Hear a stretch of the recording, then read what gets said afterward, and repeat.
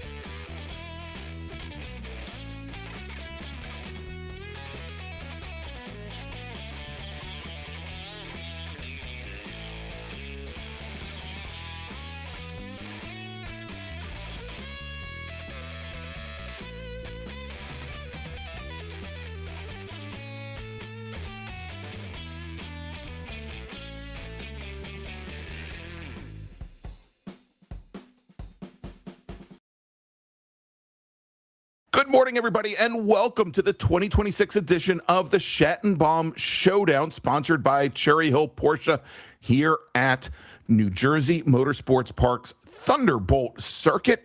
I'm Greg Ginsburg along with Brian Donati, and we've got 2 great days of racing here for you. Got some beautiful weather out on towards the Jersey Shore, and we're getting ready to go with our first of 3 races, actually first of 6 races here today. And as they're on the pace lap, Brian, first off, let's quickly want to bring you on in and say good morning. Well, good morning. I tell you what, you talk about beautiful weather. It's hot. It's very beautiful. It's very nice. There's very little clouds in the sky, but man, tell you what, the humidity here is tough. These guys really got to drink a lot of water during the day. And typically, Brian, this time of year, not only does it get very hot, but there's usually not a lot of breeze and not a lot of wind there. So, it just feels kind of stale. It's going to, not going to be so horrible for the fuel-injected cars, but for these air-cooled, carbureted cars, definitely going to be an issue. What we're going to do, we're going to run down the starting order, and we've got a special race here to start off the day, and we'll talk about that here in just a moment. But as the pace car is bringing the field through turn 5 now, let's run down the starting order. Starting on the pole today, in the number 17 GTC 8, I'm looking at the wrong group. I'm sorry. And Brendan, I don't think I have a grid for the blue group, do I? Yes, I do. Sorry about that. We'll bring that up right now. Starting on the pole, driving the number 66 GT4, 1970 Porsche 911, it's Claudio Kempf, starting on the outside of the front row, driving the number 43 GT4 class. 1995 911, it's Tom Kohler. Then we got Charles Mayer. He's going to start on the inside of row number 2. He's in the VGTO class, and he drives a 1972 Porsche 911 on the outside of row number 2. In the number 15 Porsche 944 S2, it's Ken Agna. He's in the SP3 class. Then we've got Jared Jacobs in the VO class. He's in a 1980 911. He's going to start alongside Don Jacobs in the 1973 914-6. It's a VGTO class entry of Don Jacobs. Then we've got Robert Brantover. He's in his 1995 968 in the SP3 class. He starts 7th and starting 8th.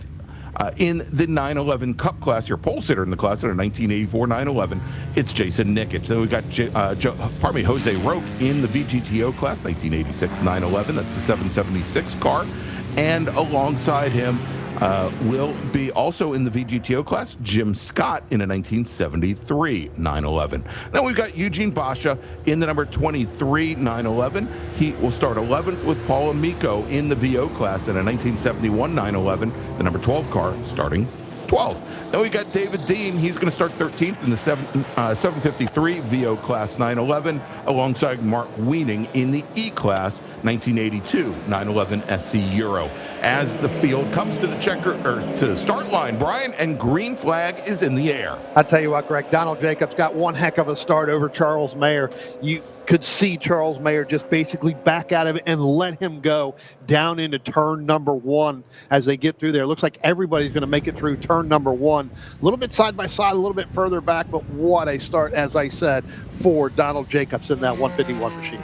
All right, so Brian, right at the beginning, I said that we've got a special race here this morning. Dawes Motorsports is sponsoring what is known as the PCA Northeast Regional Air-Cooled Runoffs. And this is for our drivers in the VGTO, VO, VU, GT4, 911 Cup, and E-Class racers. And great to see this underway. And again, it is sponsored by Dawes Motorsports, run by Peter Daw, who wants to salute the heritage of Porsche's air-cooled race cars. So as we're underway here and on the very first lap, Brian, already we're seeing the field get very tight as they head now into the section of the track known as the Octopus here at New Jersey Motorsports Park's Thunderbolt Circuit, down from turn 7 all the way up to turn 11. Very difficult. You've got some decreasing radius turns. You've got some very quick switchbacks. And it takes a lot to be able to carry speed through that last little section into where the track starts to straighten out for the very final corner, turn 12, which will bring you onto the front straight and conclude our first lap, where Claudio Kempf leads Thomas Kohler right at the front of the field in the GT4 class. Jared Jacobs leaves VO. He is sitting third, with the battle in VGTO between Don Jacobs and Charles Mayer. They are running 4th and 5th with Robert Brantover, our SP3 leader, right after that in 6th. And you can see right at the front of the pack, Brian, still very tightly packed up. Yeah, I tell you what, Greg, we were talking about the weather right when we first came on. It's still going to be very, very hot. I tell you, there is going to be little grip in this racetrack. You talked about the Octopus. That is where drivers are really going to have to make sure they can get their cars through that. That's a lot of throttle modulation on, off that gas pedal, the entire section of that before you come back and get back on that front stretch. So again, getting your car through that. Again, non-points race, but we're racing for trophies out here. That's right. With this one-off Northeast Regional Air-Cooled Runoffs presented by Dawes Motorsports. I tell you what, it is definitely, they're going to go for it. Yeah, Brian, and this is a 30-minute race, and so as these drivers start to settle into a rhythm, they knew that they didn't necessarily have to make passes right at the beginning here. And as opposed to our last round for PCA Club Racing here on the East Coast, we were up at Watkins Glen International, where, if you run off the side of the track, a lot of opportunity for you, to unfortunately hit something. Here at New Jersey Motorsports Park, I think we're going to see a lot more clean clean and green racing, because we've got a lot of runoff area here in the cases that drivers may get something wrong. Just watch coming out of the final corner, not a racing class, but a nice little battle. Paul Amico in the green with white striped VO class at 911. He's got Mark Wiening in that silver SC Euro, the number 7 car. Mark is your E-Class leader directly behind. Here they come right over the crest of the hill towards us, and starting to close things in. David Dean in the red with white striped 753. He's in the VO class. Desperately wants to get up and get into that race with Amico and Wiening. Is Amico currently your leader, or probably currently running second in the VO class? Yeah, I tell you what, Greg. Again, it's going to be a hard battle throughout this entire 30 minutes to go through, get through these some of these special turns. As they start to make their way through here, good little fight there. We saw the yellow 944, and I believe that is, if I remember correctly, that might be Steve Wilson in the number 71 SP2 machine. There with Patty Mascone a little bit behind, but Eugene Basha in the what used to be known as the Pink Pig, with Stephen Wilson very close behind now as they come out onto the front straight. And good fighting there as they come across the line. Brian, I mean, we're seeing right now Jose Roque, Robert Brandover, Note dos Santos, Jason Nikic, who all in very close proximity. Dos Santos in the 00, the black 911, currently leading the field in that class in 911 Cup with Jason Nikic. He's in the blue machine, currently running in second. And then there's that next battle of Amico and Wiening that we were talking about, very close behind. Yeah, here they come right now. The second or probably the third and fourth cars in the line here with Dos Santos and Nikic. That's the battle for the lead at 911 Cup. Well, I'll tell you what, Nick is changing his colors up a little bit, yeah. Greg. Going with the New York Mets, and he's got the biggest 27 I think I've ever seen on the race car. He said he definitely wants to get it on camera. And it's right here. That's the blue wins car. that the Mets are going to have this season, right? By the end of the exactly. I didn't think about that. I was giving him a little bit more credit in that. I thought he would at least went to 29, but good point. Well, as a Nats fan, I've got to joke a little bit when our friends to the north have their challenges over the course of the season. Yeah, well, I was talking to Van yesterday up here in the booth, and he says he's been doing the graphics for Jason's cars and everything else. I'm like, did you really have to go through a whole roll for the 2 and the whole roll for the 7 for that? And he's like, no, it's definitely in 2 different pieces for each number. So we got a big kick out of that. So sorry, Jason fans, we did get a big kick out of how big that number is. It seems to get bigger and bigger every single event that he goes to. Yeah, exactly. Well, he's got something to be excited about, as he did get around Nate Dos Santos to take over the lead in the class. Here they are, they're right at the end of that line right there. And when they cross the line to complete lap number 4, almost 1.1 seconds separating them here, as you can see as they come into turn 5. Things will tighten up quite a bit, and I think they're going to start running up on some of that traffic directly ahead. Actually, it was the yellow 9. It wasn't a 944. It was a 968. It was actually Robert Brandover, your SP3 leader, directly ahead of that battle. Yeah, they've kind of leveled out there, right? I really thought Jason was going to end up catching up to him, and he hasn't so far. So, Brandover and Roque just in front of Nikic and Dos Santos. I tell you what, it's kind of leveled out, Greg. So we'll have to wait and see as we get to the end whether or not they're going to be able to run them down. But it doesn't look like right now as they come out of the last there up underneath that bridge. You can see there's Brandover, and then there's Nikic right behind him. It does look like he's closing a little bit, but especially when we get down into some of these turns, Brandover is able to keep that gap.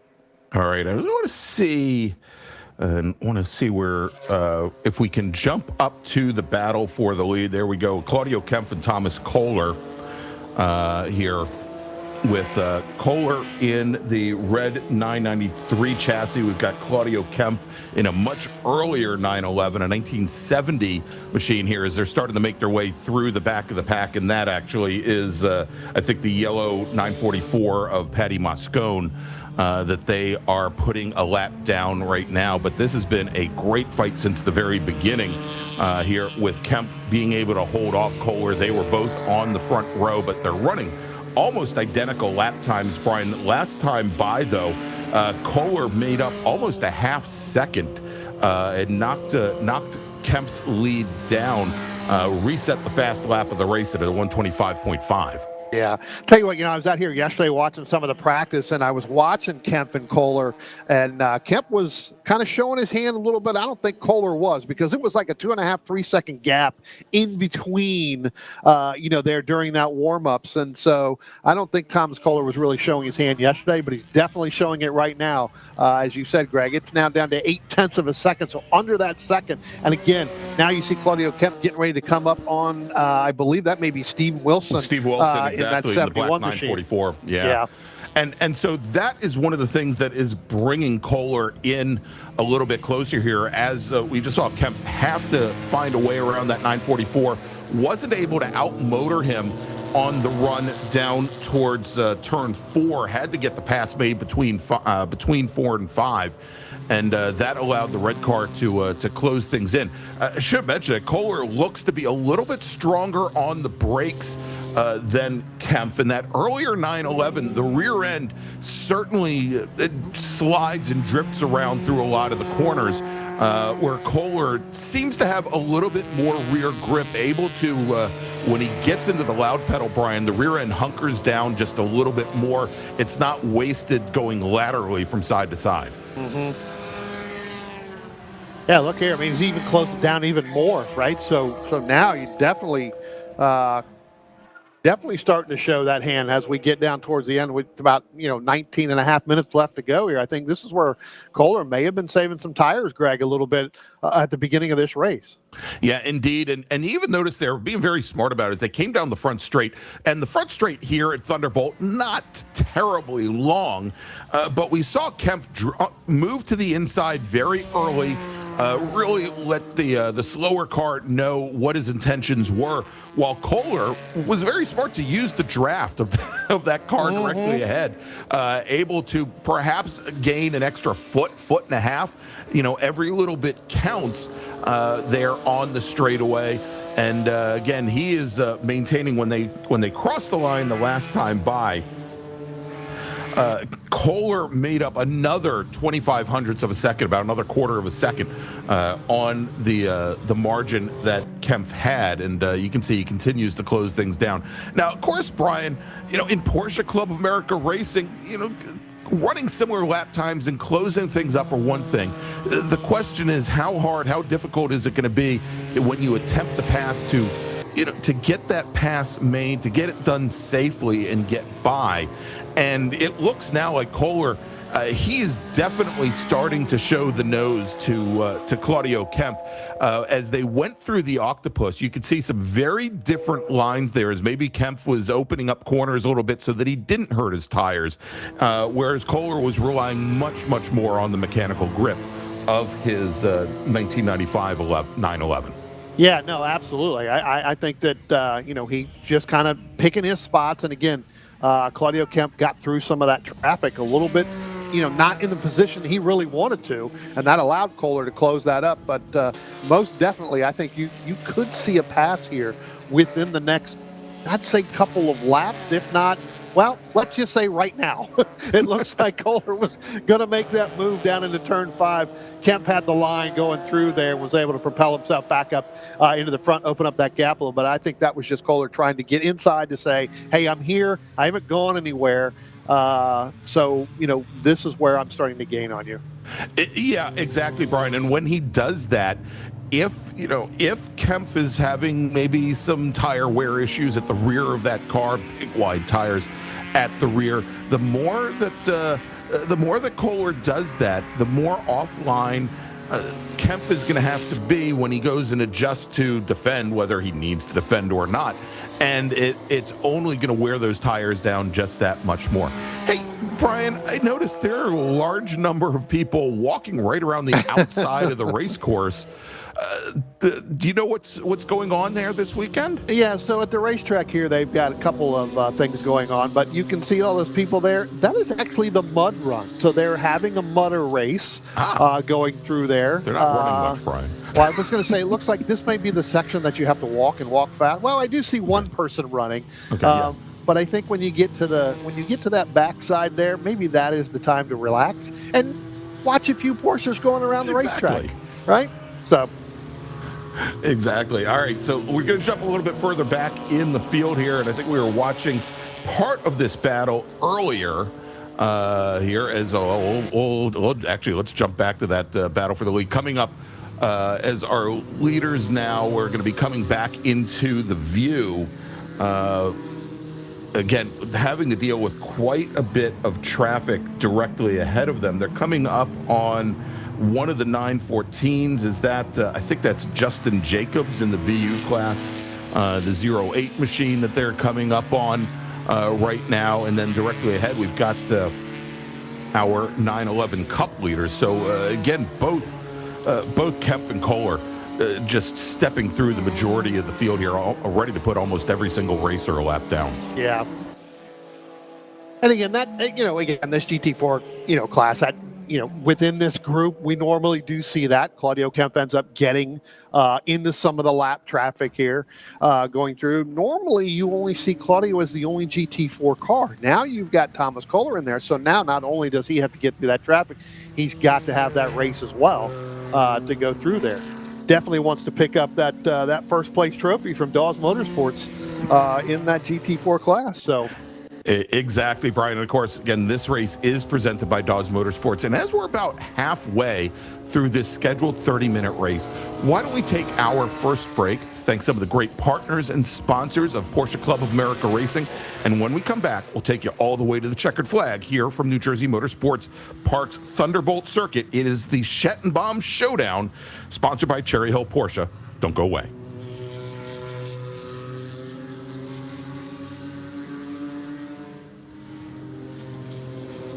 Dawes Motorsports is the premier name in Porsche motor overhauls, builds, and modifications. They specialize in all air-cooled and liquid-cooled Porsche engines. Additionally, Dawes has the expertise to rebuild or upgrade your 901, 915, G50, or PDK transmission on site using all high-quality OEM parts. Dawes also offers full restorations, doing everything in-house from frame soda blasting and powder coating to the final coat of wax. Visit DawesMotorsports.com to learn more about their services.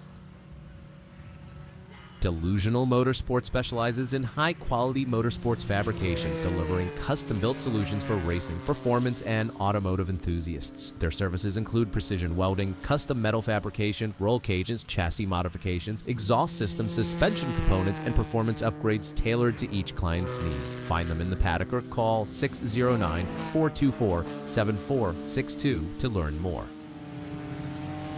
PCA welcomes all Porsche clubs, owners, and enthusiasts to the 12th Annual Works Reunion Monterey on August 14th, 2026, the Friday preceding the Monterey Concours d'Elegance. We invite you to come to the Monterey Pines Golf Course to see a breathtaking array of Porsches, from rare to current models and everything in between. This year, we'll be celebrating the 50th anniversary of the introduction of the 924 in 1976, as well as the series of transaxle Porsches. The 924 was both innovative, with the transaxle layout achieving balanced handling, and crowd-pleasing, as the entry-level model made the Porsche brand more accessible to a broader audience. You're not required to be a PCA member to participate in this celebration of Porsche automobiles. However, you must register to corral or be judged. Display your cherished car in model-specific Porsche corrals, or enter the Porsche judged field and compete to win in more than 20 prize categories.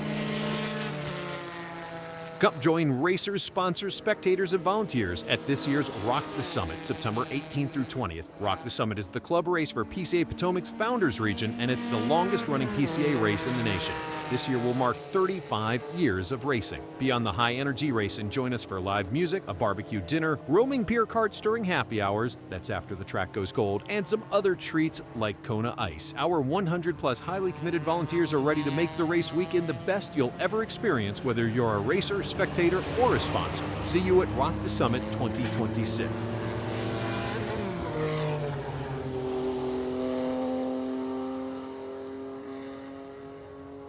We are at New Jersey Motorsports Park's Thunderbolt Circuit for the Schattenbaum Showdown presented by Cherry Hill Porsche. I'm Greg Ginsberg along with Brian Donati, and this is our first of 6 Porsche Club of America sprint races here today. We are watching the battle for the lead overall and in the GT4 class. Claudio Kempf and Thomas Kohler. Kempf in a 1970 vintage Porsche 911. Thomas Kohler in a much newer 993 chassis car. 5 years separating those two cars. Is that about right? Yeah. Hold on. I got to take off shoes.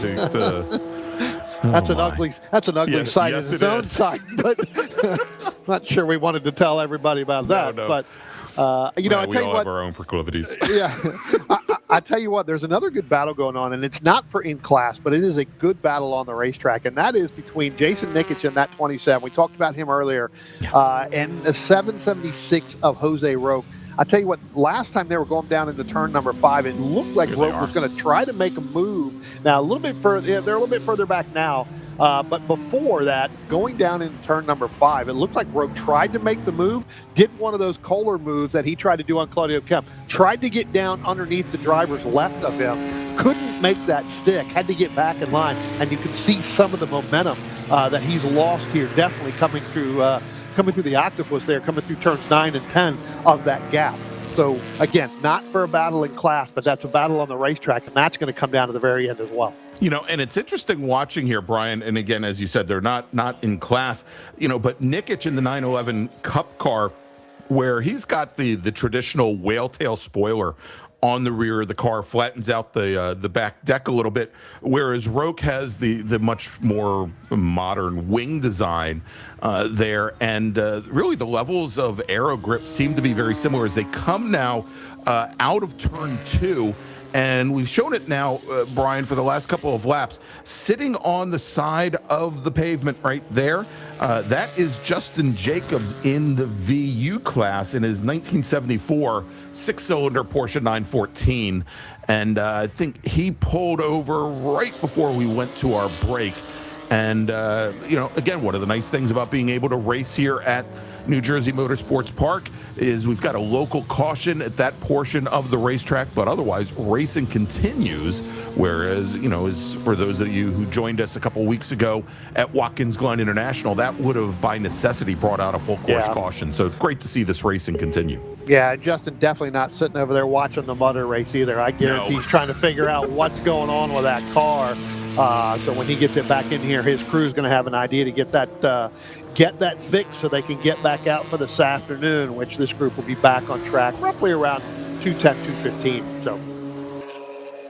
All right, well, hopefully he'll be able to get that squared away. So as we continue to watch now this great little battle, Nikic and Roque, and they're running 4th and 5th overall, Brian.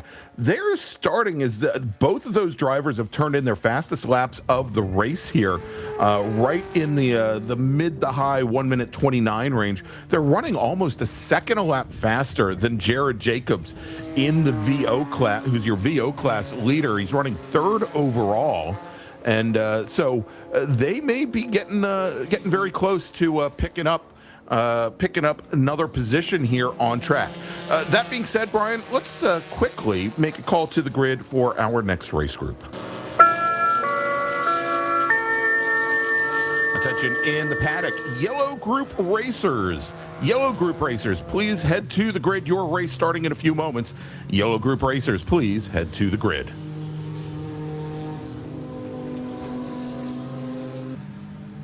We'll keep an eye on that, especially if you're watching the stream. I'm not sure the PA is working for us to go out there right now, so we'll do that, but we'll make that call in case people are down in the paddock watching the stream. They'll be able to hear it through that as well. So we'll pick up the double. I think they're gonna do it, but we'll try to get that worked out here, especially at the facility. But again, if they are watching the stream, you've got it on in your motorhome, or you got it on in your trailer, or most people are not sitting outside because it's so hot. But again, you there, get your cars back up to the grid.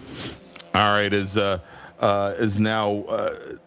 Nikic and Roke get around. I think that was Patty Moscone's 944, the yellow with blue car there, and continue to make way through traffic. That did slow them down a little bit and gave Jared Jacobs maybe a little bit of breathing room. Matter of fact, that last time, everything that Jacobs had lost to Nikic and Roke on the previous lap or 2 laps, he made back up. He was about a second and a half faster.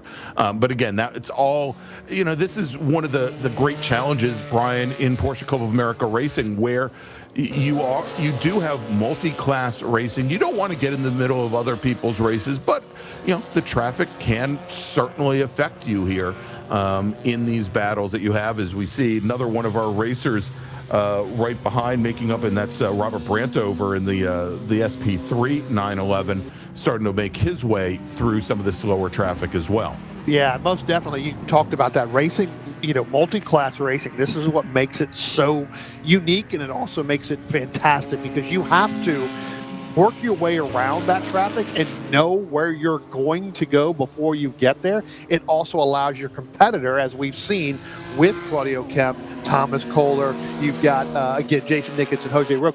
You got to work to get through there. That's going to allow that other competitor, maybe in class, to make that move and catch you. And that's where that battle's really going to come down to the very end. We've seen, especially in this group, especially in our 911 Cups, when we've been here in years past, it comes down to the very end, and I think you're going to definitely see that again later on this afternoon. I think as some of the we'll definitely see some more racers in this group this afternoon, as this is not considered to be a points race, but our afternoon races are, and I would suspect that we're going to have a very large contingent of 911 Cup racers in particular, and they always have incredibly close racing. Just saw there a little bit back, further back in the field, I think Jose Roque making his way past one of our slower cars. And, Brian, as this race has gone on and we've only got a little bit under 5 minutes remaining now, Thomas Kohler, who had been pressuring Claudio Kemp mid-race for the battle for the GT4 lead, he's found himself maybe, again, possibly getting caught up in some of that traffic from other out-of-class cars, but he's definitely fallen off the pace just a little bit. And maybe what we're seeing, we thought that maybe Kemp had put some immediate wear and tear on the rear tires of his number 66 car early on, and it may have been more along the lines that Kemp perhaps, in trying to pressure Claudio Kemp in the first half of this race, maybe work his car a little bit harder. Maybe he doesn't have the machinery to challenge for the lead here in the closing stages. Yeah, I wouldn't be surprised if Thomas Kohler, that the tire degradation is really starting to rear its ugly head. You're right. I think he used up most of his tires. Claudio Kemp probably just ran his normal, hey, I don't have to pressure anything. This is a non-points race. It's not that big, of a deal from that. If he does get past at certain points, and again, saved a little bit of his tires there, where Thomas Kohler really had to work hard. Interesting to see what will happen later on, too. Like I said yesterday during warm-ups, during their practice sessions over there was a pretty big gap between Claudio Kemp and Thomas Kohler, and it's starting to go where we've gone down, Greg, to almost making a pass going into turn number 5, now at almost 3 seconds of a gap. So Kohler also probably could have said, you know what, hey, listen, I'm getting into the lap traffic. It's at bad spots on the racetrack. Let's not push anything. Let's just get it through, come back in, possibly make some changes. Again, you get a hot, muggy day like this here at New Jersey Motorsports Park, there's a lot of changes that goes into these cars. All right, his time is running down now, about 2.5 minutes remaining.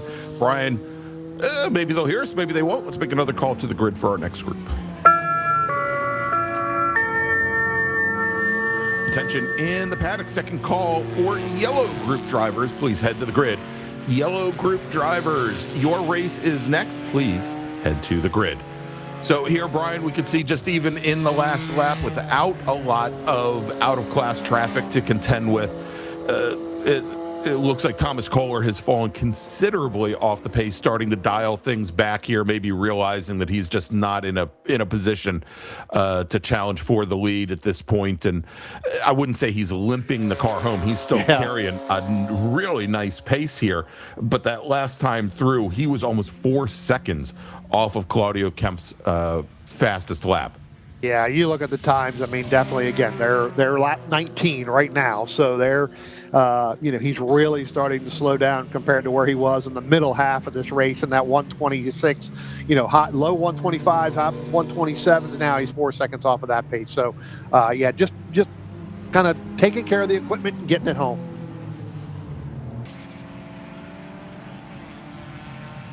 Again, starting to look here a little bit further up. This is Jason Nikic now trying to reel in Jared Jacobs. So Jason Nikic, again, Jared Jacobs in that VO class, your leader there. Jason Nikic, the leader in that 911 Cup.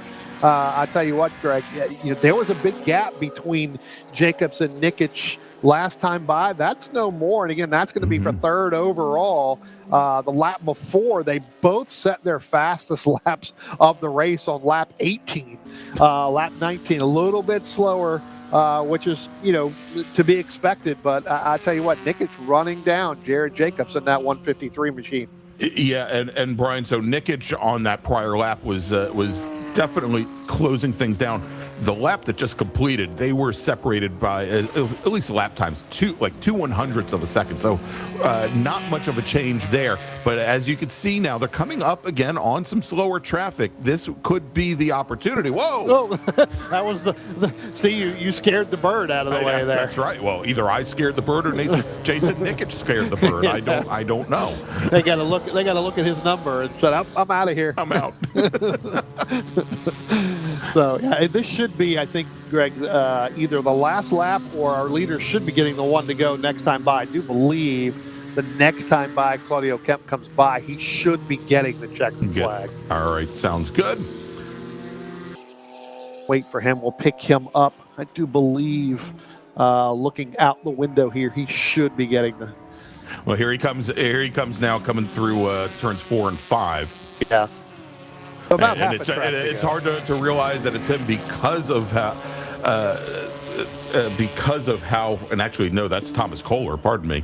I would say because of how far Kohler has dropped off. We want to look for the light blue, number 66. And unless we lost him, he should be coming into our view momentarily here.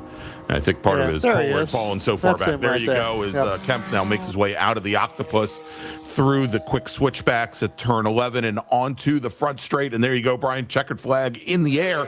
Our first race of the day has completed and taking the win in the GT4 class and the inaugural air-cooled runoffs, the PCA Northeast Regional air-cooled runoffs. Your winner, Claudio Kemp, finishing second overall. Second in GT4 is Thomas Kohler as he comes out of the final quarter and onto the front straight to take the checkered flag. Jared Jacobs in the yellow 911 SC. We'll see him in a few moments. I think he was almost a 3/4 of a lap back from Kemp and Kohler. He's going to likely finish third overall, but there you go. Coming to the line, we just saw Eugene Basha come across with Donald Jacobs ahead of him. Basha will finish third in 911 Cup, as he was the first driver in the class to take the checkered flag.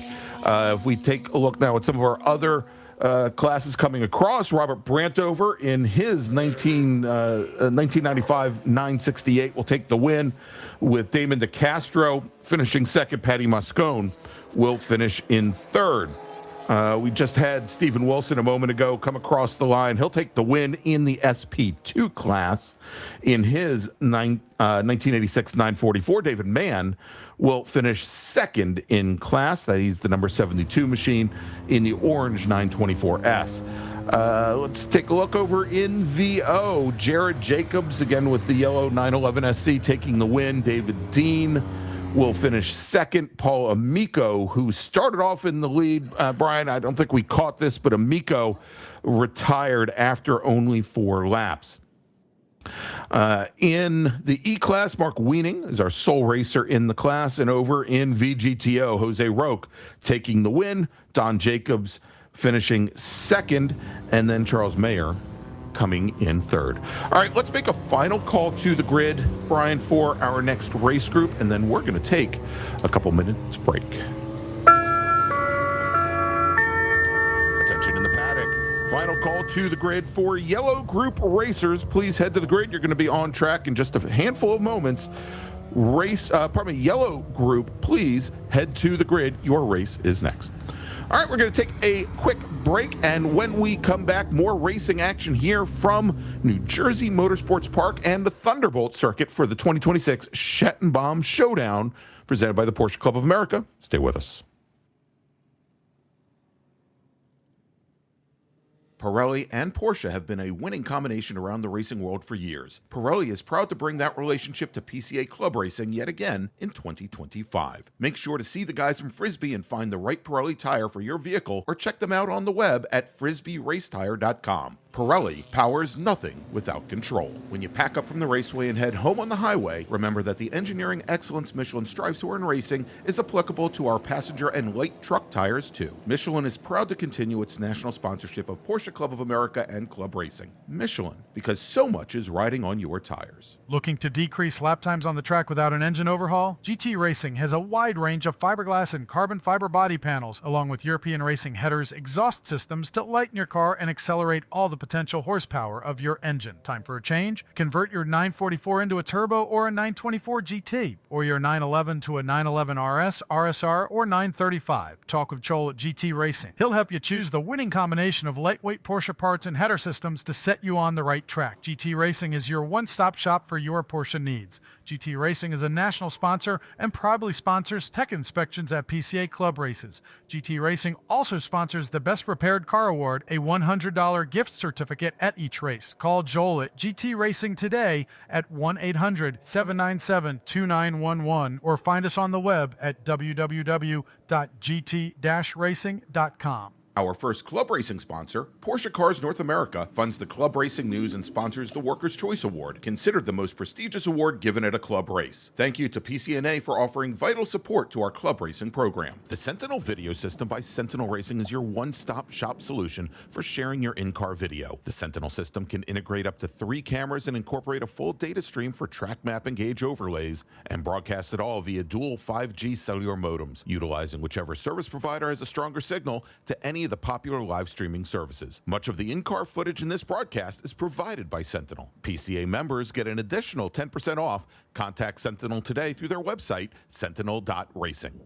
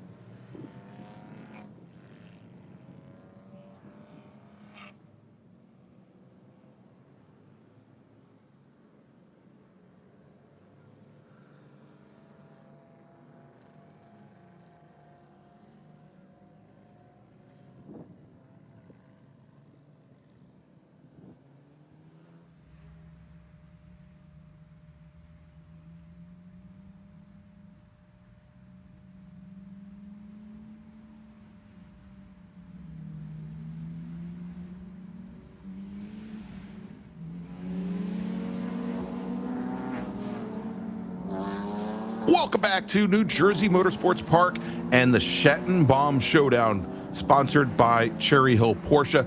Also, want to mention that the pace cars all supplied this weekend by Cherry Hill Porsche. We want to thank them. Next up is our yellow group, as they are slowly but surely making their way off of the grid down the pit lane, and behind that beautiful Cherry Hill Porsche pace car for their pace lap. Let's run down the starting order. Starting on pole today, driving the number 320 J-Class 2014 Cayman S, it's David Kusnelli. Then we've got our Spec Cayman pole sitter driving the number 247 machine on the outside of the front row. That's Jeff Smith. Yuri Marazinov will start third today. He is in the number 690 Spec Cayman, with Jordan Simon in his 2004 Boxster S leading up the G-Class. The number 54 car starts fourth. David Nissenbaum will start fifth today. He's in the number 411 G-Class Porsche Boxster. And then we've got the first of our Spec Boxsters, led by Robbie Wilson. The number 829 machine starts sixth. Dan Matthews is in a 2008 911 Carrera. The 315 machine is your I-Class pole sitter. He starts seventh, with Spec Boxsters Noah Mazzola starting eighth in the number 5 car. Dan Rubel, and by the way, at this point, most of these races are in Spec Boxster. I'll point out when they're not. In Spec Boxster, Dan Rubel will start ninth in the 771 machine, alongside Alex Au, who will start 10th, driving the number 79. Then we've got Sam Halabi 11th in the 324 Boxster, and then our ME1 pole sitter, and no, he's not our only ME1 racer today. We've got a couple ME1 racers. We got Gene Raimondi in a 2004 Boxster. He'll start 12th today in the 78 car. Jared Rodaver will start 13th. He's in the number 0 Spec Boxster. He starts alongside Gil Mizrahi in the number 629 G-Class 2003 Boxster. Now we've got a number of Spec Boxster racers here, like Ryan Farragut, who is driving the number 29 car. Ryan coming off of that kind of star-crossed weekend at Watkins Glen a few weeks ago. He starts 15th, with Hoyt Amadon starting 16th in the number 83 Spec Boxster. Faraz Ahmed will start 17th in the 251 Spec Boxster, with John Beadler in the 410 Spec Boxster starting 18th. Starting 19th in the 414 Boxster, it's Ian Bryant, with Jeffrey Muller starting 20th, also in Spec Boxster. Howard Altman will start 21st in Spec Boxster, and then we've got the I-Class 996 chassis, that's a 2002 911, of Cliff Goldsmith starting 22nd, as the green flag is in the air, Brian, and we've got Cusinelli, we've got Smith racing down to the towards turn 1 for the first time. They're going to rise up the hill and have that quick switchback over at turn 2, as our Spec Boxsters now all starting together, lined up onto the front straight, waiting for the green flag. And there it is, green flag for the Spec Boxsters midway down the front straight, as they head down now towards turn 1 as well. I tell you what, Robbie Wilson got a great start, along with Alex Au. And Daniel Rubel, that's the odd driver out, Greg. Another one of those bad starts by Daniel Rubel, it seemed, as it does look like Alex Au may end up getting by Daniel Rubel on that start. So not a very good start there. No, not at all, as we go on board with Ryan Farragut in his Porsche Boxster, Brian, holding up the charge for our race sponsor, Delusional Motorsports. And you look at his dashboard there, Brian. The first time we went on board with Ryan this season, the first thing he did is, well, he hit stuff. Well, if you look at the onboard, I tell you what, Greg, up in the upper left-hand corner, I think the camera may be mounted wrong. If not, Ryan is not used to driving on his head. He's doing one heck of a job. Yeah, that's pretty good to do that. I tell you what, Greg, while we're watching that real quick, we've got a special guest up here in the booth, and he's kind of chuckling a little bit as we're looking at this. Welcome, Trent Henman. Trent, welcome. Welcome to New Jersey. Yeah, no, thanks for having me. I mean, this is home for me. I'm based not too far from here in Asbury Park, so it's nice to get down here whenever I can. I'm with Frank Prey in GTB1 this weekend. Frank and I have known each other for ages, so off weekend for me, and just nice to get back to a racetrack and play around a little bit. Wonderful. For those of you who don't know, Trent was the 2019 WeatherTech GTD champion. I think even just last year you took the win over, I believe it was CTMP at Mosport as well, correct? Yes, sir. You got that. And then, fortunately enough, we got another one this year at Laguna Seca as well. So try to keep it alive. Very good. So, and hi, Trent. I'm Greg. I'm from far away in Charlotte, North Carolina, and want to thank you for joining us in the booth here. So, of course, and this isn't the first time that you've driven with Franklin. I remember, I think, was it a little bit earlier in the season at Road Atlanta? Possibly not Road Atlanta. I thought we had you earlier in the season, or maybe it was last season. For one of our broadcasts that you raced with them. Yeah, Sebring. That's right. Of all places too. So just another weekend opportunity to work with Frank, get to drive a GTB1 car, which are just outstanding. They're so much fun. Obviously all the factory built race cars now, the Club Sport, the Cup cars, they're phenomenal. But there's something really neat about still the sort of home built, garage built, local shop supported race car, like what we're seeing on the racetrack right now. They're just a blast to drive. So much that you can do with them in terms of development, really getting lost in the weeds, and that's a fun part. The technical side of it for me at this stage is really a fun bit. So again, you talk about being, kind of, homegrown, not too far from here. How much time had you spent on this racetrack? Honestly, I wish it was a bit more. Really not a whole lot. So I was fortunate to get into what was then the Continental Tire Sports Car Championship or Challenge 2 or 3 years after the last Grand Am race here at New Jersey Motorsports Park. So kind of missed the window there a little bit, but still was able to get down here quite a bit a couple years ago, really prior to the repave, just for events like this, which is it's great. It's obviously really, really neat for somebody from New Jersey to have this in our backyard. Motorsport here, the culture wasn't really nearly as strong as it is now. So to have this racetrack, obviously doing as well as it's doing, and the participation that's here as well, it's really something neat for me to see. Yep. Franklin is getting better, by the way, just so you're aware. He's always been good. We've seen him quite a bit. He's back there laughing here, Greg. But Franklin's getting better. I think we finally got him figured out how he could put enough fuel in the car to get through a race. Yes. As Watkins Glen. So. Yeah. Funny enough, we were just doing fuel calculation prior to this, so good timing on that one. Yeah, very good timing. You might want to do that 2 or 3 more times before he goes out on track too. By the way. Noted. It's a good thing that Franklin couldn't hear you there, Greg. So it kind of worked out. As we look at Ryan Farragut there, really involved in a pretty big battle there, Greg, in that spec Boxster. Again, that is I think Hoyt Amadon along with Ryan Farragut trying to run down Sam Halabi in that 324 machine. Again, Ryan Farragut holding off Hoyt Amadon as well. And we're going to get Franklin plugged in here. I totally forgot about plugging him in and putting him on air there. Why would we want to do that? Well, it's one of those. I mean, it's great being able to talk about him behind his back, but you probably should put him on the headset there. Well, the feedback about fuel calculation, I think, will go a long way. So. Quite possible. Hey, real quick, Brian, and Trent, what we're watching right now, this is the battle, I believe, for 4th overall, the battle for the lead in the G class. David Nissenbaum in the white with the orange 411 car, Jordan Simon in that silver and red number 54, both early Boxsters, a 2000 Boxster for Nissenbaum, a 2004 Boxster for Jordan Simon, as they came out of the Octopus. Very, very similar lines here as Simon is really mirroring almost everything that Nissenbaum does ahead of him here early on in this race, and it looks as though perhaps Dan Matthews in the black 315 Carrera maybe getting a little how shall we say this, Well, he's just maybe a little tired of waiting behind these two racers side Well, by I side. tell He's you what, definitely got more straight line speed than the Boxsters. Simon definitely got through turn 1 and up the hill to Greg out of turn number 2 because he's definitely going to make a pass on David Nissenbaum as they come down over the hill into turn number 4 through this little short shoot into turn number 5. Definitely got the pass done, got back in line, so moved Jordan Simon up to that G lead.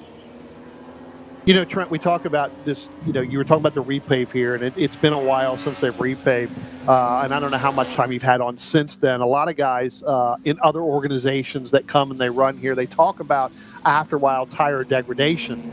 How much does that play into, and I see Franklin back there shaking his head vigorously, yes.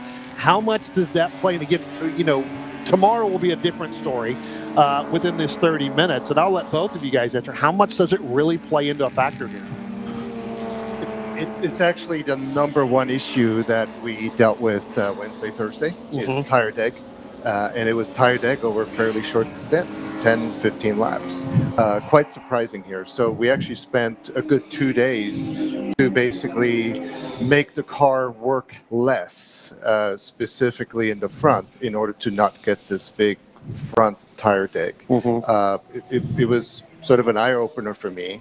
And by the way, my ears were ringing when you talked about fuel. And for the record, Trent and I were the only front runners that did not run out of fuel at the Sebring Enduro.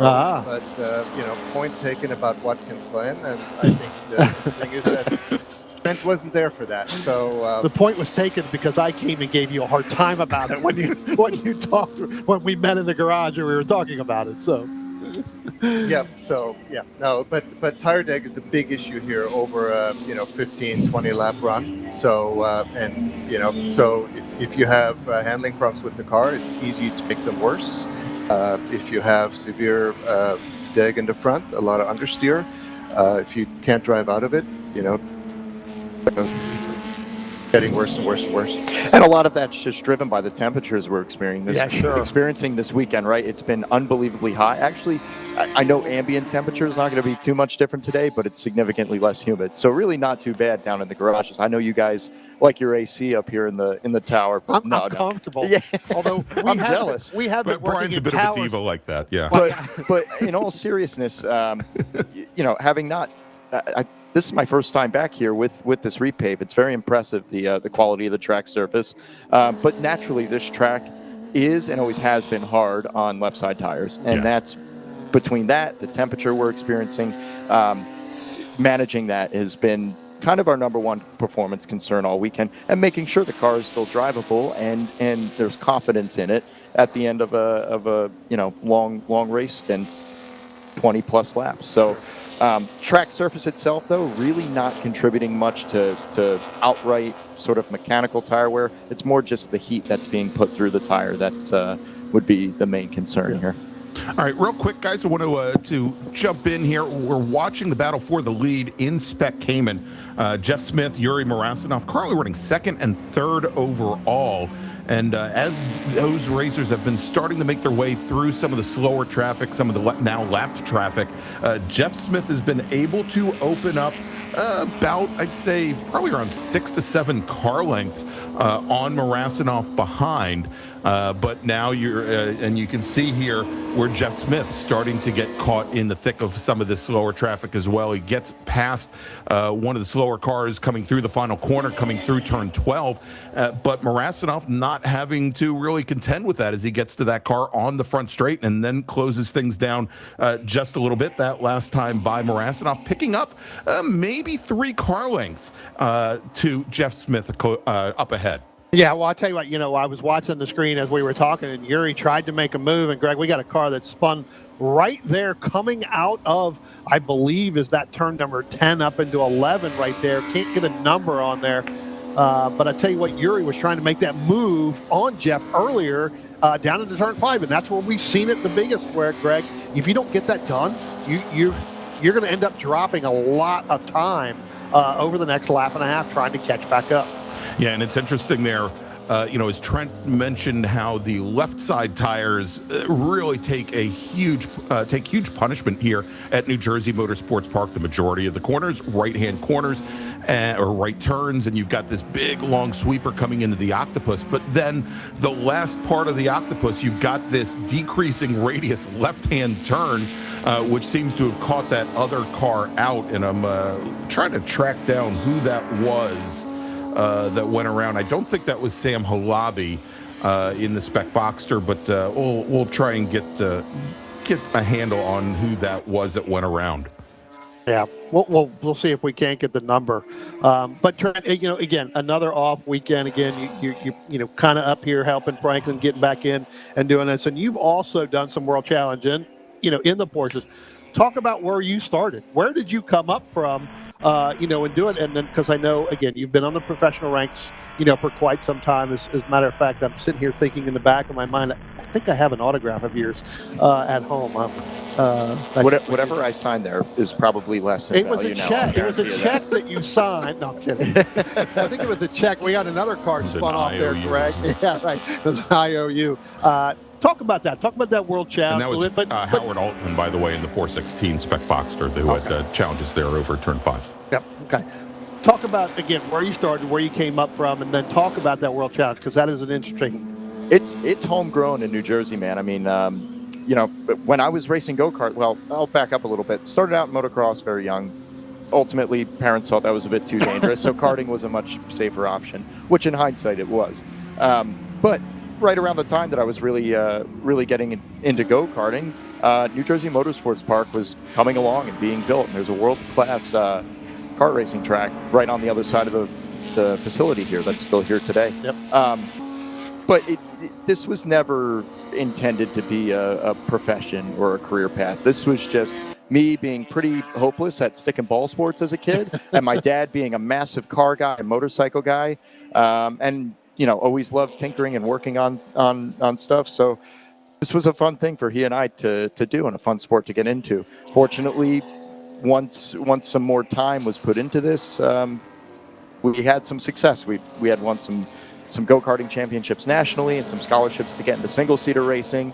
And then from there, it started to look like this could be a viable career path to pursue. But in the end, it was organic. It was homegrown here in New Jersey between Raceway Park and Englishtown, which I believe they still have a go-kart track at, and here in New Jersey Motorsports Park. So every opportunity that I've gotten beyond then has just been more or less right place, right time. And just fortunate to have worked with a ton of really, really good people over the years and continue to do so today at Wayne Taylor Racing, for example. Yeah, I tell you what, you talk about the karting facility here. Very, very great. I've spent some time over there last couple of years running sprint myself.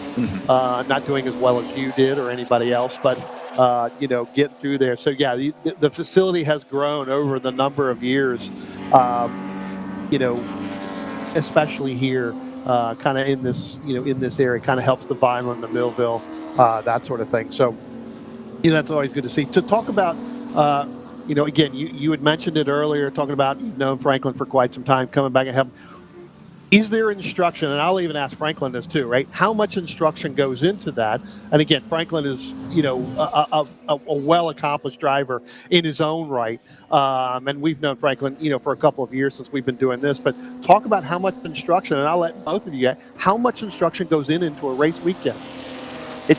Well, I guess I'll steal the mic here from Frank. It's all in the preparation, right? The homework's done at home, and I think as serious as Frank takes this is why I think we enjoy working with each other. I mean, I enjoy working with Frank. We'll see if that's a two-way street here shortly. But no, in all seriousness, it's there's a lot of prep, and you can take this to any level you want it to, right? It's for a lot of folks, this is just it's an activity that they're doing because of their love of cars and motorsport, and they just want to be on track and driving. There's absolutely nothing wrong with that. I think it's the same for all of us at every level, but ultimately the competition side comes in as well at some point, and the desire to achieve a result, or whether that's a lap time or whether that's an end of race result. So once that sort of intensity starts to get brought up, yeah, you need to prepare, and you need to arrive at the race weekend with a plan ready to go. And I think that's where Frank and I have been reasonably good in our time working together. And that's not just this year. That's in the years past when we've had the opportunity to work together as well. Yeah. Right? Yeah, we start out prepping way before the start of the event. We have a tire strategy before we arrive. We have a run strategy before we arrive. We map out each session before we arrive at the track, and that's just beyond of just prepping the car. We will usually start in terms of a setup we both agree on, and then if we have time, we will do as many changes to basically adapt to the conditions. We had track temperatures of 125 degrees yesterday. You know, it's a different setup than if we were running here in 60 degrees. Yeah. I'll tell you what, Greg, why don't we do this? Why don't we go ahead and we take our break and we'll come back, because I do have a second part of that question, and then we'll pick back up the race real quick to do it. Sounds good. All right, so we'll take a quick break. We'll be right back here at New Jersey Motorsports Park and the Thunderbolt Circuit for the Schattenbaum Showdown with our conversation with Trent Hidman and Frank LaPre. Don't go away.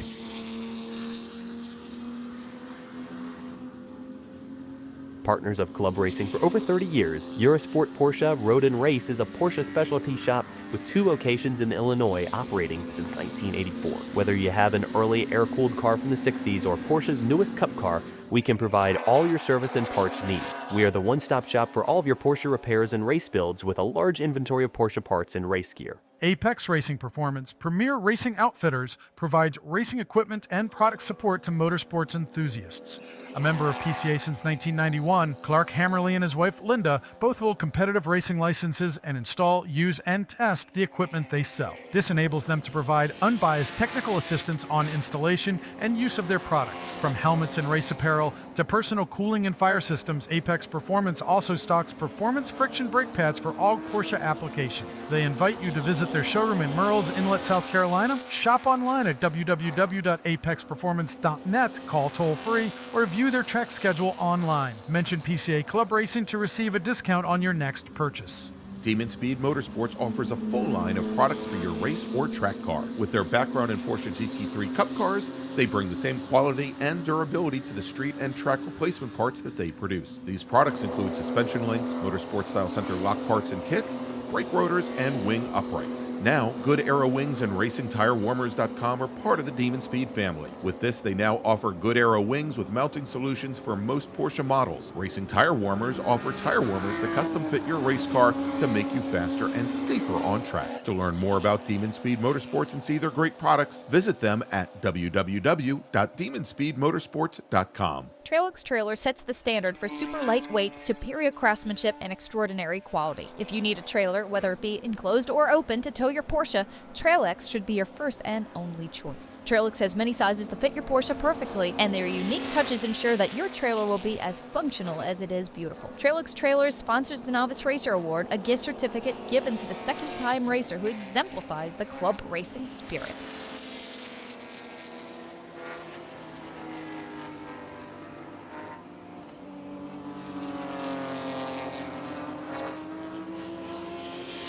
Welcome back to New Jersey Motorsports Park, the 2026 Schattenbaum Showdown, sponsored by Cherry Hill Porsche.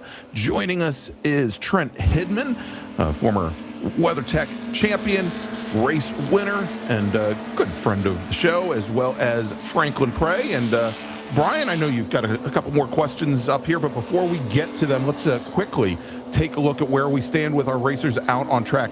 Currently, your leader in Spec Boxster, Robbie Wilson in the 829, the blue Boxster, Alex Al running second, Dan Rubel and Sam Halabi, who just now completed lap number 13. They're only about maybe 0.2 of a second separating, about 4 car lengths there, as they are running third and fourth in class. Jordan Simon is your G-Class leader over David Nissenbaum. What was a very close race to start things off once Jordan Simon got around Nissenbaum. He's now opened things up to almost 10 seconds. Over in the I-Class, Dan Matthews, your leader over Cliff Goldsmith. Frank Osborne leads the ME1 class. And over in Spec Cayman, Jeff Smith and Yuri Marasinov that has now expanded out to about 20, 25 car lengths, separating your leader Smith from the 690 machine of Marasanov.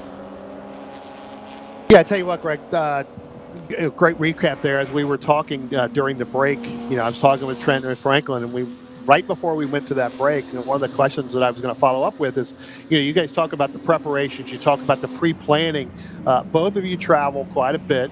Talk about how that goes. And Franklin, I'll ask you that question first, is how do you plan with Trent, knowing your travel schedule and his travel schedule? So in a way, we both travel for work. We do very different things for work. But it's mostly Zoom calls, it's Teams calls. We exchange the data beforehand. And it's really just about developing a strategy for the weekend before we even show up. Yeah. Yeah, but to be honest with you, Frank and I think we've worked together enough throughout the years, have known each other for long enough. It's a pretty efficient process. It's not really a ton of communication, but whatever is communicated is pretty high quality. So we kind of know, I think at this point, how we're going to operate and what the general sort of cadence of the weekend is going to be, and ultimately what the goals are.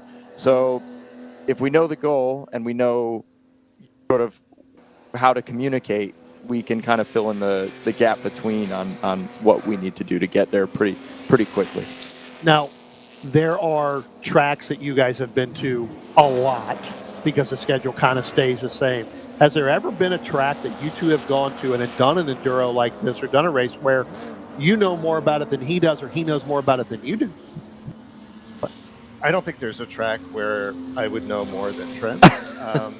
But there are tracks I think we both love. Sebring is one of them. We did really well earlier this year in Sebring. The uniqueness about Sebring was that we had 26-degree ambient temperature, and neither Trent nor I have ever experienced that before at Sebring. Talk about the difference between driving in the Lamborghini. I cut you off there because you were going to say something else. Okay. But talk about the difference from the Lamborghini to what you're getting into, because you're really focused on that. Currently, we were talking about, earlier in different car sets. Talk about this getting in it, because you had mentioned it earlier on. Yes, it is quite a lot different. But that's, to me, one of the benefits of doing what I do is the opportunity to get your hands on a bunch of different equipment and work with all sorts of different people. And that just opens perspective, right? So even though they're vastly different, there's something that comes from one group or one car that you get the opportunity to drive or work with that you can apply to the next thing, and vice versa. So even going back to the racetrack comment, honestly, NJMP is a racetrack that I haven't been to in quite some time. There are some things that Frank is doing that I'm seeing in data and video that, hey, I can take a page out of his book and apply that to what I'm doing on the racetrack. So no, genuinely, it is a two-way street there. And the same goes for the technical side of the cars, right? There's maybe an approach or something that can be used with this car that can, be applied to something else that I drive further down the line. So that's the fun of the sport. Yeah, that's what you're right. That's what makes the sport interesting, to be able to get into those different types of cars and be able to do it, and to be able to help that out. Now, not to give away too much, but I am going to ask this question, Greg. This is going to make you laugh. How much strategy is there tomorrow for tire changes during that time frame? Well, we're not going to give that away. I just got that answer behind you.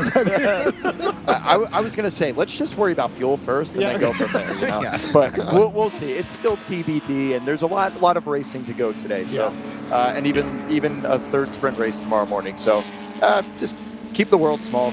Keep the focus on what the immediate threat is, I guess I'll say, and that's just focusing on race one and having a good sprint race this I mean, on the bright side, Trent, neither Brian nor I would remember if you said that you were even on what lap you were going to be pitting in on for tires. So no need to worry there. All right, let's check in now, Brian, as we've got under 5 minutes remaining here as we look at this great little battle now going on in Spec Boxster here. Dan Rubel in the 771 machine. And Sam Halabi have been really just fighting it out the entire race. only separated by about, I'd say last time I saw him come by, about 2 car lengths. I think they're coming into our view now. Now, they've got a pretty big advantage at this point on Ryan Farragut, who's worked his way up into third because he hasn't hit stuff. Again, going by what is on his dashboard here. But right now, Farragut running, I think, around 25 seconds in arrears, but in a pretty safe position here in third position. He's got a big challenge from the white 99 boxer, Hoyt Amadon, pardon me. Directly behind him, so maybe we can pick up the black and green Boxster and Amadon right behind. Yeah. He's got a red hood, and that's because of the accident from Watkins Glen. But actually, Ryan Farragut is sitting in fifth, not actually in third. Alex Au is the one who is in second with Daniel Rubel. Remember, I talked about at the very beginning, Rubel not getting the good start that he wanted. Again, which seems to be the problem. Whenever there's a restart or the start of any race, Daniel doesn't really get a good start. That allowed Al to get in front of him, and he's kind of fallen back from that. The battle right now is Farragut, and that is Jared Rodehaver in the 0 car. So move Hoyt Amadon back into seventh overall in Spec Boxer, but Jared now has moved around and putting a lot of pressure on Ryan Farragut going down into turn number 1. And again, this is kind of where we talked about, even in these cars here, is, again, we're running with about 2.5 minutes left to go. Again, tire degradation does take into effect here. And I'll let you two jump in here as well, talking about this. And again, this is a non-points race. But again, you've got the helmet put on. You're going to do everything you can to try to go and not let that driver get hurt. Absolutely. I mean, we've been through this the last 2 days. If you're over driving the car, the car's just not going to last, no matter what tires you're going to start with.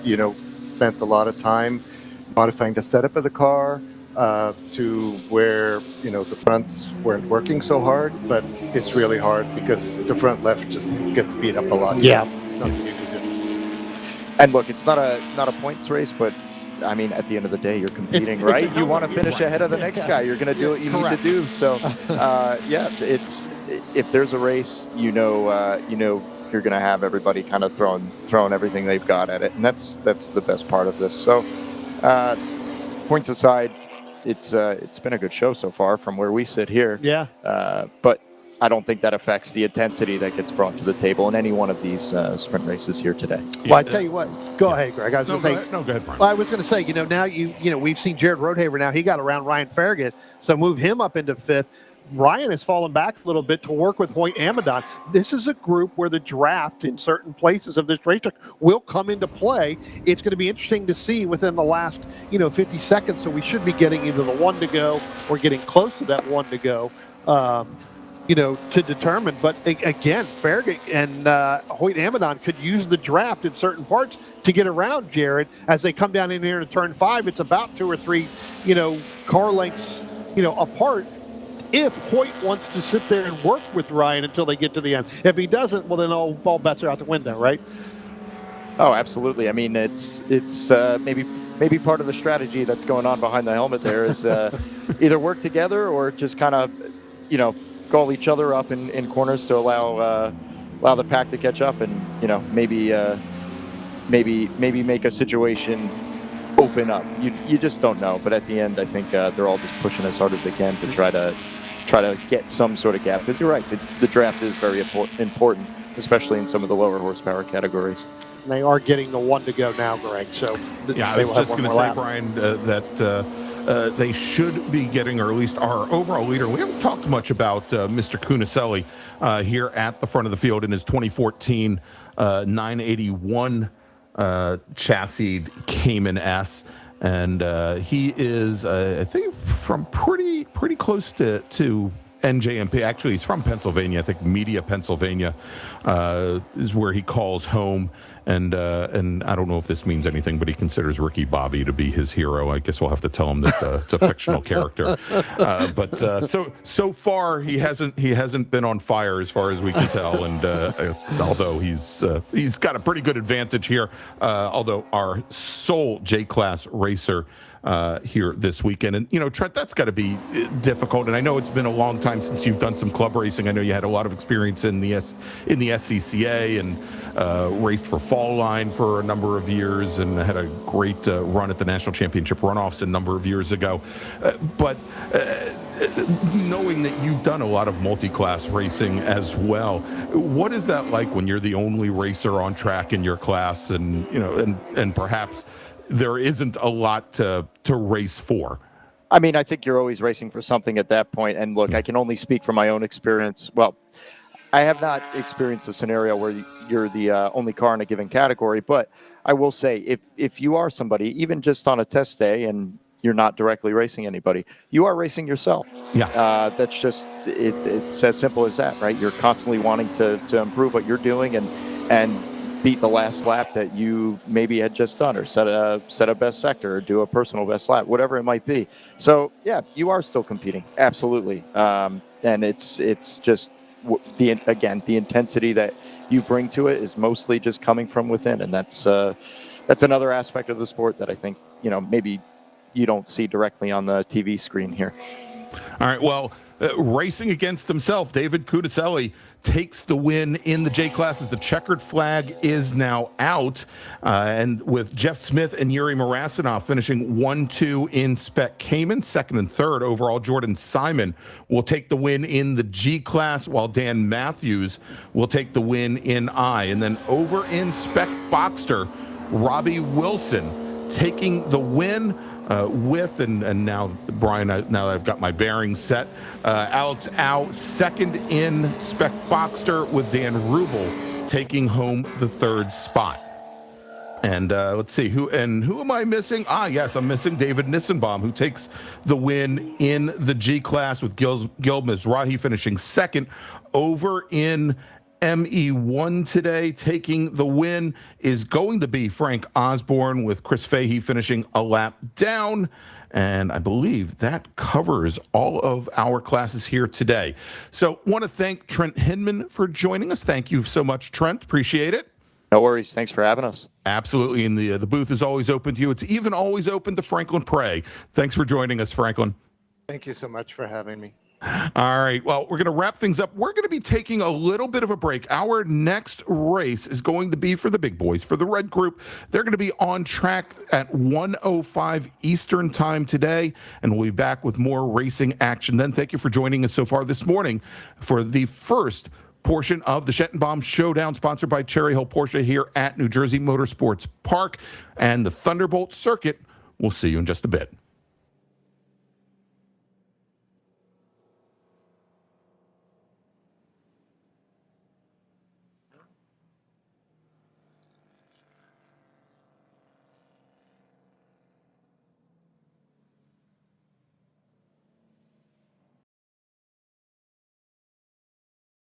At Hankook Tire, we strive to create a universal moment when the car and driver become one. Our aim is to develop a safer, more pleasant, and more comfortable driving experience from the moment the driver turns on the engine. Through strong braking power, smooth handling, driving comfort, and guaranteed safety, Hankook products deliver an authentic driving experience beyond mobility. Embrace driving emotion and embrace the feel and excitement of being behind the wheel with Hankook Tire. Hankook competition tires are the perfect match of performance and longevity. Visit HankookMotorsports.com to buy today. OG Racing has been a national sponsor of PCA Club Racing since 1998. Headquartered in Sterling, Virginia, and staffed by PCA members and club racers, OG Racing has always carried the industry's best in racing safety equipment and performance parts. The best products from manufacturers like Sparco, OMP, Alpine Stars, helmets from Bell, Stilo, Rue, brake pads from Performance Friction, Paget, and Hawk, just to name a few, and are always in stock and ready to ship from their 12,000 square foot warehouse.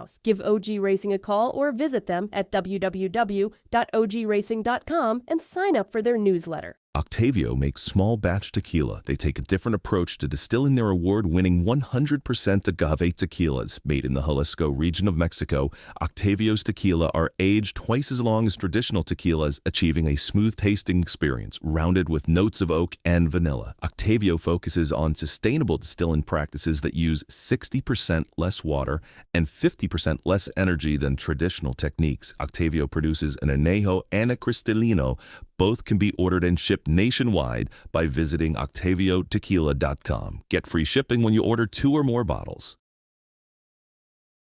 Club Reg is a supporter of PCA Club Racing and the provider of all registration for each of our races. ClubRegistration.net is a unique service because we put all of our customers first. You can use our services for free or with a small credit card handling fee. How can you go wrong? Included with both are custom solutions tailored to meet your needs. Find out more information at ClubRegistration.net. For many enthusiasts, an OEM brake system just won't cut it. OEM brake systems are designed to get your car to the grocery store while being easily manufactured in large quantities at a low price. Unfortunately, those design objectives don't mesh very well with the goals of enthusiasts craving the latest technology, greatest performance, and the most attention-grabbing aesthetics. Regardless of what you're seeking in brakes, Essex has you covered. Our partner in providing you with the ultimate brake system for your car needs no introduction. With countless wins in Formula One, NASCAR Sprint Cup, AMS, TTM, and WRC, AP Racing Components are a choice of champions at all levels of motorsport and the most desirable name in brakes. OG Racing has been a national sponsor of PCA Club Racing since 1998. Headquartered in Sterling, Virginia, and staffed by PCA members and club racers, OG Racing has always carried the industry's best in racing safety equipment and performance parts. The best products from manufacturers like Sparco, OMP, Alpine Stars, helmets from Bell, Stilo, Rue, brake pads from Performance Friction, Paget, and Hawk, just to name a few, and are always in stock and ready to ship from their 12,000 square foot warehouse. Give OG Racing a call or visit them at www.ogracing.com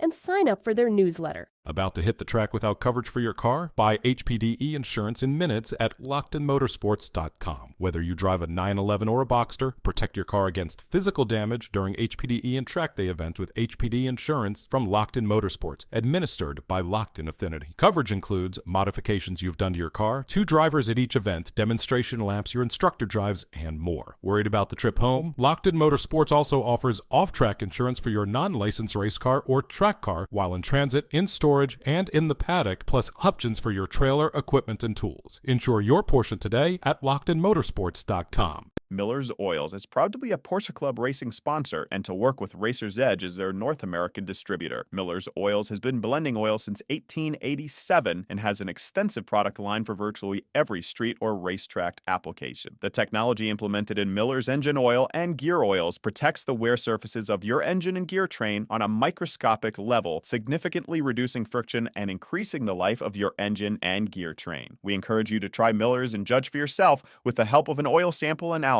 As they say, the proof is in the pudding. With almost 250 episodes and counting, Fearless in the Kitchen, a YouTube cooking channel by Paul Amico, is dedicated to sharing hints on cooking from the heart and head with ingredients from around the world. Paul's cooking is his passion and he wants to share it with you. Although there are recipes, Paul's emphasis is on creating from what you have on hand at the time as an inspiration and using old, new, and original techniques. Just grab stuff and make it work. That's where the name comes from. Fearless in the Kitchen. Paul provides ideas on variations in the dishes, but really hopes that you'll see opportunities to put your own twist and add the flavors and ingredients that you prefer. No fancy video effects or editing, just clear and easy to follow demonstrations, so come and join along on this voyage. Paul tries to post a new episode every Saturday and hopes that you enjoy.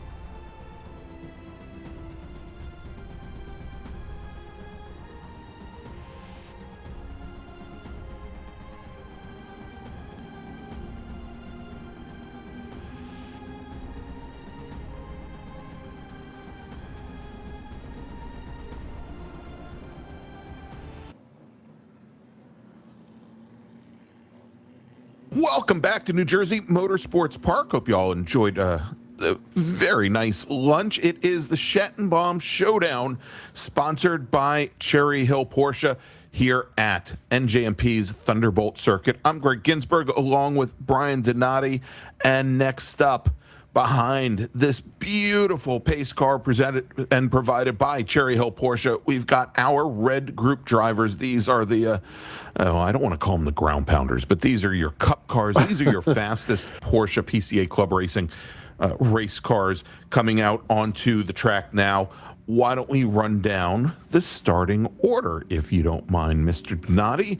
Starting on the pole today, driving the number 17 GTC 8 Cup car, it's Mark Calzaretta. He's going to be joined on the front row by Tom Burke, who is one of our STG Sprint Trophy racers in a 992.1 Cup car. Then we've got Joe Mansfield in the GTC 7 class. He's going to start third, alongside Steve Katz, who is our pole sitter in GTC 3. He drives the 113 Cup car. Then we got Peter DeBusman. He's in GTD 1. He's in the number 125 Cayman GT4 RS Club Sport. He's going to have Garrett Krieger alongside in a GT4 Club Sport in the GT3 class. That isn't too confusing. He's in the number 1 car, by the way. Robert Hargeschmeyer will start 7th. He's in the number 51 GTC 5 class Cup car, and starting in 8th in the GTC 3 Cup car, it's Kevin Aberrant. He drives the 333 machine. Chuck Palmer will start 9th in the 551 GTB1 car. That's a 2014 Cayman S. Also in GTB1, we've got Maciej Tunwitz, who is starting 10th. He's in the number 29 Cayman S. Then we've got Franklin Prey. By the way, I want to thank Franklin for joining us in the booth for our last race, along with his teammate in tomorrow's endurance race, Trent Hinman. Franklin is driving in GTB1. He's in the 777 997 chassis 911. That's a lot of numbers to throw out to you. Driving the 636 GTC 3 class 996 Cup car is Joe Doria. He starts 12th. Starting 13th is Paul Shaw.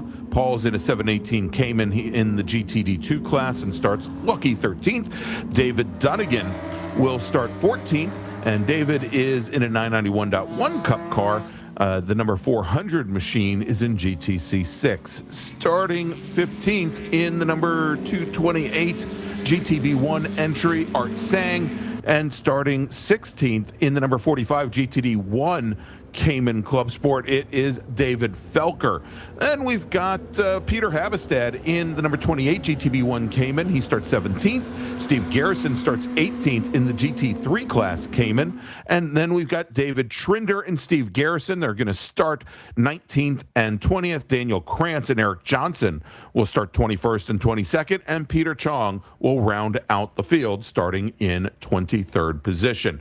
As well, it looks like we've got a whole bunch of spectators on the top of the tower, and they're going to see the checkered, or not the checkered flag, but the green flag fly. Brian, don't want an early end to this race as Mark Calzaretta and Tom Burke are going to lead the field down into turn number 1. That blue with black hood machine, that's Mark Calzaretta, Tom Burke, directly behind our sole STG racer here. And then a little bit further back in the field, we've got all of our GTB1 racers heading to turn 1, led by Chuck Palmer and Maciej Tunwitz now as they come through the first corner and look to start picking and choosing where they're going to slot in for this 30-minute race. Yeah, I tell you what, Greg, both groups, unorthodox start there. They were not double file. They were some were single file, some were double file. Heck, I think in one group there, they were 3 wide right on the start. Tunowicz getting around Franklin Prey in that 777. Another good start there by Maciej in that 029 machine. But yeah, it just seemed like there was a lot of give and take there on that start. Best way to do it, especially for this non-points race.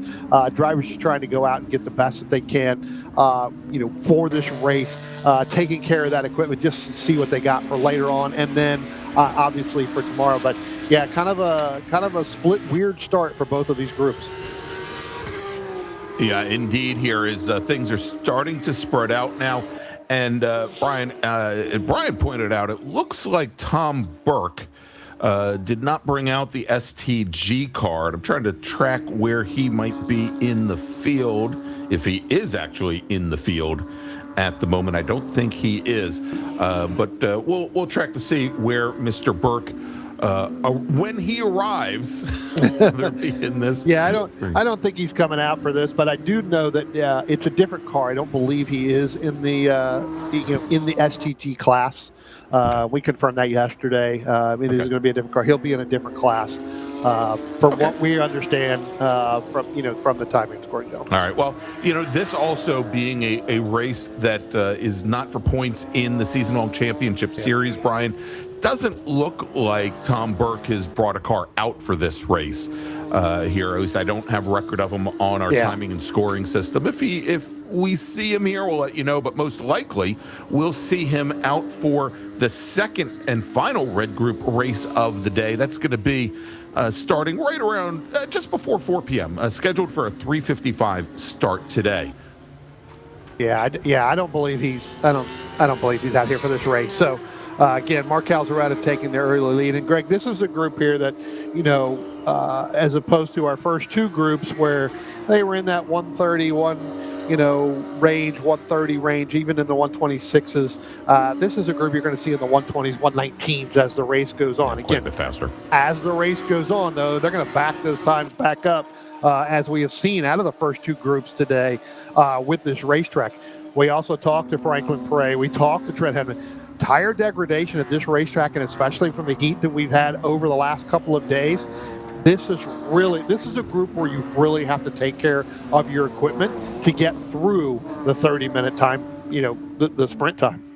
Well, Brian, out of the 12 corners here at the Thunderbolt circuit, all but I believe 3 of them are right-hand turns. And so, again, that is going to put a heck of a load on the front tires, especially in the Cup cars, where they have their weight and it's not just the physical weight, but also because the aero with the larger wings, where most of the load ends up in the left rear. That left front just ends up sliding across the pavement quite a bit, and you end up with a lot of tire degradation, essentially, for them scraping across the pavement. As we see there, a great move coming through turn 7, and I believe was that actually I think that was Franklin Prey in the 777 machine in his 997 chassis car, making his way, I think, around Robert Hargeschmeyer to move up into 9th.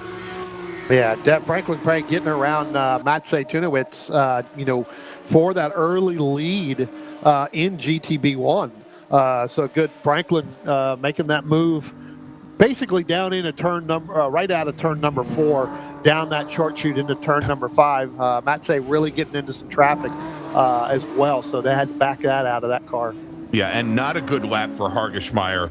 As a matter of fact, in the number 51 GTC 5 class car, he went into lap number 3, running in 8th position. He loses a number of spots, loses 5 spots, falls back to 12th as Prey, Tunowitz, Chuck Palmer, also David Felker getting by on that lap as our racers now working lap number 4. And again, this is scheduled to be a 30-minute race. Yeah, a lot of cars there, kind of nose to tail, Greg. And again, this is one of those races where it's about taking care of the equipment, getting through it, just as I was mentioning. So you'll see a lot of that give and take. It's really going to be interesting to see as we get to the end of this race where the times fall. Right now, Calzaretta just went his fastest lap time in that GTC 8 car with a 119.9. That's the fastest we've pretty much seen so far today. We'll see how far those back up. Again, I believe he is the only one in that GTC 8 class. So, again, racer racing against himself in a non-points race. See how long it takes before that gets backed out. All right, so let's check in. I think the majority of our classes here in this race group, Brian, are single car classes. essentially. But Franklin Prey, who just led a large pack through turn 1, and we see him right here coming out of turn 2.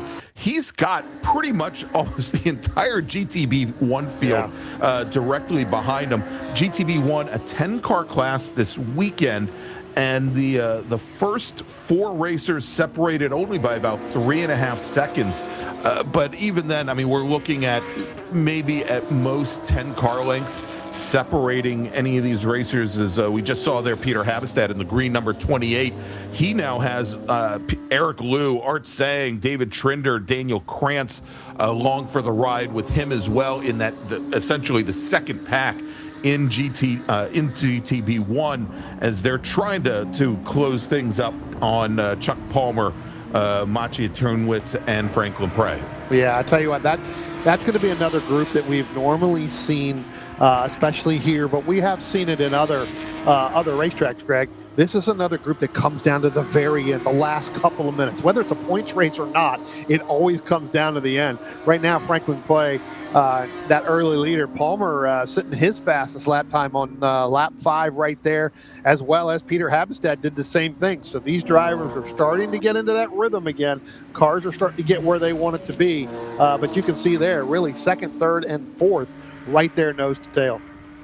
Yeah, the one outlier there in that group, Robert Hargeshmeyer in the 51 machine in the white car at the tail end of that first group. He is, I believe, our sole racer in GTC 5 today. Yeah, indeed, he is the sole one, but he's going to try and hang on to those GTB1 racers as long as possible. And you see now, taking a quick look to the inside on Franklin Prey, Tunwitz coming into turn 6. Prey has to defend a little bit. Kind of hard to pick it up. It's gray in the front. It's yellow in the back. Yep. And but as Tunwitz couldn't get the pass done, right behind him, then Chuck Palmer in the Gulf liveried 551 machine, now taking a quick look underneath, driver's left, coming through that decreasing radius left-hander, one of the few left-handers here, and he pulls right alongside the 029 machine as they make the run onto the final straight here on the final path. And look at that as Palmer sneaks by, if only by a foot or two, coming down the front straight, and now it's 3 wide going into turn 1 as Hargeshmeyer thinks he might have an opportunity to get by these two. Yeah, it doesn't look like he's going to be able to get that done, and you're right. He had a great run coming out of that last turn down the front stretch, especially when you had Palmer and Tunowicz going side by side. Got that run, was going to make that move down to the inside there, as you talked about, Greg, in the driver's right. Not able to make that stick, thought better of it. Again, that's not for a battling class as well. Backed out of it and decided to just hang there. Yeah, and he knows what the story is. As we talked with Trent Tinman earlier, you're racing against yourself. You're trying to get faster, but he also knows that these 3 racers directly ahead of him are battling in class, and he certainly doesn't want to stick the nose in and really impact that. Yeah. Whether he wanted to make the move down, on the prior lap, because we had Tunwitz and Palmer side by side right at the apex of the final corner, their ultimate speed down the front straight was degraded considerably, and so it was really the only move he could make, and then he backed out when he realized he wasn't going to be able to make the pass cleanly on either of them. Yeah, Palmer looks the strongest right now. Yes. Out of those 3, again, he's right on that back bumper of Franklin Prey, but he really looks the strongest coming out of the octopus there, getting ready to get down into turn 12 and down the front stretch. That's where he really looks the fastest. And as I mentioned, Hargeshmeyer, knowing what the deal is, he goes door to door with Tunwitz through turn 1, picks up the position. That's gonna hurt Tunwitz considerably here, and I think a lot of that had to do with the fact that Hargeshmeyer probably saw how Chuck Palmer had moved up on Franklin Prey. Now, we've been talking, Brian, throughout the season, where Franklin Prey, who's running this 997 chassis version of the 911, and the majority of the GTB1 cars are actually usually like 981. They're Caymans for the most part, and he has had some challenges dealing with some of the lighter, more nimble cars. Right. In the class, and because he's found that they've, especially on tracks even like here, Thunderbolt, where you've got some very tight corner complexes that he just hasn't been able to keep up the pace and carry, where that 997 should have the advantage coming on to straightaways. He hasn't been able to carry speed off of the corners, and it's really hurt him quite a bit. I think last year he ran a different class. I think, if I'm not mistaken, ran a different class with that car, and this year I think moved it into that GTB1 class. So again, as you said, fighting with those lighter cars as he starts to open it up a little bit now over Chuck Palmer. But there, while we were talking, they were kind of side by side battling it out all the way through turn 4 and turn 5, all the way down through 6, 7, 8, 9, almost to the exit. Of turn number 12, and that's where Franklin kind of opened it up there a little bit as now Palmer, as Hargesmeyer's really starting to put pressure on Palmer as well. Yeah, indeed. And if you look directly back from the lead pack here in that second group, Peter Havestad, as you mentioned, with Eric Liu. Havestad in the green came in, Liu in the white, and maybe 10 car lengths back from there, Art Sang. They're starting to close up just a little bit. They're not getting any closer to this lead pack, but I would call it the best of the rest at this point. It looks like they're shaping up for a real good battle here for the second half of this 30-minute race. Yeah. Now, I realize we're spending a lot of time here looking at GTB1 just to give you an update on the rest of the field. So Hargesmeyer, who's right in the midst of this, he's our only GTC 5 racer. Joe Mansfield is our sole GTC 7 racer. Paul Shaw in GTD 2. Over in GTC 3, we've got Steve Katz and Joe Doria. Currently, about 25 car lengths separating those two racers on track. Over in GTD1, Peter DeBusman with maybe 20 car lengths between he and David Felker. So we want to switch with these two battles. And Brian, it looks like we've got one of our racers here starting to fall off the pace here, looking to have, I don't think he's having a mechanical issue. I think he's just trying to let these faster racers through without impacting their race. Yeah, I'm not sure. I think he's got a problem. Whoever this is right here, Greg, that is definitely a problem. It came down through the short chute right there from between turn 4 and turn 5. Yeah, that might be DeBusman, actually. Yeah, that's a big problem. That is may be DeBusman. Yep. Yep, absolutely. Well, there you go. And if he was only letting other drivers by, he wouldn't have pulled into the grass. Yeah. But he pulls right over to the crossover, puts himself behind the fence, and that should allow us now, I think, to go back to green flag and remove that local caution over at turn 5. So good heads-up driving from Peter DeBusman. Unfortunately, he's going to be retiring from the lead in GTD1 as we've got another car off now coming out of turn 2. That's not in a good spot either. No, and I believe that's Joe Mansfield in the 44 991.2 Cup car, our sole racer in GTC 7, exactly, while he is partially on the pavement. And besides having the local caution there, that may bring out a full course caution, because if he can't get that car moved even forward a little bit and off the pavement, Brian, they're going to want, he gets it back underway. Yeah. There we go. Yeah, it was definitely not in a great spot. So good to see him get that done, especially when you come over that hill, Greg. That's a blind hill that you can't see. And if you get a good run out of that turn before and you start to make that over the hill, that's not going to be pretty. Well, so interestingly here, Brian, over at Thunderbolt Raceway, there is actually a little, I don't want to call it a chicane, but there's like a little cut through that they use primarily for the motorcycles before you get to turn 3, and then it exits over really just past where we saw the DeBusman car sitting there. That he could have actually, if he didn't want to try and limp the car all the way back to the pit lane, he could have probably gotten it, about 30 feet further forward and onto some asphalt. Yeah. Yeah, I tell you what, you're absolutely correct right there. Yeah. All right, so we're we've got a couple more cars going around, including Franklin Prey. That was Franklin, yep. Yeah, we've got the cone flipping through the air. That might have received the most damage. That's going to drop Prey out of the lead in GTB1. And Chuck Palmer and Tunwitz in Habestad will now occupy the top 3, dropping Prey back to 4th. But Brian, we're going to try to make some sense, try to see if we can get some information from our FlagNet as to what happened there. In the meantime, we're going to take a break. Thanks to our partners and sponsors. And when we come back, we'll take you all the way to the checkered flag here in our first red group sprint race of the weekend. Don't go away.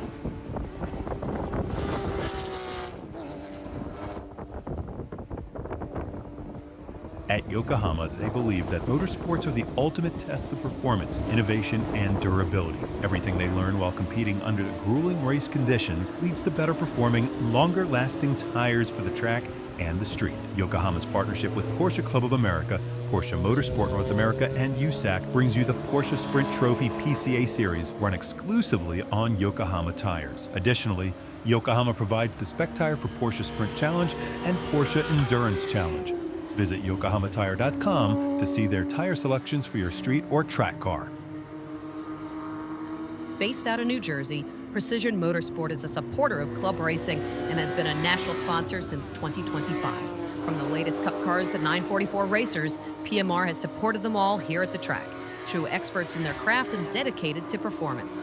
Find them on Facebook at Precision Motorsports. Over the past 30 years, Isringhausen has become synonymous with quality vehicles and superb service. The Isringhausen way of doing business has been one of offering excellent products at fair prices, coupled with service that goes above and beyond what anyone would expect from a typical car dealership. We believe that good service is comprised of 2 components, a willing and helpful attitude, accompanied by competency in your field. We try to support an environment where each person who works here strives to serve each customer as they wish to be served, with dignity and respect. Because of these core values, Isringhausen has become and will continue to be a leading example in the industry. One of our latest partners, Track Day Tire, is happy to be supporting club racing through their Toyo, Hoosier, and Michelin tires. Use the code PCACR for a discount at checkout. The TrackDayTire.com team is passionate about helping our customers extract the highest level of performance from their vehicles on the track. Decades of on-track experience has taught us purpose-designed track-use tires are arguably the single most important vehicle component that influences driver confidence to obtain maximum vehicle performance. Making it easier for our fellow Track Day enthusiasts to obtain confidence-inspiring tires is our goal. We look forward to providing you access to the best prices and customer support in the industry.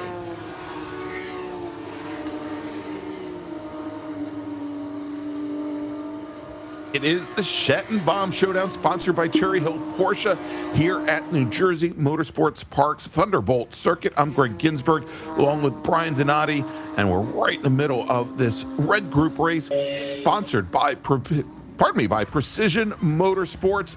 Your leaders currently, Mark Calzaretta, our sole racer in GTC 8, on track in the number 17 992 Cup car. He's your overall leader. Then we've got GTC 3 Steve Katz and David Dunnigan's GTC 6. And then over in GTD 2, it's Paul Shaw. That's your top 4. But the race we've been watching pretty intently here, Brian, is the battle in GTB 1, where just before we went to break, had a major shakeup where Chuck Palmer takes the lead. Mattia Tunwitz is now in second, Peter Havestad third, and Franklin Prey, who had been our leader early on, now falls all the way back now to 4th position in class, and he's also got an out-of-class car between he and the 3 leaders. It looked like for a moment there that we thought maybe there'd be some fluid down right over here, right by, right over by turn 10, but turn 10, but maybe not. Yeah, I don't believe there is anything. I mean, we've gotten back through there, but there was a couple cars that spun, coming up through there. And again, it is very, very hot. Getting the grip that you need to get through the center of that turn is very, very tough. And it's, again, we're 20-some minutes into this, kind of when that happened. Obviously, I just think getting on the throttle just a bit too quick there. Yeah. Spun that car around, put that cone out in the middle. So now you got a right lane and a left lane. When you come out of there, you got to split that. Well, I don't know. They didn't do so good with the splitter. Well, that's what I'm saying. Lane, maybe we need to put that. Maybe we need to put that cone out here on the front stretch so they stay, side by side. when we go to get a start. As you can see, Franklin Prey, I think he's getting ready to come up on, that may be Peter Habestad that he's starting to chase down a little bit. So, again, battling back to try to get into that last podium spot here. As you see, the overall leader there, Palmer, Tunowitz, and then you've got the 51 there, as we've been talking about him, Robert Harschenmeyer, kind of in between that as well, right? Yeah. So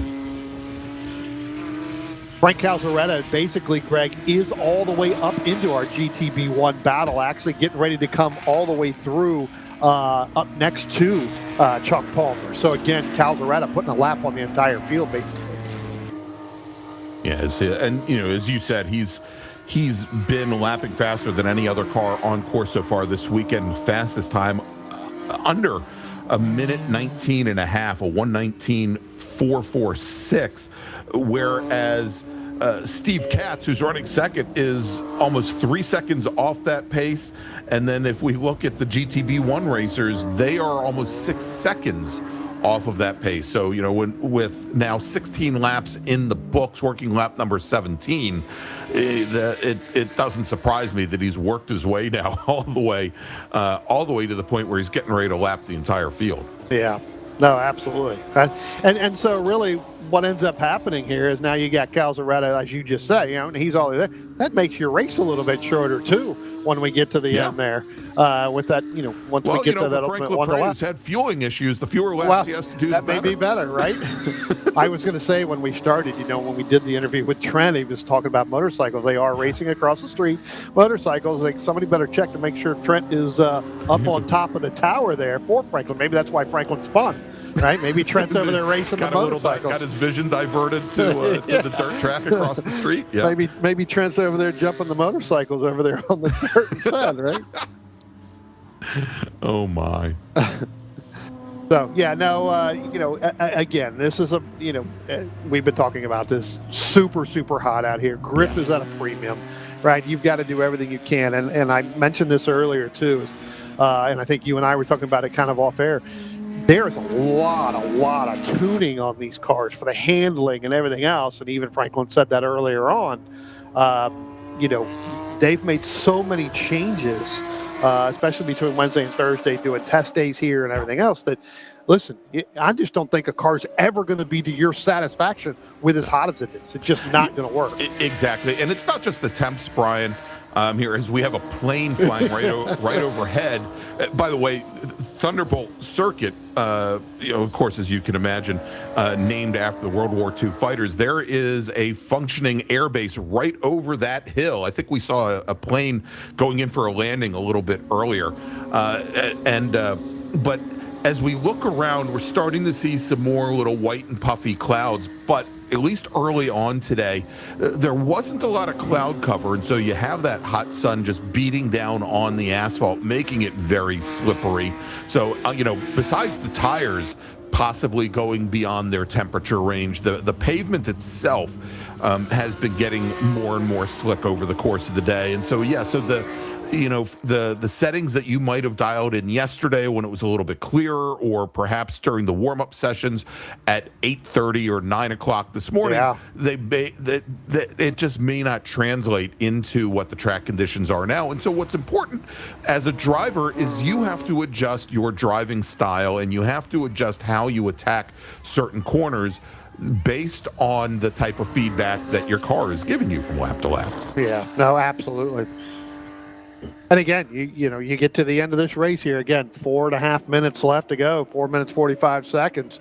One of the things that I just picked up on is Chuck Palmer has been passed by Robert Hargeshmeyer in that 51. So again, Robert taking care of that equipment. Let that group go in that GTB1 battle early on. Now he's in that GTC5. Now he's able to pass Palmer, where Palmer was doing everything he can. You can see it right here on the screen coming down into turn 6 and turn 7.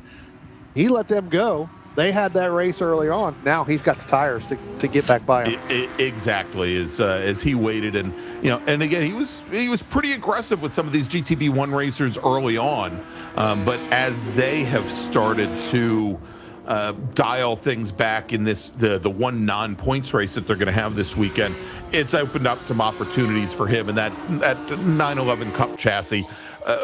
certainly more front straight line speed than the Caymans, even if they are the GT4 and GT4 RS Club Sport chassis. He's going to have some advantages here. Now, of course, the Thunderbolt, I think we talked about in the early races, this front straight is, in the whole scheme of things, not incredibly long, and there aren't a lot of straightaways here. And so these Caymans are typically very strong here at Thunderbolt. Yeah.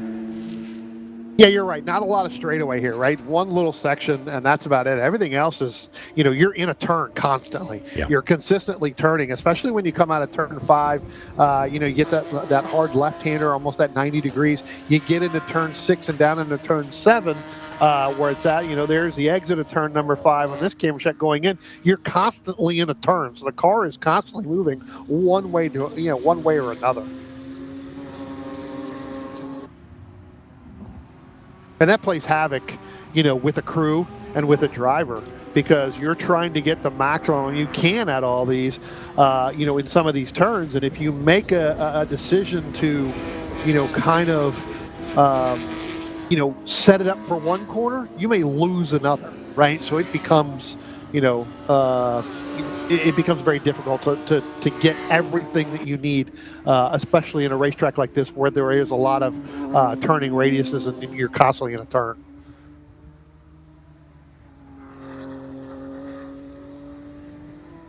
All right, so again, want to thank the fine folks from oh my gosh, You know what? I cannot say Precision Motorsports Racing at all today. That's like my fourth attempt. 1 out of 4 ain't bad, right? Yeah. Well, that's what I used to tell myself in college, too, until I flunked out. But no, that's not true. I had a 33 1/3%. Anyway, here as we check in, again, we've been watching some of these battles in GTB1.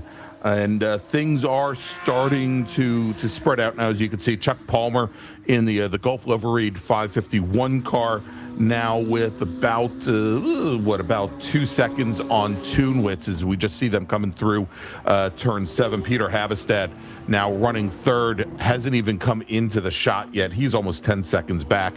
Eric Liu is, I think, sitting almost 20 seconds back from there. So big changes. We might want to try to pick up, we've got the 4 white Caymans all in a row. The 154 of Liu, the 228 of Sang. Then we got David Trinder and Daniel Krantz as well. That is the battle for 4th. Yeah, here they come. 3 of the 4. And this is just off the podium now in 4th. As Art Sang, actually, I think this is Trinder and Sang, as they're about, as you can see, about 15 car lengths back now from Eric Liu, who is pretty well cemented in 4th position at the moment as the clock is winding down. We got 28 seconds. Let's try to check, Brian, where Mark Calzaretta is on track, because he should be seeing. We figured he'd see the checkered flag the next time by as the clock is winding down. Yeah, he could be coming down into turn number 10, I believe, kind of the darker blue, number 17 through there. We'll see where he is. Actually, I think he just went by the start-finish line. Yeah, so because it is getting the 1 to go. So okay, good. Okay. Yeah, so we are on the last lap here. Yeah, starter's up there. You can see holding his big right index finger in the air, or maybe that's his arm, because if his index finger was like 3 feet long, that would be. Well, he's a pretty tall starter, so that is his arm. I'm telling you, I'm looking out here out the window, and he almost hits his head on top. He's never had a 7-foot starter before. Wow. Oh my gosh. Well, here's Mark Calzaretta again. He's our sole racer in GTC 8, and he has worked almost through the entire field now. He is working his final lap here for this morning's, or I guess already it's this afternoon's race. Now, this is the first of 2 red group races. We're going to see these racers and probably quite a bit more in a way of entrance for the second red group race. They're going to be on track just before 4 o'clock today. 3:55 p.m. Eastern time is the scheduled start. Hey, Greg, real quick, let's, as we scan through the cameras there, because remember, Franklin Prey was supposed to be, well, wasn't supposed to be, was putting some pressure on Peter Habestad. Yeah. He's dropped out. I think he may have come down pit road and came in a lap early. Yeah, I think that's I'm the not case, seeing him Brian. I'm now. showing him now as only having completed 19 laps. And there you go, checkered flag in the air for Mark Calzaretta and all cars following. Steve Katz, we should have Katz coming onto the front straight here in the white, red, and black machine here momentarily. And I believe he has. So Steve Katz will finish second overall. He takes the win in GTC 3. David Dunnigan just turned in his fastest lap of the race to finish third overall. We're sole racer in GTC 6. Paul Shaw also ran his fastest lap in the 201 Cayman Club Sport. He will finish fourth overall, our sole racer in GTD 2. Then Robert Hargeschmeyer works his way up to fifth after bobbing and weaving his way through the GTB 1 field. He will finish fifth overall in the number 51 997.2 Cup car. Chuck Palmer coming across the line, taking the win in GTB 1 with Maciej Tunowicz finishing second. Peter Habestad finishing third in the class. Over in GTD 1, David Felker will take the win in that class. Will finish ninth overall, and then finishing 10th overall and finishing just off the podium in GTB 1, it's Eric Liu. All right, so that's going to wrap things up for our red group race presented by, I'm going to try it again, Brian, Precision Motorsports Racing. See, I got it right that time. Yeah, got it right. And we're going to take a little bit of a break. Heading onto the track now are going to be a number of drivers in the high performance drivers ed course from Porsche Club of America. It's not all racing this weekend. We've got many different ways that you can enjoy the most famous sports car brand in America, Porsche, here at New Jersey Motorsports Park this weekend. We've got a number of drivers who are learning how to drive their street cars fast and safe here. And when they wrap up their, I believe, their second session of the day, we will have our blue group race. It's scheduled to start at 2:10 p.m. this afternoon. So we'll be back shortly. Thanks for sticking in here at the Schattenbaum Showdown from New Jersey Motorsports Park, presented by Cherry Hill Porsche.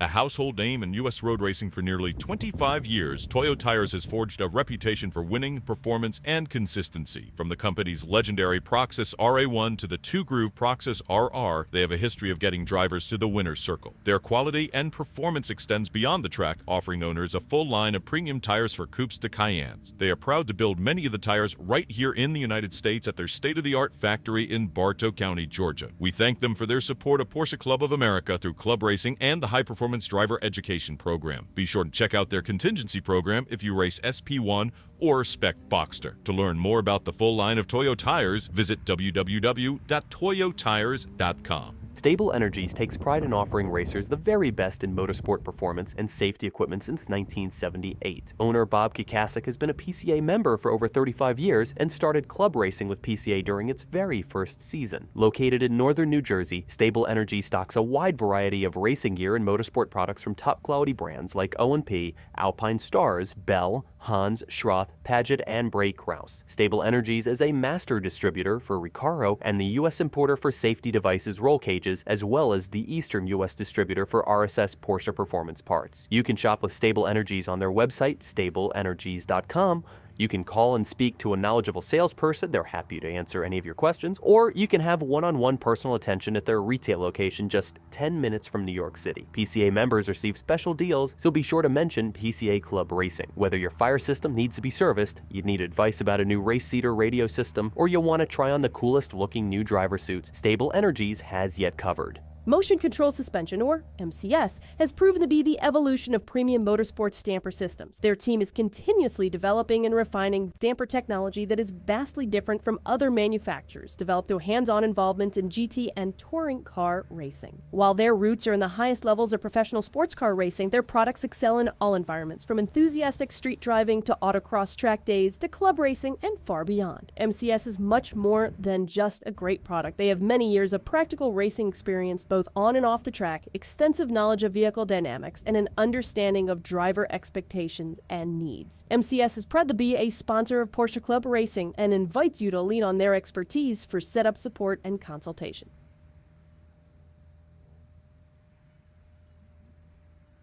Since 2009, Provost Motorsports has been servicing the German car community. With an ever-increasing passion for dedication and quality, look no further for all your needs. Provost has technicians who are factory trained by Porsche and Mercedes-Benz, so you know the repair will be done right the first time. Visit their website at provostmotorsports.com and let them cater to all of your vehicle needs. Since 1995, Speed Sport Tuning has been providing clients throughout the Northeast with honest, dependable, and expert Porsche service. Speed Sport Tuning operates out of a modern 32,000 square foot facility in Danbury, Connecticut, conveniently located near the Danbury Mall and Danbury Airport. Speed Sport Tuning uses the latest factory diagnostic equipment and OEM parts to keep your vehicle running in showroom condition. From routine maintenance and service to major repairs and performance upgrades and track support, Speed Sport Tuning is ready to serve you with expert service you can trust. Learn more online at sstauto.com.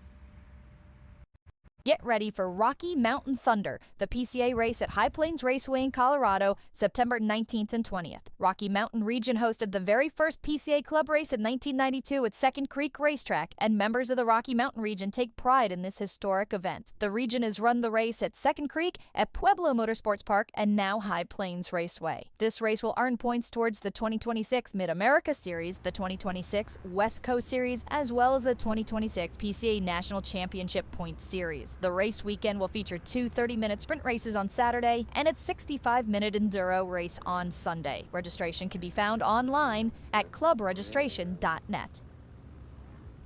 Join hundreds of PCA members on the 4th annual Treffin at Sea and the 5th event cruise with Princess Cruises, Saturday, September 19th through Friday, September 25th. The cruise sails from Vancouver, Canada down to Los Angeles with stops in San Francisco and Santa Barbara. There will be special entertainment, Porsche celebrity appearances, seminars, competitions, dinners, and the highly anticipated Porsche Diecast Concourse at Sea. To learn more and register, visit PCA.org and click on the Events tab.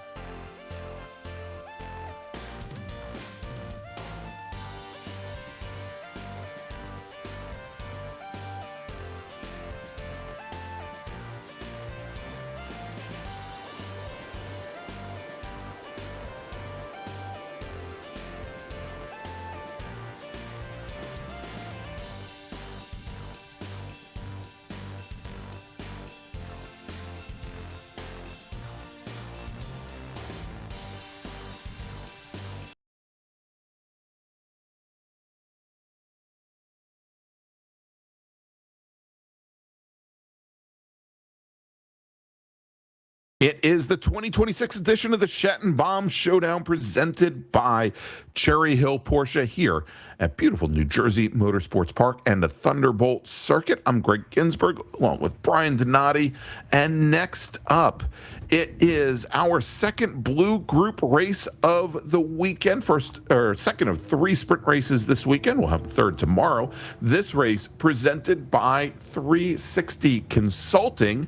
Let's run down the starting order. Starting on pole today, driving the number 66 GT4 911, it's Claudio Kempf. He's going to start right alongside Thomas Kohler in his 1995 911. That's the GT4 class machine and the number 43 car. Saw a great battle from them early on during this morning's race. Over in VGTO, your pole sitter is Charles Mayer. He's driving a 1972 911. The 171 car starts third. Starting fourth, Ken Agnaw in SP3. He's your SP3 pole sitter. He's driving the number 15 944 S2. Jared Jacobs scheduled to start fifth today. He's in the number 153 VGTO class. VO class, 911 SC. Then we've got the VGTO machine of Don Jacobs. He's in the 151 car, and that's a 914-6. Then we got Jose Roque starting 7th. He's in the VGTO class, driving the 776 911. He's going to start right alongside Robert Brantover, who starts 8th. He's driving the number 711 SP3 class, Porsche 968. Jason Nikic is our pole sitter in the 911 Cup class. He's driving the number 27 car. That's a 1984 chassis. And right alongside him in the number 23 Pink Big, it's the 1986 911 of Eugene Basha. Then we've got Nader Fartui. He's going to start 11th. He's in the 661 car. That's a VU class, 1972 914. Starting 12th, our sole racer in the E class today is Mark Weining. He's in a 1982 911 SC. That's the number 7 car. Starting 13th, driving the 753 VO class, 1969 911 is David Dean. And then we've got Damon DeCastro, who's going to start 15th. He's in the SP3 class. He's driving a 1994 968. Then we got Steve Wilson starting 16th. He's in the number 71 SP2 class 944. Starting right alongside, starting 18th in the 271 SP3 class 944 S2 is Patty Moscone. Then we've got Paul Amico. Paul's in the number 12 VO class 1971 911. He's going to be starting on row number 10 alongside Justin Jacobs, who's scheduled to race the number 8 VU class 914-6. I'm trying to look back through the field to see if that car had some mechanical issues early on, if he made the grid. And then following things up, rounding out the field, starting 21st, driving the number 0 911 Cup 1977 911, it's Nate Dos Santos. As the pace car provided by Cherry Hill Porsche heads to the pit lane, the field now turned over to Claudio Kempf and Thomas Kohler as the green flag is in the air. Brian, seeing a little bit of white smoke in the air from one of our racers as they come down into turn 1. Heavy under braking as Kempf slots into the lead. Thomas Kohler not able to make up ground on the front straight. Looks like a mirror image of our race earlier today. A little bit further back in the field, looking at that 911 Cup fight with Nikic and Eugene Basha. Basha moving up and getting around Paul Amico as they head into turn 3. Yeah, I think that smoke that you saw may have been coming from Eugene Basha in that number 23 machine. Again, Eugene having some problems yesterday with that car. Found a little bit of an oil leak. I think there may still be some there. So looks like that may have been, from him. It doesn't look like it's too bad right now. I did see a little bit there coming out of turn number 5, but nothing major. We'll see whether or not Eugene's going to be able to hold off Jason Nikic in that number 27. One of the things that I kind of want to go back to is Nate Dos Santos, who had a really good run earlier on this morning, Greg, starting shotgun on the field here. Not something I thought I would see, especially in that 911 Cup battle. Yeah, and that definitely puts him at a huge disadvantage starting off at the very back of the pack as we watch now the battle for the lead in 911 Cup. with Nikic and Basha. Basha currently in the lead there, and they're looks like they're caught up just a little bit behind Robert Brantover in the number 711. 968 as they come onto the front straight. Actually, that is not a 968 pretty clearly. Let's reset that. I think that's actually Jared Jacobs in the 153 1980 911. He's leading the VO class currently. And it's definitely not a Macan. No, well, no, certainly not. Certainly not. That may have been our pace car. Running wide, right there at the front of the field. I think that was Don Jacobs in the 151 car taking to the grass on the outside of turn 2. And Brian, of course, the exit of turn 2, it's a blind crest. And you really have to just hit that by feel. Otherwise, yeah, you do run off, you run into the grass, and you can lose a lot of exit speed there. As Jason Nikic now taking a quick look to the inside of Eugene Basha coming through turn 5. Tell you what, all of those cars right there, Greg, they are, as you talked about, nose to tail. I tell you what, they're pretty evenly matched. We've said this many times. This racetrack is constantly in a turning rotation going around. So, again, you've also got Jared Jacobs in that battle as well. Again, that is in that VO class. So, 2 Jacobs right there battling with that 911 Cup battle with Eugene Basha and Jason Nikic.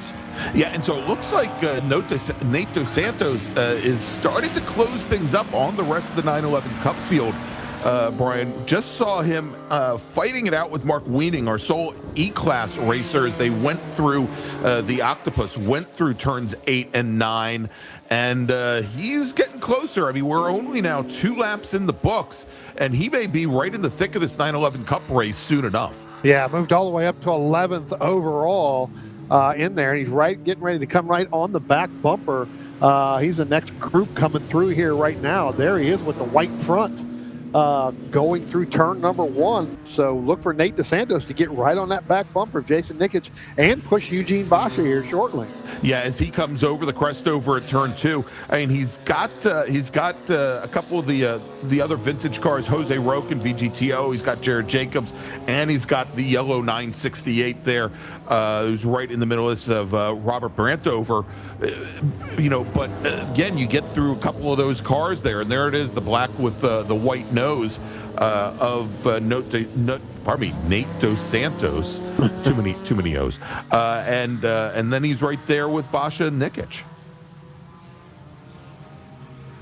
And we may have lost, I think we may have lost internet connection there with Greg to see what it is.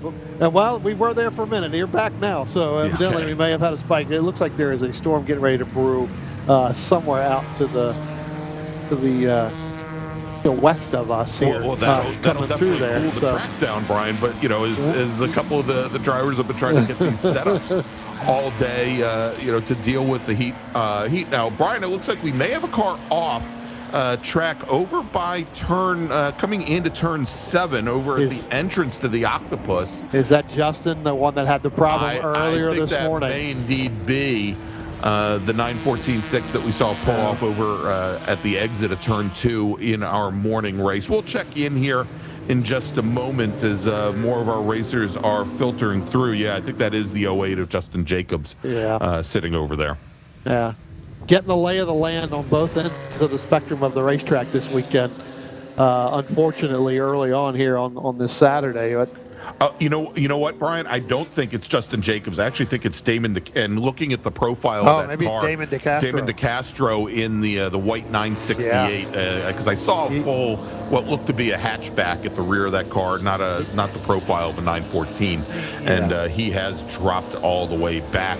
After having started, he started in 15th position, but it looks like he's lost 5 or 6 spots. Yeah, Justin just now into turn number 1, so definitely wasn't Justin there. So I think you're right. I think that is Damon DeCastro. But I tell you what, Greg, what a battle we've got going on. You've got a mix of racing classes here led by Jason Nikic in that number 27. Then you got to go back to Donald Jacobs in that VGTO. Eugene Basha again trying to battle for that 911 Cup. Then you've got Jared Jacobs in the VO. Robert Brantover, he's in that SP3. He's trying to do everything he can to catch Ken Agnon. Not going to be able to do it if he's in that big, huge battle. Then you got Jose Roque, VGTO, and then another. There's Nate DeSantos moving up now, 10th overall from starting the very back. So again, a lot of multi-class racing within a short period of space on the racetrack.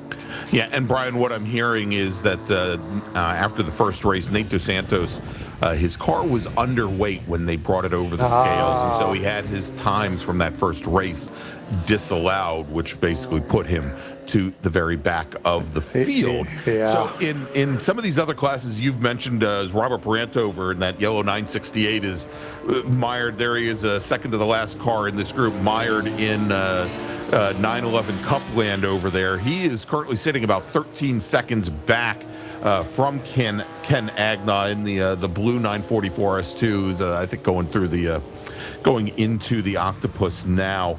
And then over, and of course, running third in the class was Damon DeCastro, and he's now, I think, DeCastro's car is, it has left the scene scene of the crime over there, so I assume he's going to be limping that back to the pits, most likely. Good to see him get that back underway. Over in the VO class, Jared Jacobs, your leader. He's got almost 9 seconds now on David Dean. Todd Simpson a little bit further back in the 806 911. And Paul Amico, I think his problems continue here. And let's watch, because I think Simpson... I think right in this group here, there's David Dean in the red with white stripe 753 car, and then Todd Simpson in the blue, the light blue 806 directly behind. That's the battle for second in VO currently. We'll jump back to them if things close up. But Amico, who had retired early in the first race today, he is considerably off the pace, about 9 seconds off of Jared Jacobs' leading pace in that class. Yeah, I have not seen him. He just went by the start-finish line now, and I can report Damon DeCastro is on pit road, just took his car back to behind the wall, I do believe. All right. Here's the other thing that's going to throw some monkey wrenches into this race here, Greg. Well, maybe not this race, but maybe as we get going, is that one camera shot, you can really see the clouds are starting to darkening. Yes. There you go. There you see it. So there is definitely going to be some weather coming in. There you go. You can see it right there. Thank you, Jordan. Now it's time to get under the table here as that red part gets there. But, since we don't have a bathroom here to get into the tub, we get underneath the table here when that happens. But yeah, I mean, that's going to throw some monkey wrenches in if the rain does get here and start coming. So. Well, Brian, interestingly enough, over at New Jersey Motorsports Park, the two racetracks there are, named after World War II fighters. You've got Thunderbolt and you've got Lightning, but it could just as easily, be named after the crummy weather that you and I have encountered at that racetrack over the years. Yeah. Well, we know that in this racetrack there is a loud noise that potentially could happen, and it would be a loud siren that will go off, that if we get to that point, hopefully we do not. Hopefully it passes us and goes by. But if we get to that point, you're going to hear it. Yeah, Brian and I once had a race weekend where we had a lightning delay that actually extended for more than 24 hours. Correct. Because there was constant actual lightning within 8 miles of the racetrack for over an entire day. Yeah. And they've actually built automated systems at the racetrack to let everybody know that they need to run for cover. Brian, we talked a little earlier about the 08 car having, that it had its troubles in our morning race. Justin Jacobs, again, looked to be considerably off the pace there going into turn 7. He may have been just letting some some faster traffic by. Yeah, I think he was letting that whole group go by. Yeah, here he comes, because it looks like he's back up to speed now. Yeah. Also, I had to check that car right in front of that one with the black nose coming through there. I think that is Damon DeCastro. So I think Damon ended up getting back out on racetrack. We'll take a look here, but that is Damon DeCastro going by the start-finish line now, right there. As you've got to believe that's Jose Roque pulling out by him. going down into turn number 1. So both cars back on the racetrack. Yeah, and it looks like he's pretty much up to speed. Big change battle that we had been watching, Brian, there over in VO between David Dean and Todd Simpson in the battle for second in the class. Looks like David Dean now has been overtaken going into turn 1 by Todd Simpson. So move the light blue 806 car, pardon me, up in the second place. David Dean falling back into third. We'll track and see if that changes here in just a moment, as they should be coming into our view. There they are, the two trailing cars in that group. And so again, move Todd Simpson up to second. Well, I tell you what, Greg, with just under 18 minutes left to go, this is the product of where these cars start to fall off from pace times.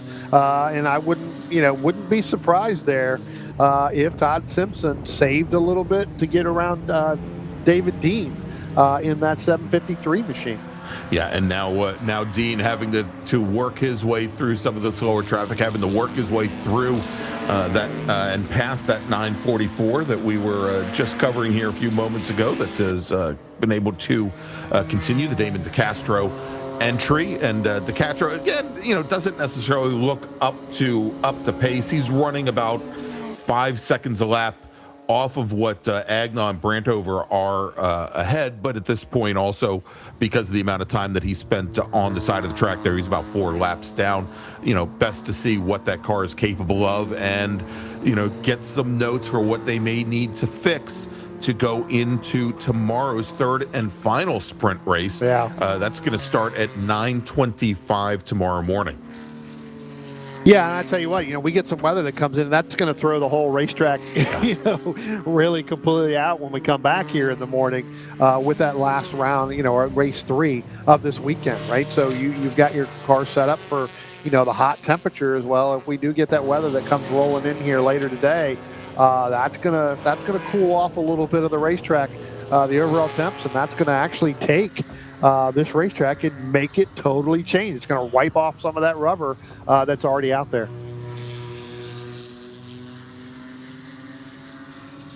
And you see there in that number 806, that Todd Simpson machine, starting to opening up a lot over David Dean in that 753 machine.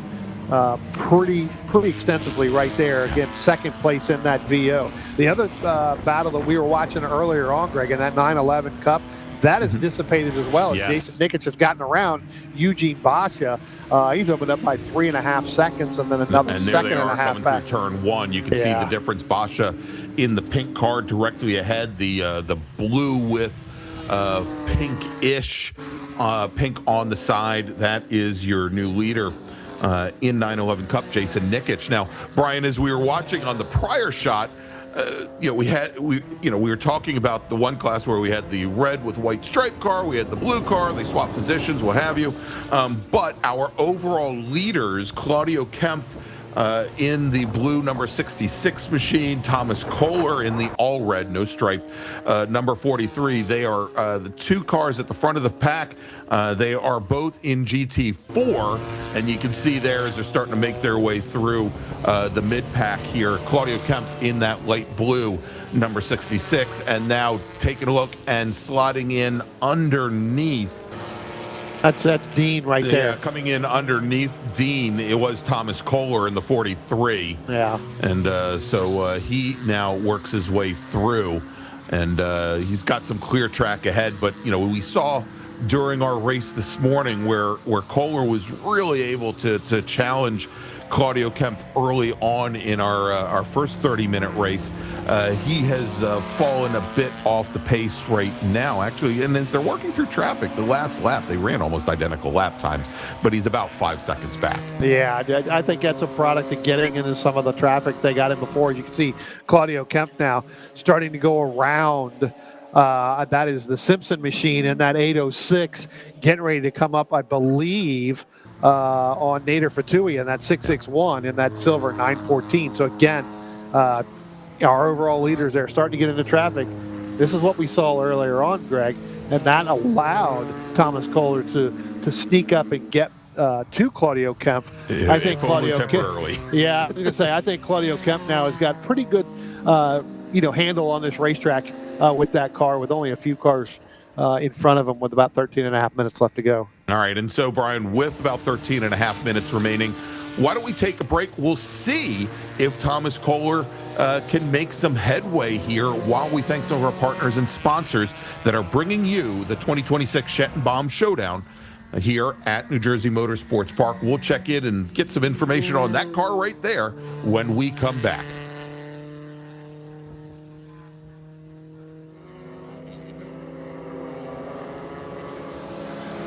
United States Roofing Company is the primary source for all roofing needs. They have unparalleled experience installing, maintaining, inspecting, and repairing every type of roofing and waterproofing system. They work on buildings of any size and any height, from small local roof projects to some of the largest roofing projects in the Mid-Atlantic region, including the Pennsylvania Convention Center and the Jacob K. Javits Convention Center in New York City. Every type of roof and project is within their capabilities. They offer world-class design and consulting services for all types of roof projects, including solar and green roofs. USRC is known for completing projects on time, within budget, and to the complete satisfaction of our customers. Learn more at usroofing.com.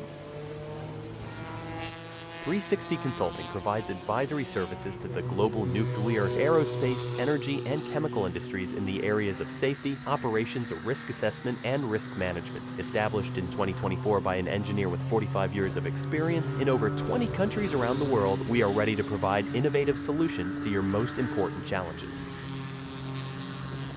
New Jersey Motorsports Park is more than a racetrack, it's a lifestyle. Become a member of NJMP's Drivers Club and get more than 35 track days a season, along with exclusive event offers and facility discounts. And enjoy the convenience of storing your car in style with the exotic car garages at NJMP. With each unit sizing up to 1,500 square feet, you can store your prize car collection and still have room to customize your trackside oasis. Learn more about New Jersey Motorsports Park at njmp.com. That's njmp.com. The Chicago Region Porsche Club is excited to host the 34th annual club race and 60th driver education at the internationally renowned 4-mile, 14-turn technical track at Road America in Elkhart Lake, Wisconsin. Taking place Labor Day weekend, all Sunday-Monday races at the Road America Challenge will earn points towards the 2026 Sprint Trophy Club Sport, Triple Trofeo, and PCA National Championship Series. In addition, the event features a Porsche parade using the original Elkhart Lake race circuit, as well as a car show and gourmet dinner banquet downtown on Saturday evening. It'll be fun for the whole family, plus friends. Register today at clubregistration.net.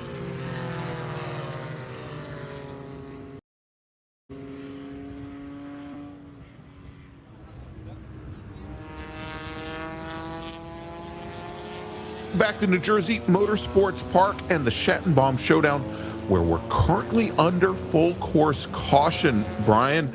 As let's quickly reset the field here. Your leaders, Claudio Kempf and Thomas Kohler in GT4. Ken Agnew leads SP3, he's third overall.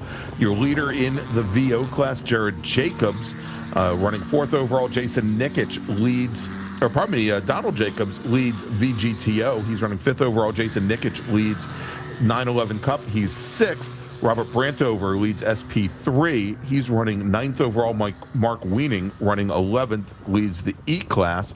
Over in VU, Nader Fartui is running in 12th over in SP2. It's David Mann running 15th overall. He's got Steve Wilson right behind him. And we've gone to full course caution, Brian, because we showed you that 911 up against the Armco coming out of turn 2 right as we were going to break, and that is David Dean in the 753 VO class car, and we've got the field now under control behind the pace car.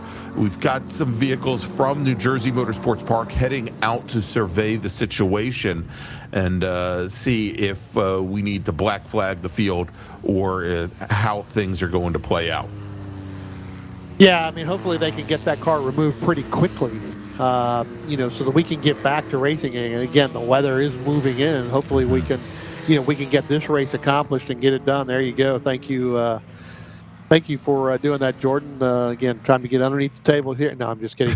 We don't need to get Don't underneath get the underneath table. the table, Brian. Go well, I got east. my Go to the beach. I got my headset on. I can call it from underneath. I think there was a time somebody else did that in their lifetime. That they called a racing. Right. It was not me though, and it was not under the table where they were. That's right.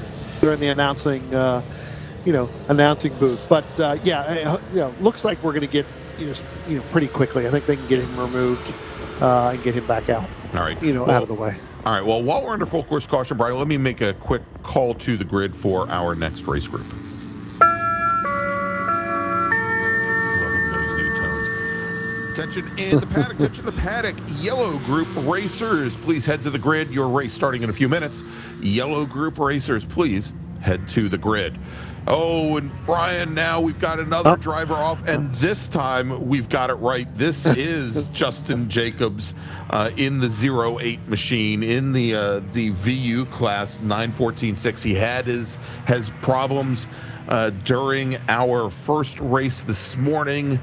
And he did his best. He's pulled all the way to the inside there so that people could keep racing into turn 7. And I don't know if he knew of the problem coming out of turn 2 that brought out the full course caution. But that looks like another racer that our emergency services teams here at NJMP are going to have to pick up. Yeah, there's no sense of leaving him there. Go out there while you're picking up the David D machine. Go out and pick up, get him picked up, get him out of the way. That way you've got a complete clear racetrack, and you don't have to go with a standing yellow or what have you. So.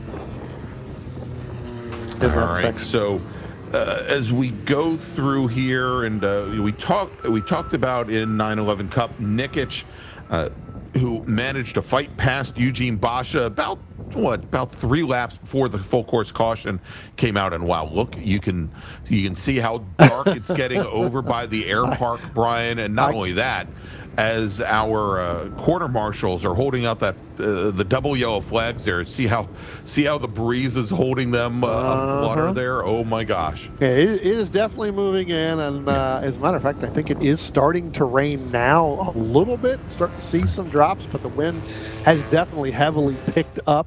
Right there, off to my right of the tower, you can clearly see the rain is just over the horizon, getting ready to come through here pretty quickly. Right, so I'm looking to see now where we have on track, perhaps if we do get to go back to green flag racing before the clock expires, Brian, where we have racers that are Greg, let me interrupt you here. So when they come down through here again, they are going to receive the checkered. So we are not going to go back green flag racing here. So it is definitely going to finish under a double yellow. All right, and looks like the 914.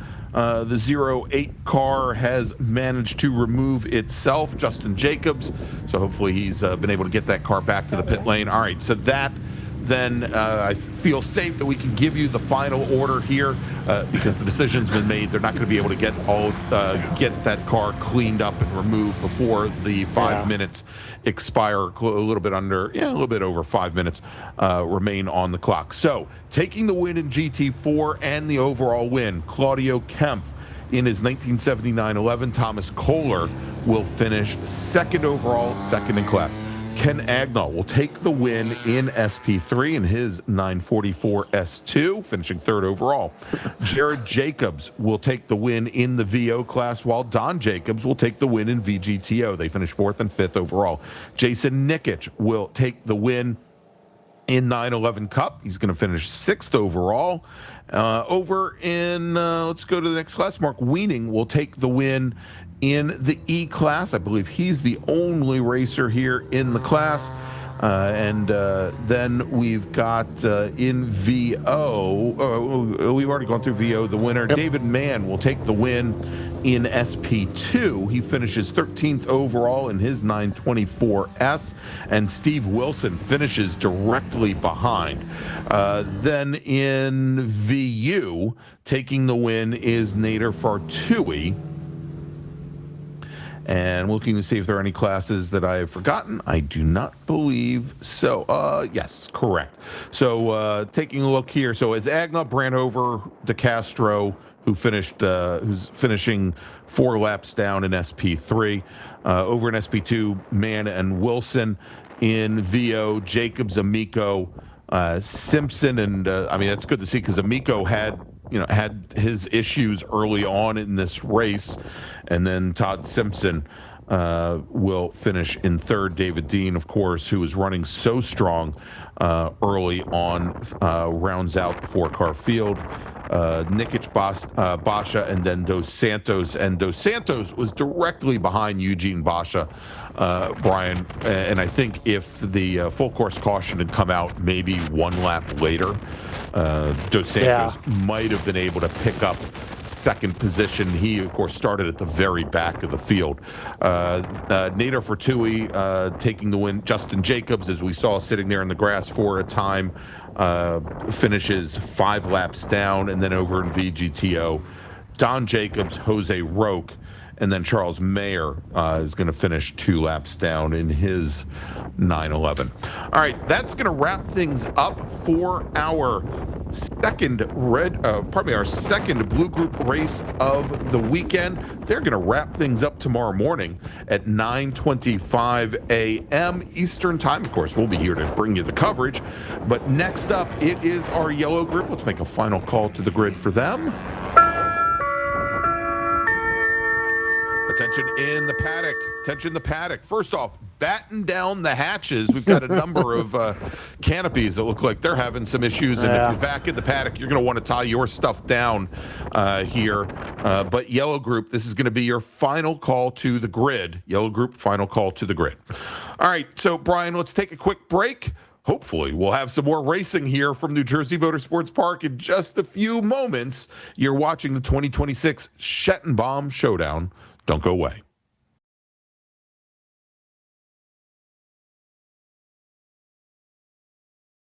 Dawes Motorsports is the premier name in Porsche motor overhauls, builds, and modifications. They specialize in all air-cooled and liquid-cooled Porsche engines. Additionally, Dawes has the expertise to rebuild or upgrade your 901, 915, G50, or PDK transmission on site using all high-quality OEM parts. Dawes also offers full restorations, doing everything in-house from frame soda blasting and powder coating to the final coat of wax. Visit dawesmotorsports.com to learn more about their services.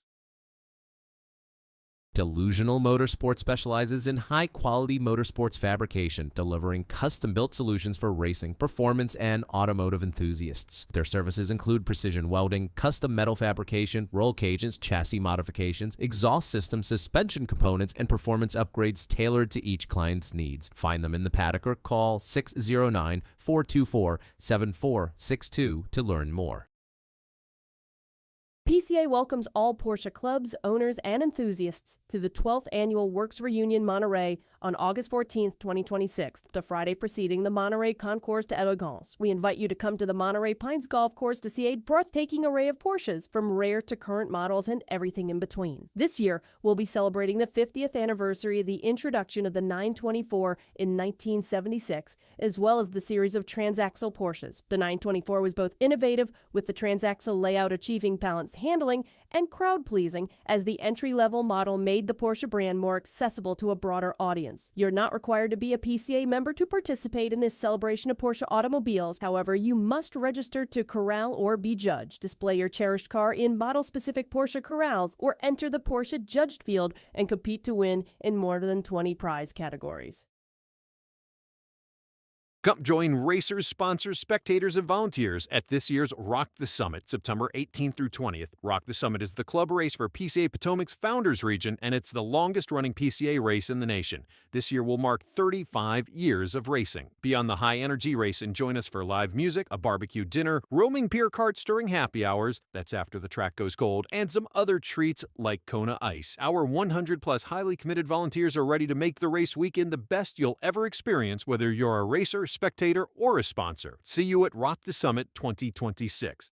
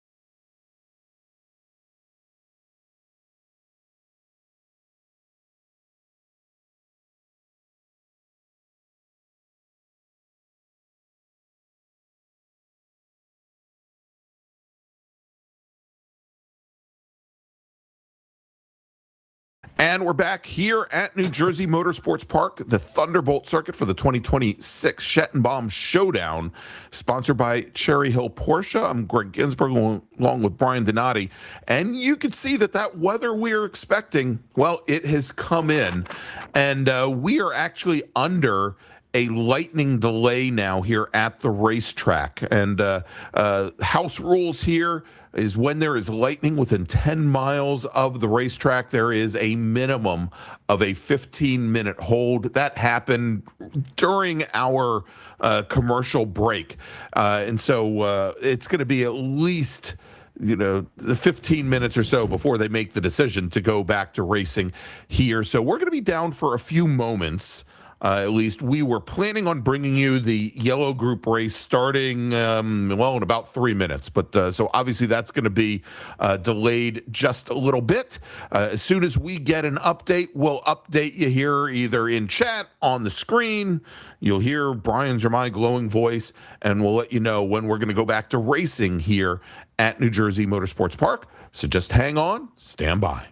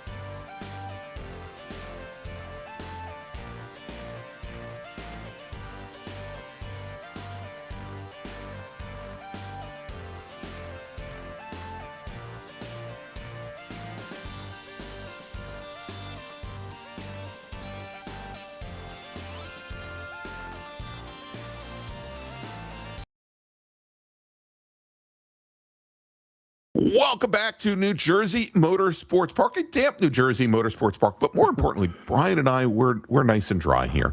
It is the 2026 Schattenbaum Showdown, sponsored by Cherry Hill Porsche, and of course, the Porsche Club of America. I'm Greg Ginsburg, along with Brian Donati. Jordan Worth is down here in Charlotte, North Carolina, probably Mooresville, North Carolina, like I am, so we're nice and dry also. The weather's beautiful down here, by the way.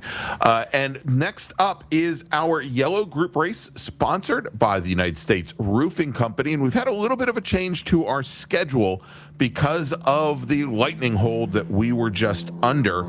We're going to go directly from this yellow race, once it concludes, to our final race of the day, the red group race. So you'll want to stay with us, and we'll tell you what's coming up tomorrow in just a little bit. But Brian, as our yellow group heads to the track for their second and final sprint race of the day, let's run down the starting order. Starting on pole today, driving the number 320 J-Class Cayman S, it's David Kuniselli.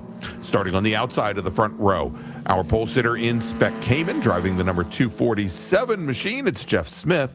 On the second row, Yuri Marasinov, our second Spec Cayman racer. He's driving the number 690 car, and he'll start right alongside the 2004 Boxster S in the G-Class of Jordan Simon. David Nissenbaum starts fifth today. He's in the number 411 G-Class Porsche Boxster, with Don Matthews starting sixth. He's in the number 315 I-Class 997 Carrera.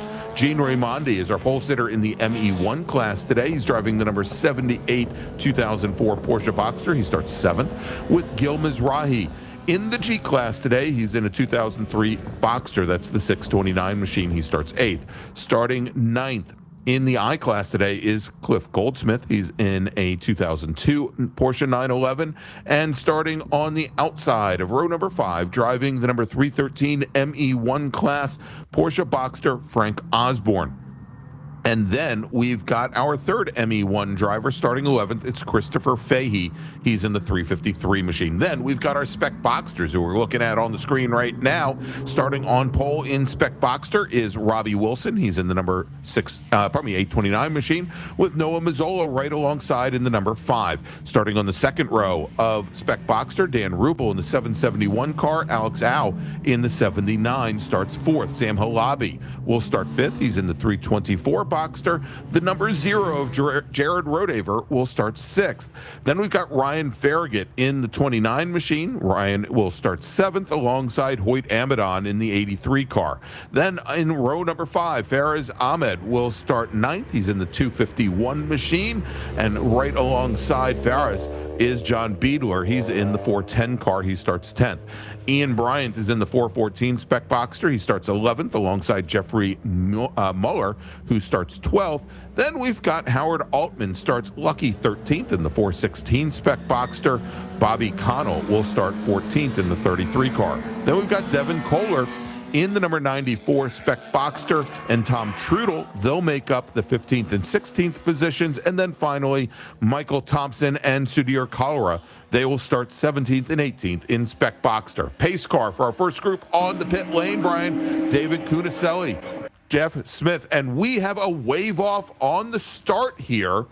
And so the clock should start, and it has, Brian, for this 30-minute race. But these racers, they're going to go around one more time. No, I think they got the green, Greg. The guy put the green out and then pulled it back in. I think it's because he pulled it back in for the second group. So I would hope that first group got one, because the second group is just now going to get that green flag. Oh, yeah, and there they go. They do get the green. So, well, that was odd, but I guess we are green here. So Kuniselli did get the green flag in our first group, and in our Spec Boxsters, Robbie Wilson, Noah Mazzola again, and we've got 2 cars off under braking going into turn number 1. One of them looks like that is the 79 of Alex Au. That's going to be the one coming through the grass, and that is Noah Mazzola in the number 5 machine. So both of those drivers off. And Greg, I was just getting ready to say this as the second group came in.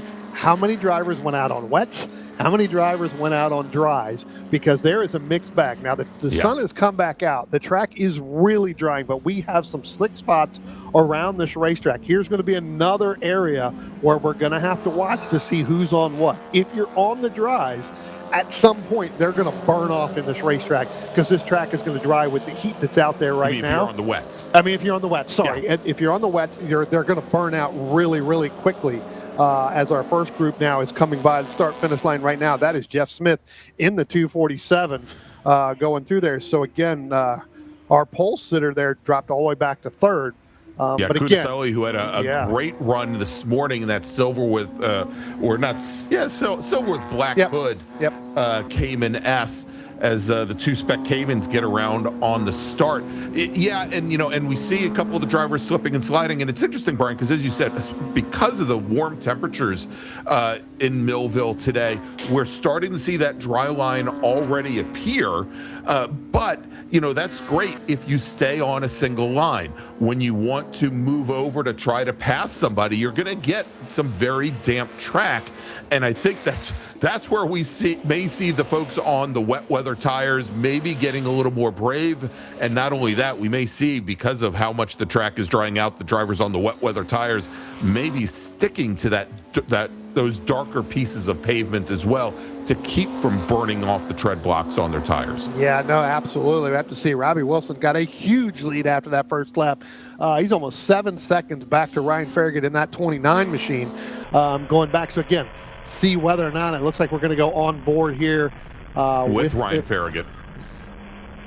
Yeah, and he's got his sign back down in there in the bottom there in the white that didn't work out real well. I think Ryan Farragut could be on dry weather tires right now. So. And Brian, in the top left, we saw that he was literally driving on his head. Yeah. Now he's looking straight down into the pavement. So we'll have to talk to him about these cameras. He's a multi-talented driver, right? He can drive upside down. He can drive right side up. He can drive sideways. So again, but yes, we'll talk to Ryan after we're done with this. But it does look like he gets into some of these spots where it is very, very slick still. So I'm wondering if he does. Again, I'm almost positive, looking at when they came across the window here, he may have the dries on. I think so does Robbie Wilson. I think it's pretty clear that he's definitely staying in those grooves that are drying out now. And we'll probably see in the next 2 laps or so, the drivers that are looking, there are, much like we just saw, they're coming out of turn 12 and 13. There are, or probably 11 and 12, there are still some areas with very heavy and very large puddles, lots of standing water. I think what we'll probably do is watch the drivers coming down the front straight, where there is just really a single line right now, to see who goes over to try to pick up water to cool those tires down. Yeah, I think I was getting ready to say the same thing. I have to see whether or not drivers make evasive action to get into still what's damp to try to keep those tires cool. But doesn't look like anybody's doing it. So right now, I would say probably a lot of the field is on, especially in that spec box. Dries, could be on the. Could be on the dries, because I think at one point we were supposed to have 18 drivers that went out, and only 12 of them have gone out. I know Noah Mazzola was involved in that incident with Alex Al at the very beginning. He's only completed 1 lap. I think he came down the pit road. So. Yeah, indeed. And now, of course, all the way at the very back of the field. Currently up in 16th position. But Brian, even at this point, as we're watching most of these racers take a single line around this course, what would normally be considered the dry line, you can actually see the damper, darker areas of the track starting to spread closer to the edges of the racetrack, that just from the heat and from the sun beating down, already we're seeing racetrack here come back to the norm. It's only those larger standing pieces of standing water where it's pretty obvious that the drivers are trying to avoid, where might be problematic. The other places where drivers may be looking to avoid, right here going into the final corner, to stay off of that red and white painted curbing, because it may be that just a little bit more slick than the non-painted asphalt. So don't be surprised when you see the drivers here adjusting their exit of some of the corners. For example, there we saw 3 cars stay off of the exit curbing at the exit of turn 1. Yeah, the paint gets once that paint gets wet, it gets really, really slick, as if it wasn't slick enough, with the heat. Now, we've got a full sun beating back down here on the racetrack. It's going to dry up some of it. That still paint is going to stay wet. You see some of these drivers here going down into turn number 5, where normally you would want to hug that curbing around there, kind of staying off of it going in, and barely getting the right side tires on exit, where they would normally use all of it. You can see the puddle there on the left and then a little puddle on the right, kind of taking that angle straight as much as possible. The straighter you can keep the car right now, where some of these puddles are, the better off that race car is going to be. Yeah, and so we're watching right now. I believe we've got, looks like Dan Rubel, Sam Halabi. I think we've got just ahead then also Ryan Farragut and Robbie Wilson in this group. And they are currently running in Spec Boxster. I guess that's when you look at it, it's the battle for second. We've got Farragut running second with Halabi, Rubel, Jared Rodaver in that group, as well as Robbie Wilson now. And a lot of it owing to that incident going into turn 1 on the opening lap. Robbie Wilson now with almost 15 seconds on the rest of the Spec Boxster field. Yeah, he's opened it up a ton there, over 7 seconds within the last 3 laps alone. I can tell you that Alex Al's got some right front damage from that incident with Noah Mazzola going down into turn 1 on that opening lap. So again, a little bit further back, having to fight hard is Alex, but again, with that right front damage a little bit, going to hurt a little bit, especially when you come out of that last turn. All right, so it looks like Ryan Farragut may have given up second spot to Sam Halabi. Let's see if we can, hopefully we've got that onboard camera still working, and maybe we can jump on board with Ryan Farragut. There we go, as we've got the 324 machine directly ahead. Probably not it's not the 324. Yeah, 324 is definitely ahead of the 29 right there. Got it. Yep. Oh, yeah, Sam Halabi, exactly. Yep. Yeah, who just got by. So we'll take a look here, and this is going through the octopus section here. Now we've got that quick switch to the left, which really tightens up, and now they'll just have the quick little switchbacks as they'll come underneath the bridge onto the final turn there. But you can see how much, Brian, as we've been talking about, how much it loads up the left front tire on these cars going through that octopus section. The car's just leaned over for like 15 seconds straight, just scraping away at that left front. Yeah. And now you've got, coming down in. Now, Farragut, he's going to be under attack here by Daniel Rubel here as he's starting to close in a little bit. He's going to have to defend from that. That's going to allow Halabi maybe to extend that out a little bit, although Ryan is doing really well trying to hold on to him as quickly as possible. And all the while there, the track, that wet or that dry line is getting wider and wider here as they come out of turn 4 into turn 5. Almost the entire width of the track now appears to be dry, and really opening things up. And yeah, you said it right there. Dan Rubel in the 771 machine now taking a quick look to the right as they come under braking into turn 6, and he was not able to get close enough under braking, Brian. But at this point, Farragut, he's got to be just as concerned about what's behind him, as well as looking to see if there's an opportunity to retake second position from the 324 of Halabi. Yeah. And that's what ends up that's what ends up happening, right? You're trying to defend against somebody, and the driver in front of you ends up to extend it. Now you're trying to run him down, and you end up losing, basically that battle along with the battle. Look like we had one of the cars going off there that quickly came back on, but you can see where Halabi and Farragut are opening it up just a little bit over Rubel and Rodehaver. Yeah, and Brian, I just noticed that over on the starter stand, that is not a yellow flag. That is a debris flag that is being displayed to let racers know perhaps about some debris, or maybe a safety cone or something that's been dragged onto the track surface before they get down to turn 1. That's an informational flag only for them. And at this point, I think most of the racers have gone by and seen whatever happens to be there. Yeah, he's definitely dropped that. So you're right. I think it was out there for, a lap and a half, 2 laps. That way they know everybody, has seen it, they'll drop that flag now. So again, that's another mental note as a driver. Okay, that flag is now gone. It's still going to be there more than likely. Right. Unless a call came in that somebody moved it out or it, flew off the racetrack or whatever. But now you mentally note that as you go through the rest of this race with about 18 and a half minutes left. All right, and now getting very defensive now. Sam Halabi going into turn 7 as Ryan Farragut looked to open that corner up as much as possible, put the car all the way over onto the white painted surface at the edge of the track. Now, as they come through and out of the Octopus and again heading towards that bridge, the last couple corners here on the track, let's watch as they come through the final corner here. It doesn't look like it's that sharp a turn, Brian, but it is high speed, and you really want to be carrying as much speed as possible out of the Octopus so that you can continue to carry speed down until you get into the braking zone here, a very short, compressed braking zone for turn 1. Yeah, no, absolutely. And Halabi gets a much better run out of that last turn, as you were talking about, than Ryan Farragut does, as well as Rubel and Rodehaver. So he's able to pull out a little bit. Here is where Ryan Farragut closes the gap, especially when you get up on top of the hill coming out of 2 and 3.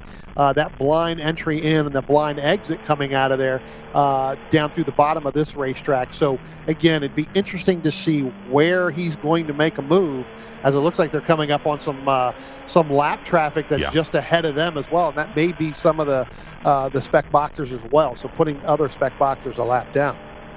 Yeah, and I think part of the issue here, Brian, when they come down into turn 7 now, under braking and head into this Octopus area, you were talking how Farragut doesn't get a good run out and through those final corners, and a lot of it is because I think he's just pulling right up to the bumper of the 324 machine, as opposed to taking a bit of a run here and carrying speed out, that he's actually getting out of the throttle just when he needs to be getting back into the throttle. Of course, he's got a line of like 3 cars directly ahead now that both he and Halabi have to concern themselves with. Yeah, and I think one of those cars, Greg, actually, I was going to say, I think it is the Owl, but it's not. It's the 313 machine right there. As it looks like they're getting ready to come off on it. It does look like Rubel is getting ready to make a move on Ryan Farragut, heading down into turn number 1. Yeah, and made his presence known, Brian, as soon as they came out of the final corner onto the front straight, as Rubel moved all the way over driver's right, and there just wasn't much that Ryan Farragut could do, and Farragut didn't adjust his line. I think even if he had tried to adjust his line, it would not have made a difference. So now drop Ryan Farragut back one more position. That'll put him 4th in Spec Boxster. Now, a couple updates as we're right about halfway here. Wow, look how tight this is. So Greg, that is the battle for ME1. That is the battle between Frank Osborne and Gene Raimondi. Gene Raimondi was in that blue, that blue ME1 there, blue right there. Boxster, with Raimondi in the white and black one, or probably Frank Osborne in the white and black one directly behind. Yeah. So not only do you have that, you have the Spec Boxster there. Group that that battle for second place along with that ME1 race. So again, going to be, and I think you can throw in Christopher Fahey in there in that 353 as well. So all 3 of the ME1s right there, nose to tail, mixed in with that battle for second in the Spec Boxster. All right, well, Brian, we're right up at about halfway through this 30-minute race for our yellow group. The second of 3 races this weekend for this group, the final one today. Why don't we take a quick break, and when we come back, we'll take you all the way to the checkered flag here at New Jersey Motorsports Park. It is the Schattenbaum Showdown presented by the Porsche Club of America. We'll be right back.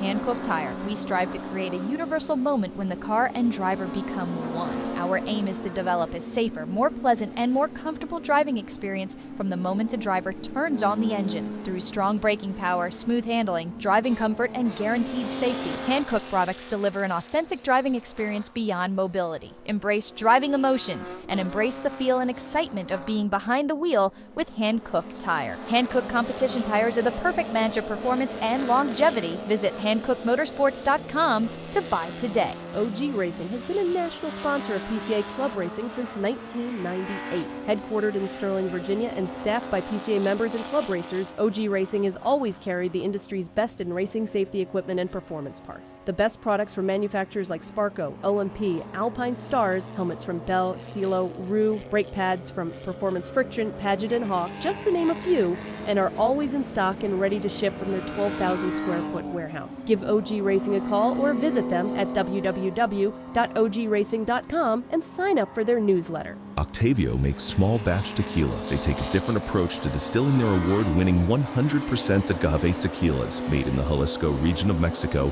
Octavio's tequila are aged twice as long as traditional tequilas, achieving a smooth-tasting experience, rounded with notes of oak and vanilla. Octavio focuses on sustainable distilling practices that use 60% less water and 50% less energy than traditional techniques. Octavio produces an añejo and a cristalino. Both can be ordered and shipped nationwide by visiting octaviotequila.com. Get free shipping when you order 2 or more bottles. Club Reg is a supporter of PCA Club Racing and the provider of all registration for each of our races. Clubregistration.net is a unique service because we put all of our customers first. You can use our services for free or with a small credit card handling fee. How can you go wrong? Included with both are custom solutions tailored to meet your needs. Find out more information at clubregistration.net. For many enthusiasts, an OEM brake system just won't cut it. OEM brake systems are designed to get your car to the grocery store while being easily manufactured in large quantities at a low price. Unfortunately, those designed objectives don't mesh very well with the goals of enthusiasts craving the latest technology, greatest performance, and the most attention-grabbing aesthetics. Regardless of what you're seeking in brakes, Essex has you covered. Our partner in providing you with the ultimate brake system for your car needs no introduction. With countless wins in Formula One, NASCAR, Sprint Cup, AMS, TTM, and WRC, AP Racing Components are a choice of champions at all levels of motorsport and the most desirable name in brakes.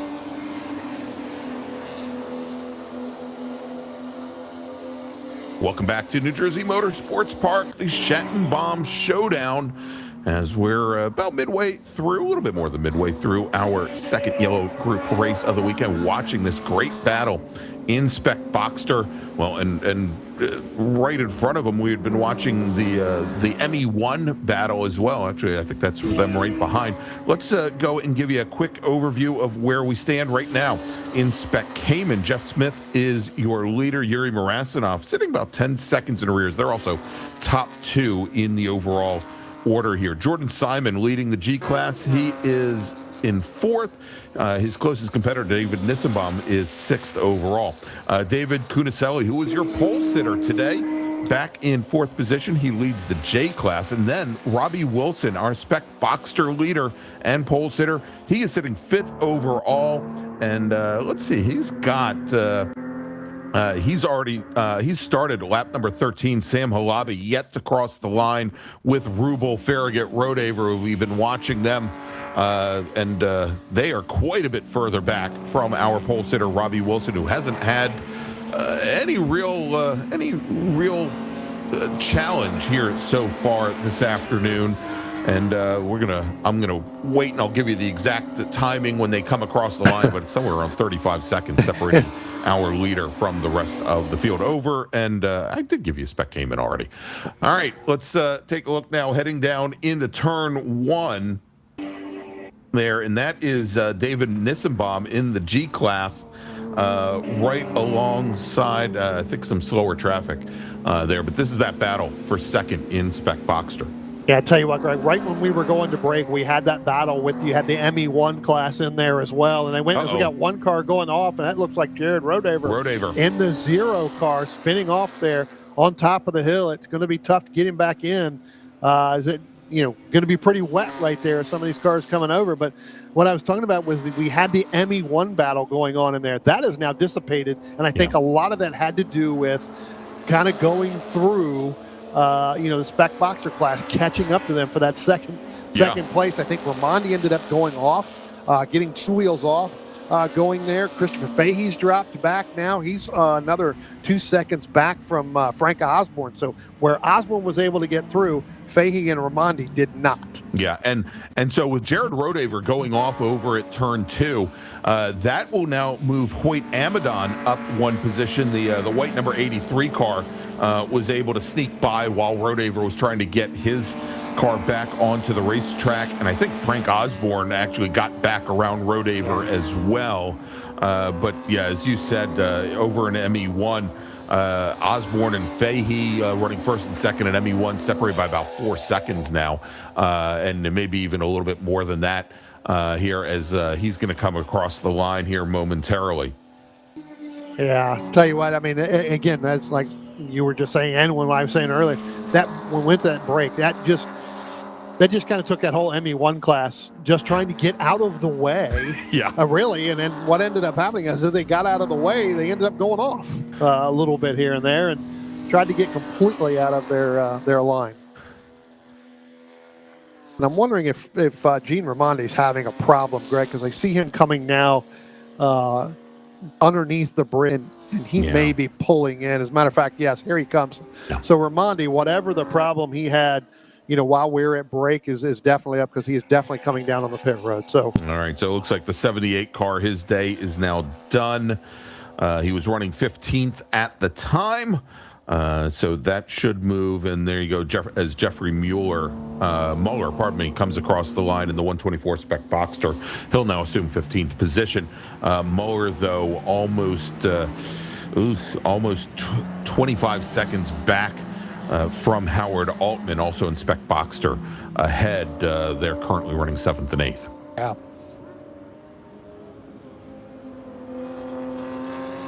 Tell you what, a lot of these drivers here now, again, still struggling a little bit in some of these turns. And again, this track is pretty much dry now, but you still got the heat kind of coming down and beating down. It really didn't cool off that much that we thought it would. Some of these guys are really struggling with the amount of lack of grip that they have, especially coming out of turn 9 and 10 and really going into 6 and 7. Yeah, you would have thought that the rain would have brought at least some cooler temperatures, I think. But given, and you can see how quickly the track dried out, even in places where drivers haven't been placing their cars, that the temperatures hadn't dropped much. All right, Brian, real quick, let me make a call to the grid for our next and final race group of the day.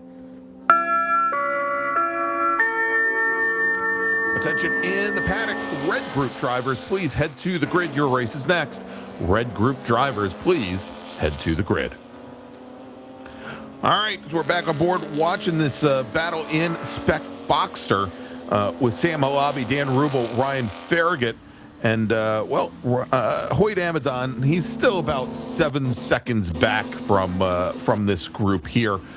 So what we have is the battle at the moment for second. 3-car fight as Robbie Wilson has more or less checked out. Yeah, he's gone. He's like, let you guys go ahead and battle with it. I'm out of here. And again, a lot of that gap ended up happening because right on the opening lap. Right, not even on the opening lap, on the opening turn. Yeah. Right. So that came through there, as it looks like now you've got Sam Halabi trying to get by David Nissenbaum coming out of the last turn, headed down by the start-finish line, and now Daniel Rubel is going to try to go by Nissenbaum as well. He's going to separate. Ryan Farragut going to go deep into that turn there, Greg, to really try to separate himself and get around Nissenbaum as well, and I think he was able to allow that to happen, to go through. Yeah, he was able to get through. Nissenbaum just kept the car to the outside. And good move there. Nothing to gain, a lot to lose if he had pinched any one of the spec Boxsters down as they came into turn number 1. By the way, Brian, as we're checking here, the gap, the margin between Robbie Wilson and our trio here battling out for second, 43.7 seconds.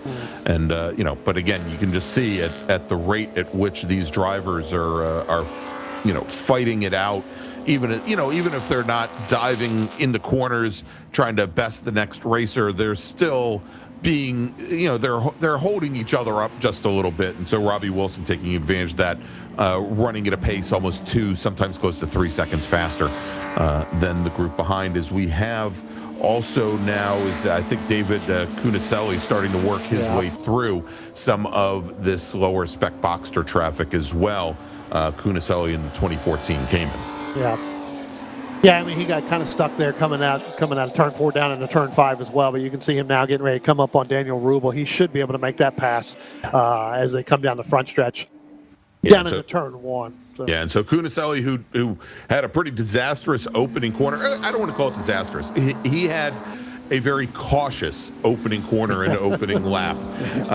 Found himself in 4th position overall after having started on pole, and finds himself now quite a bit further behind the 2 spec Caymans. He's still, and I think, your only racer in the J class. So, you know, as Trent Hidman said when we were talking to him this morning, you know, he's out there racing for himself, and he's, you know, all of these racers, as these conditions have been changing lap over lap, have had, you know, a lot of adjustments to make here over the course of this 30-minute race, of which we've got 3 remaining. Yeah. Tell you what, looking at some of these lap times here, Greg, a lot of these drivers are going their fastest lap on lap 17 with just under 3 minutes left to go. So the track is starting to get a little bit faster as this race goes on. Frank Osborne in that ME1 set his fastest lap. He's opened up 4 seconds over Christian Fay, and when we talked about Gene Ramondi pulling in, I look at Jordan Simon leading your G class by almost a full lap over David Nissenbaum. But again, he went his fastest lap on lap 17. So some of these drivers, set some pretty good times as the race goes on. Yeah, and so this group, assuming we don't have any more lightning overnight, Brian, our yellow group racers, they're going to have their 3rd and final sprint race tomorrow morning, scheduled to start at 10 a.m. Eastern time. And, of course, we're going to be bringing you all the coverage tomorrow from New Jersey Motorsports Park's Thunderbolt Circuit and day number 2 of the Schattenbaum Showdown. We go on air at right around 9:20, 9:25 tomorrow morning. We've got 3 sprint races for you. We've got our blue, yellow, and red groups with their 3rd and final sprint races. And then at 1:05 p.m. in the afternoon, we'll have our Club Race Enduro, a 60-minute endurance race presented by Soul Performance and Stable Energies. So you'll definitely want to watch that, even if Trent and Franklin Prey wouldn't tell us if they were going to change tires. Maybe you got to tune in just to see if they do, right?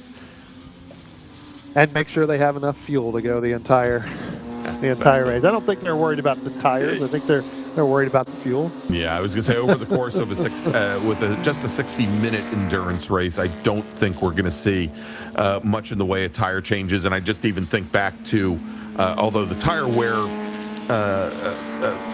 profile is much different than Watkins Glen, but we had our 60-minute endurance races at Watkins Glen a couple weeks ago, and I don't remember seeing many, if any, tire changes there over the course of those stints. In the second group we had a few that did some tire changes, but not very many, right? I mean, I think that, again, the tire degradation there is a little bit easier here. When we get to that tomorrow, that'll be some interesting strategy you and I will talk about, because there will be some strategies in terms of playing to make sure you take care of the equipment so that the tires can get through that entire enduro. So it's going to be interesting, and it's going to be a fun time to watch. All right, so 20 seconds remaining, and I believe, Brian, that our leaders, Jeff Smith and Yuri Marasinov, have gotten the not a white flag, but they've gotten notification that they're on their final laps. As the clock now expires. So we'll check in. Here he is, almost like clockwork. Thank you, Jordan, in the yellow number 247 Spec Cayman, coming out of the final corner and onto the front straight. And there you go, checkered flags in the air, and taking the win in Spec Cayman in our first points race of the weekend. It is Jeff Smith. Yuri Marasinov, he was about 15 seconds back, and there he is coming across the line. And he will, actually, that's not Marasinov. That is one of our mid-pack racers, Marasinov. We'll see here. He's in the gray Cayman, I think just ahead of this pack right here. And he'll be coming across the line momentarily. There's Marasinov, and he'll take second place in Spec Cayman. Jordan Simon will take the win in the G class over David Nissenbaum. David Kuniselli will take the win in the J class. And over in Spec Boxster, yet to come across Robbie Wilson.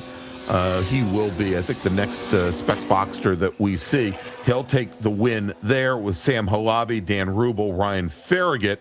Halabi and Rubel finishing second and third. Farragut just off the podium in fourth position. There you go, as they now come across the line. A lap down from Smith and Marasinov, our leaders, our overall winners, pardon me. Over in ME1, Frank Osborne will take the win over Christopher Fahey. And, Fahey in the last laps, Brian, had really been closing things down. Got within, at one point, I think only about a second and a half. But Osborne's going to take the win in ME1. And that should wrap things up for our yellow race. Let's make a final call to the grid for our final race group of the day. Attention in the paddock, Red Group Racers. This is your final call to the grid. Red Group Racers, please head to the grid. All right, so that's going to wrap things up for our second race here for the Yellow Group, sponsored by the United States Roofing Company. Next up, it's the Red Group, sponsored by Speed Sport, and we'll be back here with more racing action from Thunderbolt. Don't go away.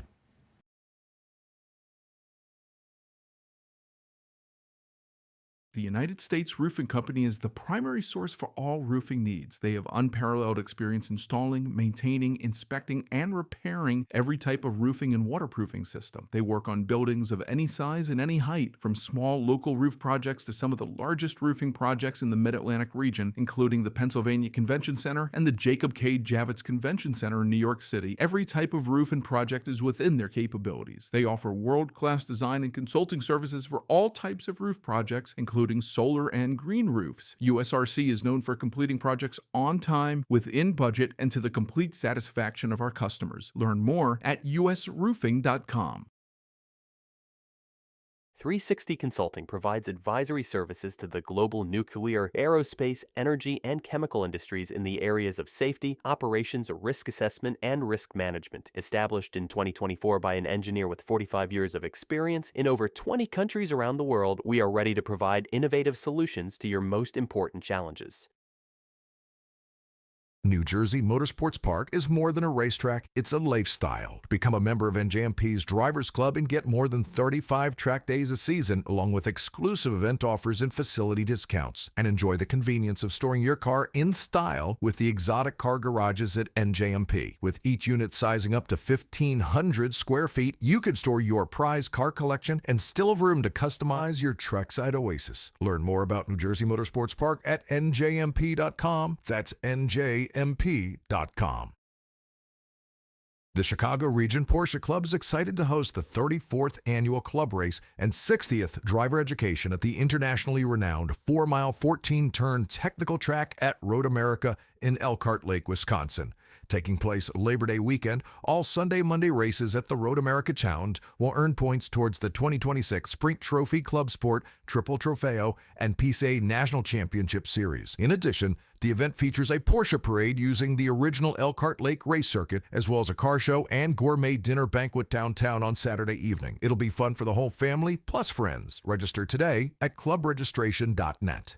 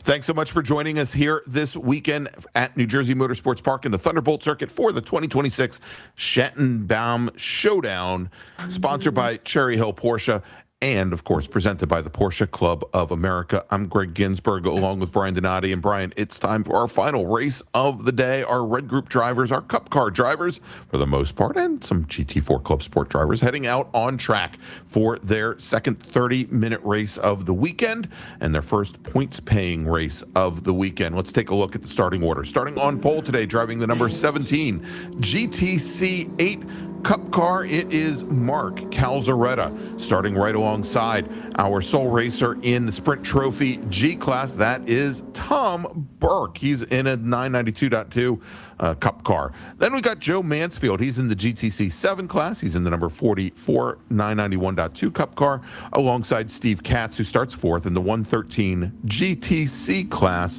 996 Cup car. Peter DeBusman, assuming he got his car back up and running after retiring early this morning, he is scheduled to drive the 125 GTD1 Cayman GT4 Club Sport from 5th position on the grid.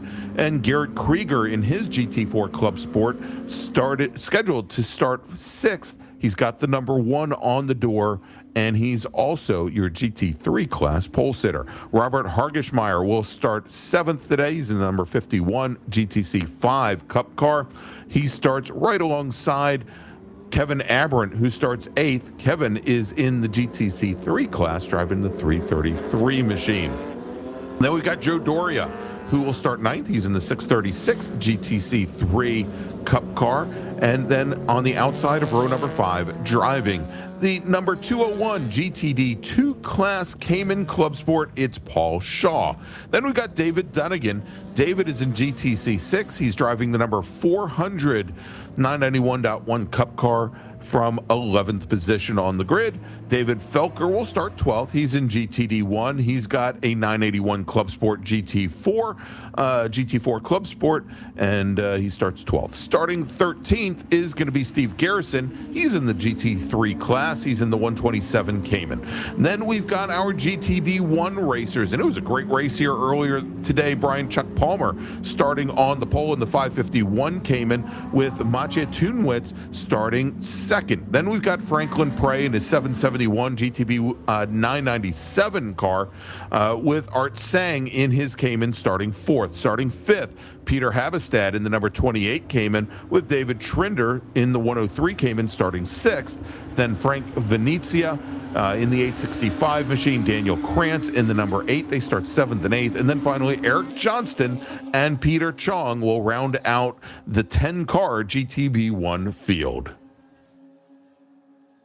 All right, as the starter looks over our first pack with Calzaretta and Burke at the front of the field, green flag is in the air, and Burke, who did not run this morning in his STG class Cup car, that is the green machine, they're going to head down into turn 1, and he's going to take over the lead from Mark Calzaretta as they head over the crest of the hill, and Calzaretta gets it back coming out of turn 1 and rolling down out of turn 2. Let's take a look. We should have our GTB1 racers, or did they just start at the back of this first pack, Brian? No, they're getting ready to come down. Are. Yep, they're all right there. All right, starter looking over the field.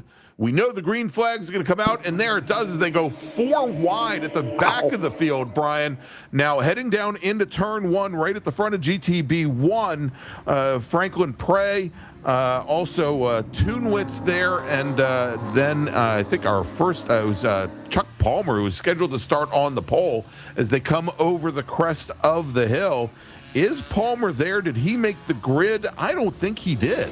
Yeah, I don't know. We're going to have to take a look at that. They were kind of, as you said, Greg, spread out 4 wide. It was one of the latest starts I think I've ever seen here at New Jersey Motorsports Park. Almost didn't get the green flag until they got to the start-finish line. Wow. As Franklin Prey now is going to jump out against Marche again.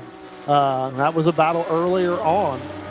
And we did find out from Franklin that, he had gotten hit earlier on in that race where we saw him spin. So a little bit of contact there, but it looks like definitely a late start, and it definitely kind of opened it up, for Marche, Franklin, and even Peter Habestad, who's fallen back a little bit.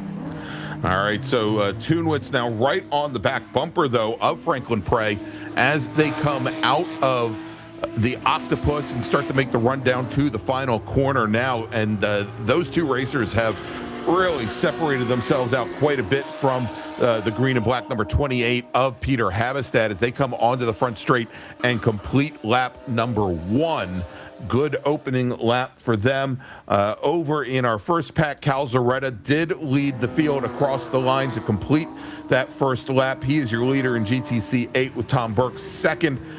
Joe Mansfield very close behind, then Steve Katz. As a matter of fact, right at the front of the field, Brian, I think we've got only about 2 seconds separating the top 4 drivers. All very, very close here as they now also come out of the Octopus with Calzaretta and Burke really now starting to step away from Mansfield and Katz as they come onto the front straight. Mansfield in the white and purple Cup car, then Steve Katz in the slightly much older 2005 chassis coming across the line and fourth to lead GTC 3. And that's a battle I think we definitely want to watch with Katz in the white, red, and black machine, the green and black of Krieger, and then Aberrant in the 333 machine, the white machine there. We've got 2 996 chassis. We've got a Club Sport chassis there, and some really close running. Yeah, you got pretty much of an array of cars and drivers in there that are really going to take this all the way down to the very end. One of the, as you were talking about with Calzaretta and with Tom Burke, an interesting conversation with Tom Burke up here during lunch. We got one car going off, backing down into turn number 5. So again, hard on the braking right there. Going through it, can't get a number, out of our... That's the 201 of Paul Shaw, the GTD2 machine, Brian. And I think that actually started coming out of turn 4. And we can see there, he's got some heavy, heavy damage to the right front wheel.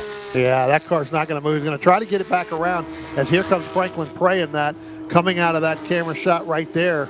Going to get out of the way, pull it in back behind the wall. I believe you can get there. There is a little cutout there that he's going to be able to get through there. So again, definitely with some right front damage.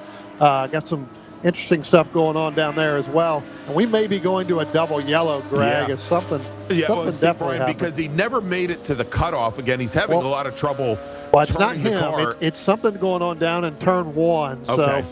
we'll have to see, but we're definitely going to a double Full course yellow. caution? Yeah, Okay. definitely going to a full course caution here. All right, so let's go very quickly here, right at the front of the field. It's Calzaretta and Burke, GTC 8 and STG, Mansfield in GTC 7, over in that battle for the lead in GTC 3. It's Katz, and he's got a GT3 racer. Let's see here as we watch now these racers coming through the Octopus and running wide. Oh my! Yeah, that's getting you. That's getting the right sides there, or the left sides over there on that paint.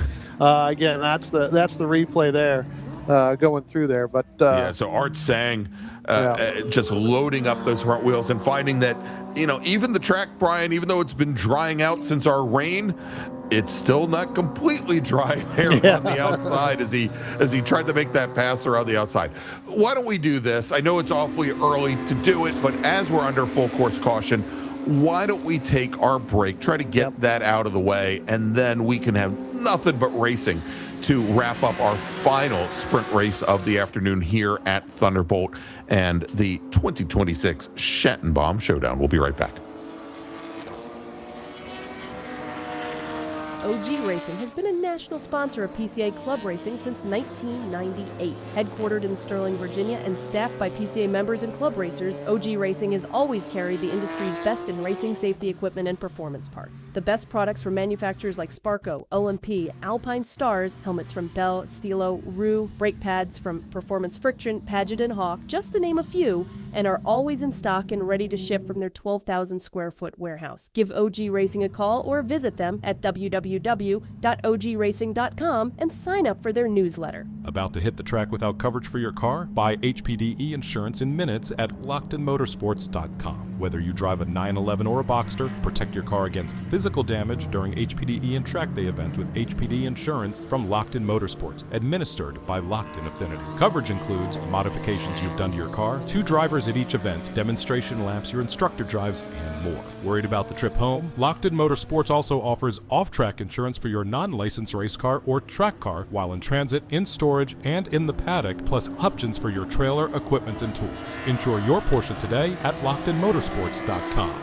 Miller's Oils is proud to be a Porsche Club Racing sponsor and to work with Racer's Edge as their North American distributor. Miller's Oils has been blending oil since 1887 and has an extensive product line for virtually every street or racetrack application. The technology implemented in Miller's engine oil and gear oils protects the wear surfaces of your engine and gear train on a microscopic level, significantly reducing friction and increasing the life of your engine and gear train. We encourage you to try Miller's and judge for yourself with the help of an oil sample analysis. As they say, the proof is in the pudding. With almost 250 episodes and counting, Fearless in the Kitchen, a YouTube cooking channel by Paul Amico, is dedicated to sharing hints-on cooking from the heart and head with ingredients from around the world. Paul's cooking is his passion and he wants to share it with you. Although there are recipes, Paul's emphasis is on creating from what you have on hand at the time as an inspiration and using old, new, and original techniques. Just grab stuff and make it work. That's where the name comes from, Fearless in the Kitchen. Paul provides ideas on variations in the dishes, but really hopes that you'll see opportunities to put your own twist and add the flavors and ingredients that you prefer. No fancy video effects or editing, just clear and easy to follow demonstrations, so come and join along on this voyage. Paul tries to post a new episode every Saturday and hopes that you enjoy.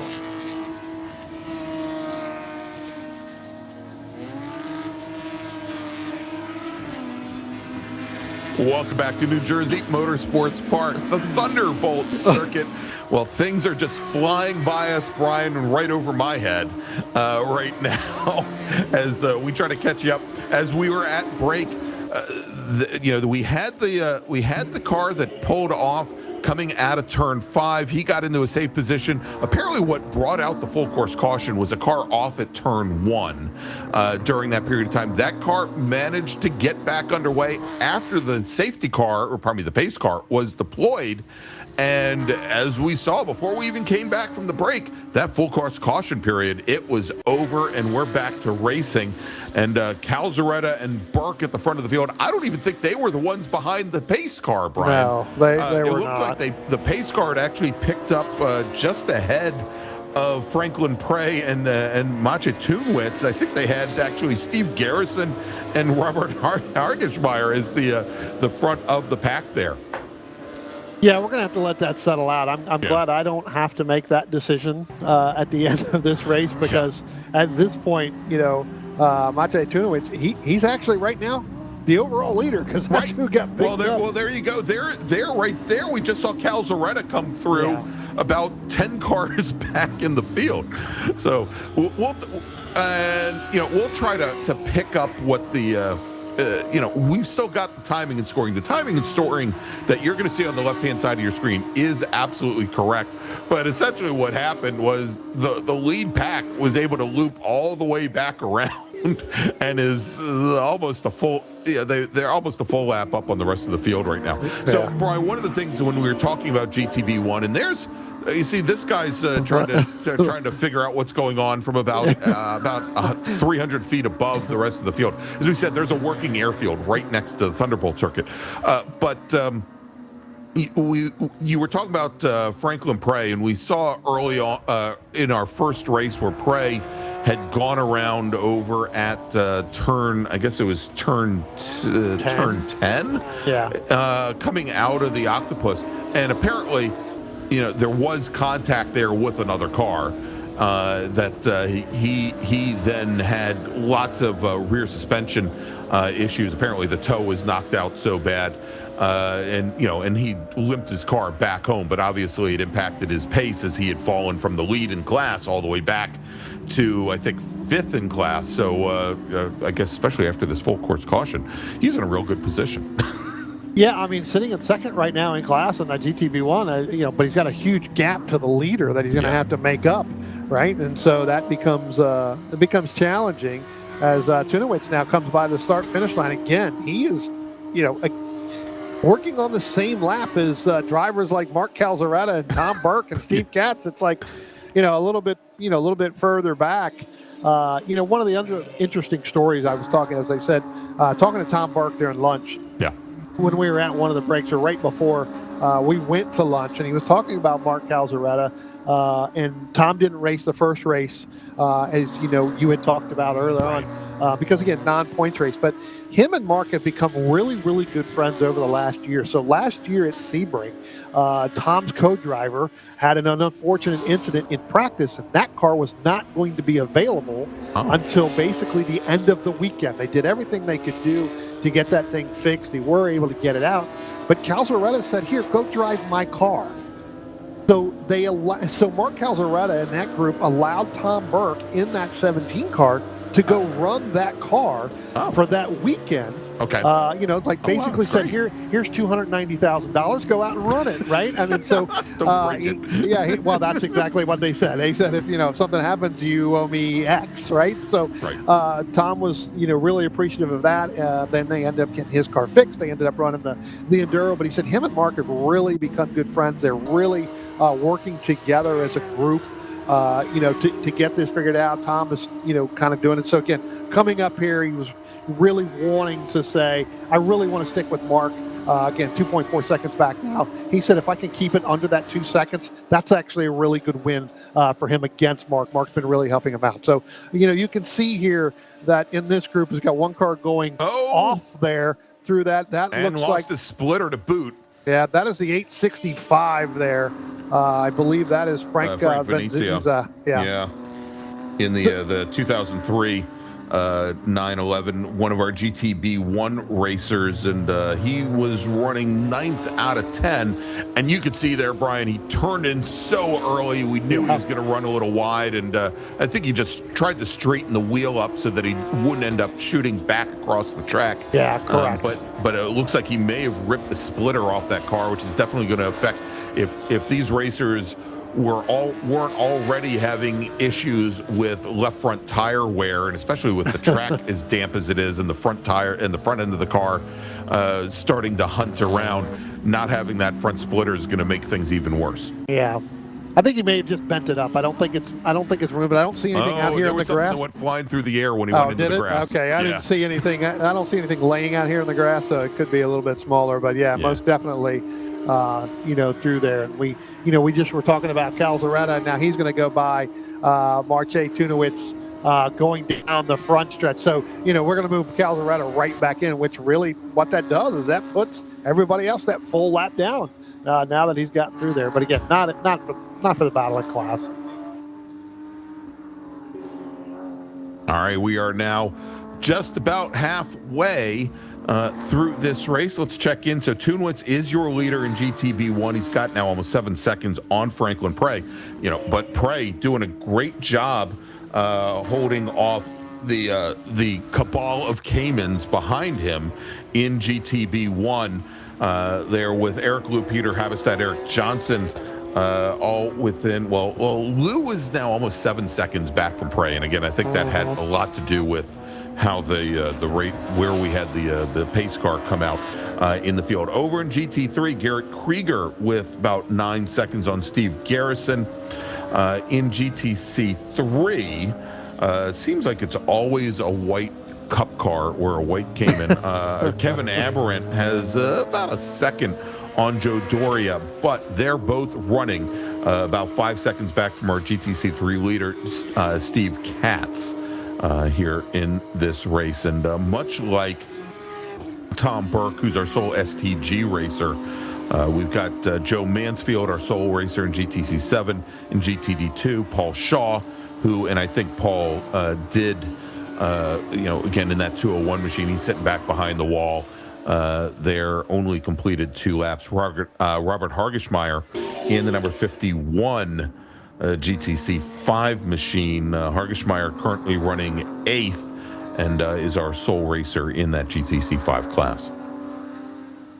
Yeah, a lot of guys definitely, mixed in between other classes, right? This is that multi-class racing here, Greg, and you've got drivers that are allowing other cars to go through, other cars not to go through, and then what that does is just kind of mixes everything up. And I think that's where we're seeing part of this gap, in this group, other than the mid pack there that GTB1. And I think the whole restart and I'm going to use the word kerfuffle, whether or not they were going to do a start or not. That's good, because I was going to use the D word. Yeah, well, I like kerfuffle a little bit better. We got one car spun right there in the middle of the turn, and then he's got a big group getting ready to come through. He's going to no choice but to go through. Told you, it's always a white car, Brian. Yeah. Trying to get the number. I thought I could see the number on there. I thought that it might have been the 103 of Trinder, but maybe not. As we've got another car off driver's right now, and that may be I think that's Eric. Is that Eric Johnson in GTB1 that just went wide, going through the Octopus? It seems to be right about that section of the track. And yeah, Eric Johnston falling off course.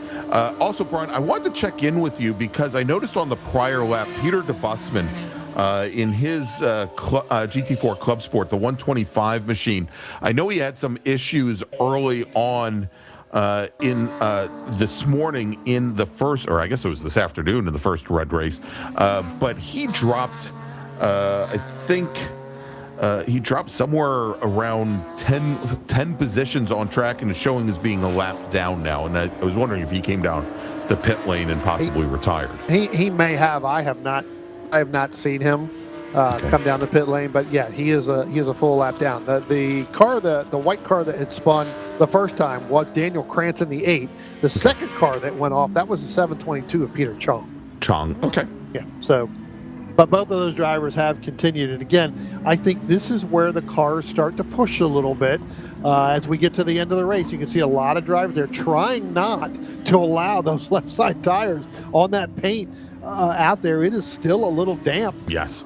Even though we're, not a cloud in the sky here right now, basically. But we hit that damp, wet paint out there, and that car will come around pretty quickly. Both the paint, and I think we've seen now two different situations, Brian, where a driver was trying to make an outside pass there, coming out of 7, going into 8, and they're finding that dark pavement on the outside of what is turn 8 is not necessarily track that has a lot of rubber down on it. It just happens to be wet pavement. Yeah. And we've seen 2 drivers head off into the grass over there recently. Yeah, and I think DeBusman did retire because I'm now showing him as being actually 3 laps down. Yeah. May have snuck by me here through the window again. Seat kind of going up and down here, right? Sometimes I feel like I'm sitting on the floor. It's almost better standing up, I think, to watch them. But a lot of good mixed class battles going on right now. I mean, we've got one right here behind this where that's kind of opened it up again. You don't want to get too far out there. I believe that is Peter Habestad in that green car right there in that GTB1 machine with as David well. Dunnigan in the 400 very close behind. Yeah, exactly. Dunnigan, who is running over in GTC 6. And yeah, I mean, he's just a couple car lengths back, actually about 2 car lengths back. Now as Habestad and Dunnigan are coming to the line. A little bit further back, we're starting to see some really nice battles as well. Again, not in class, although actually I want to check in if we can. Jordan, we were watching this fight during the first red race of the day, and again, it's always a white car. It's the 3 white Caymans of David Trinder, who's the 103 car, Art Sang in the 228, who we saw go by and drop a couple positions, and then also Daniel Krantz. Here we go. So there's Krantz a little bit further back, but Trinder and Sang now, and this is in GTB1. The battle for 6th, as those 2 actually have been pretty much in lockstep. They were in lockstep earlier this morning as well. Definitely in lockstep when we got to the end of the race, right? It took a little bit for them to get caught with each other, and then I think again we had a little bit of back and forth where some of the cars had spawned. Right. In there coming up through turn number 10, and then that allowed them to get, nose to tail, and then they battled it through, kind of the entire way here. So that's Lou that's crossing that just came out, and then that's the 333. Right. So that's not the battle that we're looking for Tender and Sang. Wrong white I think they are just now coming up underneath the bridge. Yeah, exactly, yes. Yep. So they should be coming on the front stretch here momentarily, getting ready. Yep, there they are. They just come out of the last turn.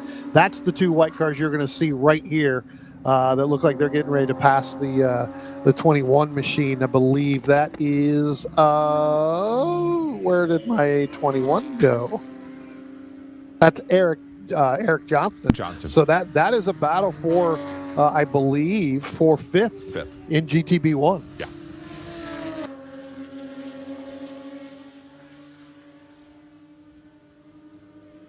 Yeah, so they've actually caught Eric Johnson pretty quickly, because Johnson had a pretty big lead on them, as we've got the 44 going around right there. And again, it's that same spot there, Greg. That's Joe Mansfield and that 44 again. Yeah, and so problems for him now is he goes off. And he was running third overall, Brian. Again, things a little mixed up because of that full course caution period. But it was your GTC 7 leader. Luckily for Joe, he's your sole GT7 racer here today. So thankfully, with the spin just in the grass, probably no harm. Maybe a little foul. Yeah, that's one of those little tap fouls. I don't think that was really a lot to go on there, but again, you bring that car back in and get it checked out here after this session is over and get ready for it, for tomorrow. But probably have to clean up some of the underneath. Yeah, as it does look like now Art Zhang has gotten around. I believe, Art Zhang has gotten around David Trinder, so moved David Trinder back to 7th in that GTB1. Now Art Zhang trying to reel in Eric Johnson, as I said, in that blue number 21 machine. And I don't think Trinder had a very good lap, because he was almost a second behind, a second slower than Art Zhang that last time by. And it did look like that David Trinder had a little bit of an issue coming out of the last couple corners. All right, so Johnson now getting very defensive. And not liking the fact that Art Zhang is coming up behind him as well. Yeah. Yeah, it looks like he's trying to block as much of the racetrack as he can without blocking, right? I mean, it's, the line, especially when you come out of turn number 5, you've got that puddle, and I've seen a lot of drivers make that move, as now Art Zhang is going to get underneath Eric Johnson in that 21 machine as we get ready to come up into turn number 11. You should see them coming through here, where they're, it is going to be looking like that. Still side by side. They haven't figured it out yet, Greg. No, not at all. And right now we can see a driver getting a blue flag, letting them know that that Steve Big City Garrison in the GT3 class coming through in that black number 127 with the orange numbers on the side. I think we talked about Big City when we were at Watkins Glen a couple weeks ago. He's, this is where he calls home. He's part of the Jersey Shore region, our host region here this weekend, and believe that he is under the Precision Motorsports Racing banner. And Ken Agna is his mentor. That's right. Is what he says in there. So and there you go. We just caught the back end of the number 127 machine there coming through. Yep. And putting one of our GTB1 racers a lap down, as we have just a touch over 4 minutes to go. And Brian, we just saw there in GTB1 the 21 machine, Johnston giving up the position, looked like to Art Zhang. I think was able to get through there with David Trinder right on the back bumper, trying to make it two position loss for Eric Johnson. We'll see here as they come through the end of the octopus. And we then have we've got Mark Calzaretta, who's your overall leader, tucked in right underneath them. He should be able to, as he comes out of the final corner, should be able to tuck right underneath and get past the 21 machine with little effort here. Actually, Well, he just sits back decided- and waits. Yeah. He knew he wasn't going to be able to get through there and get on that right side of that entry into that turn. He just thought, better have just pack it right in behind him and then work about to get it up over the hill. Good move there. That's a product of a driver understanding that, hey, I've got a huge lead here. I'm the only, in that GTC 8 class. So nothing to fight for there. Yeah. Nothing to gain, everything to lose. Right. So the battle, Art Zhang pulled away. Now you've got a little bit of you've got that battle with Johnston and David Trinder going to happen here. That's right. We'll see if Big City feels the exact same way as Calzaretta, because he's been just standing on it. Here he comes, the last car in the line here, and I think he's lapping probably a good 4 seconds a lap faster than the 5 cars ahead of him, including our overall leader. Yeah. So let's see if he backs down just a little bit here. Well, he did flash the lights the last time by, so he's definitely got the ability to do the lights. As Calzaretta goes through. That's the sign of an up-and-coming pro racer, Brian, when you can flash the headlight. Actually, Calzaretta just did the same thing. Exactly. Yeah. I think Calzaretta's been flashing them every corner he's been to the last several laps, because every time he gets into a corner, there's another car there. Just let him know. Attached to a potentiometer on the throttle pedal. Every time you hit to it or you come off of it too much, you end up the lights automatically flash. Yeah, correct. If you have to drop back to 30% throttle, then the lights automatically start flashing. Correct. Looks like Calzaretta now going by. That's Peter DeBusman. Oh, Peter going to make a. Going to make a move. Yeah, made a little move to the center of the racetrack. And again, there's that little water spot right on the outside, right as Big City just went by there, that drivers are trying to stay away from. And I think not DeBusman, but Habestad tried to make that move. I don't want to hit that water spot, and it just so happened to be Calzaretta was right there. Was right beside him. Meanwhile, when Calzaretta comes onto the front straight, he should be getting the 1-to-go signal here, as we're a bit under 1 minute remaining here in this 30-minute race. So I would be very surprised if they show him the checkered flag. I think, they're going to give him one more lap. There you go.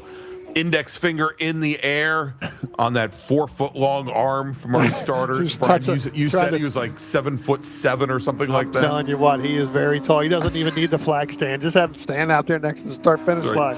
We were joking that he could signal to the drivers on the front straight from the top of the tower, from the observation stand or the spotters stand up there at the tower. But 1 lap remaining here for our racers in the first day of action. Brian, while our racers are taking their last circuit of 2.25-mile Thunderbolt, let's take a look at what we've got coming up on the schedule tomorrow morning, Sunday, August 9th. We're going to go on air right at about 9:20, 9:25 tomorrow morning, and we're going to bring you our 3 final sprint races. These are 25-minute races.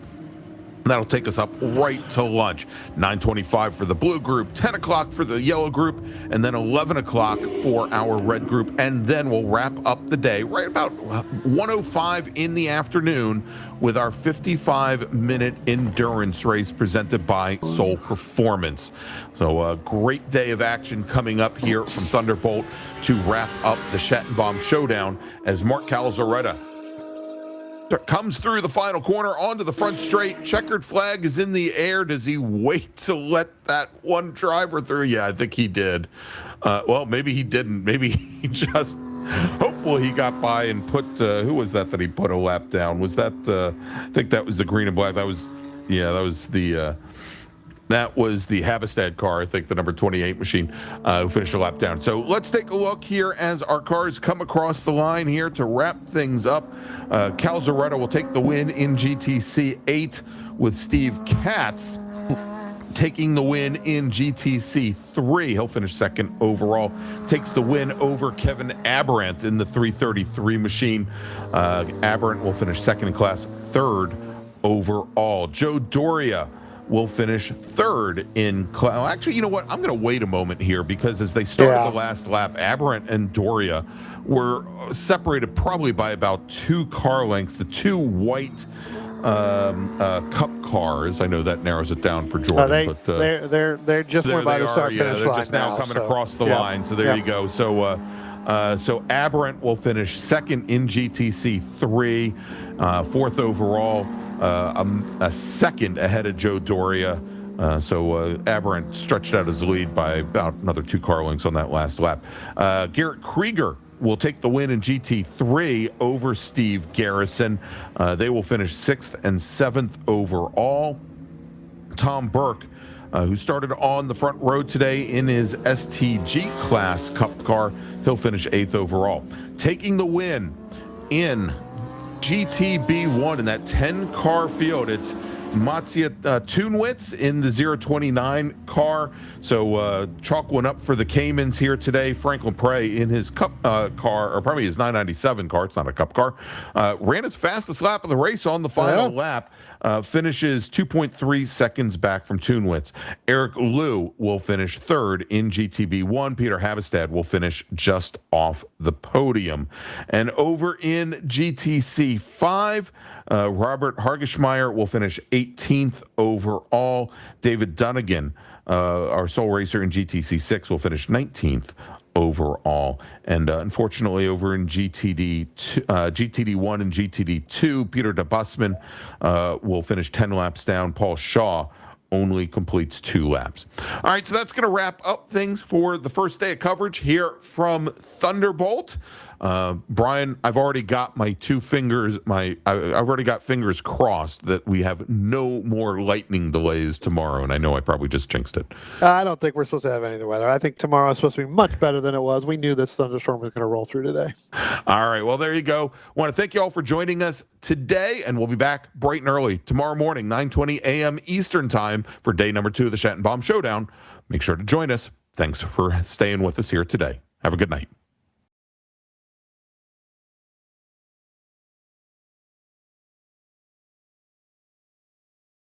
Pirelli and Porsche have been a winning combination around the racing world for years. Pirelli is proud to bring that relationship to PCA Club Racing yet again in 2025. Make sure to see the guys from Frisbee and find the right Pirelli tire for your vehicle, or check them out on the web at frisbeeracetire.com. Pirelli powers nothing without control. When you pack up from the raceway and head home on the highway, remember that the engineering excellence Michelin strives for in racing is applicable to our passenger and light truck tires too. Michelin is proud to continue its national sponsorship of Porsche Club of America and Club Racing. Michelin, because so much is riding on your tires. Looking to decrease lap times on the track without an engine overhaul? GT Racing has a wide range of fiberglass and carbon fiber body panels, along with European racing headers, exhaust systems to lighten your car and accelerate all the potential horsepower of your engine. Time for a change? Convert your 944 into a turbo or a 924 GT, or your 911 to a 911 RS, RSR, or 935. Talk with Joel at GT Racing. He'll help you choose the winning combination of lightweight Porsche parts and header systems to set you on the right track. GT Racing is your one-stop shop for your Porsche needs.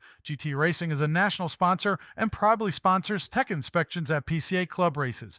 GT Racing also sponsors the Best Repaired Car Award, a $100 gift certificate at each race. Call Joel at GT Racing today at 1-800-797-2911 or find us on the web at www.gt-racing.com. Our first club racing sponsor, Porsche Cars North America, funds the club racing news and sponsors the Workers' Choice Award, considered the most prestigious award given at a club race. Thank you to PCNA for offering vital support to our club racing program. The Sentinel Video System by Sentinel Racing is your one-stop shop solution for sharing your in-car video. The Sentinel system can integrate up to 3 cameras and incorporate a full data stream for track map and gauge overlays, and broadcast it all via dual 5G cellular modems, utilizing whichever service provider has a stronger signal to any of the popular live streaming services. Much of the in-car footage in this broadcast is provided by Sentinel. PCA members get an additional 10% off. Contact Sentinel today through their website, sentinel.racing.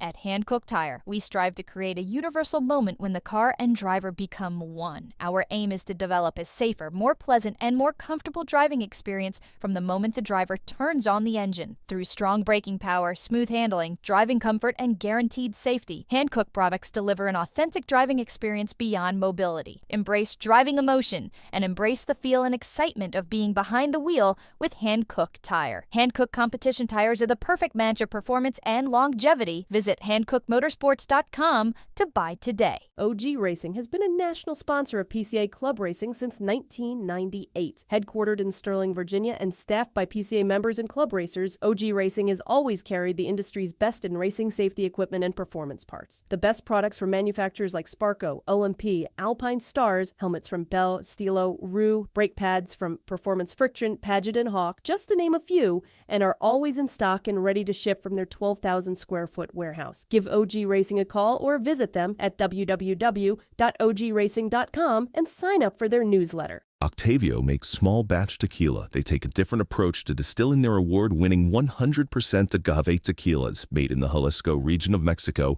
Octavio's tequila are aged twice as long as traditional tequilas, achieving a smooth-tasting experience, rounded with notes of oak and vanilla. Octavio focuses on sustainable distilling practices that use 60% less water and 50% less energy than traditional techniques. Octavio produces an añejo and a cristalino. Both can be ordered and shipped nationwide by visiting OctavioTequila.com. Get free shipping when you order 2 or more bottles.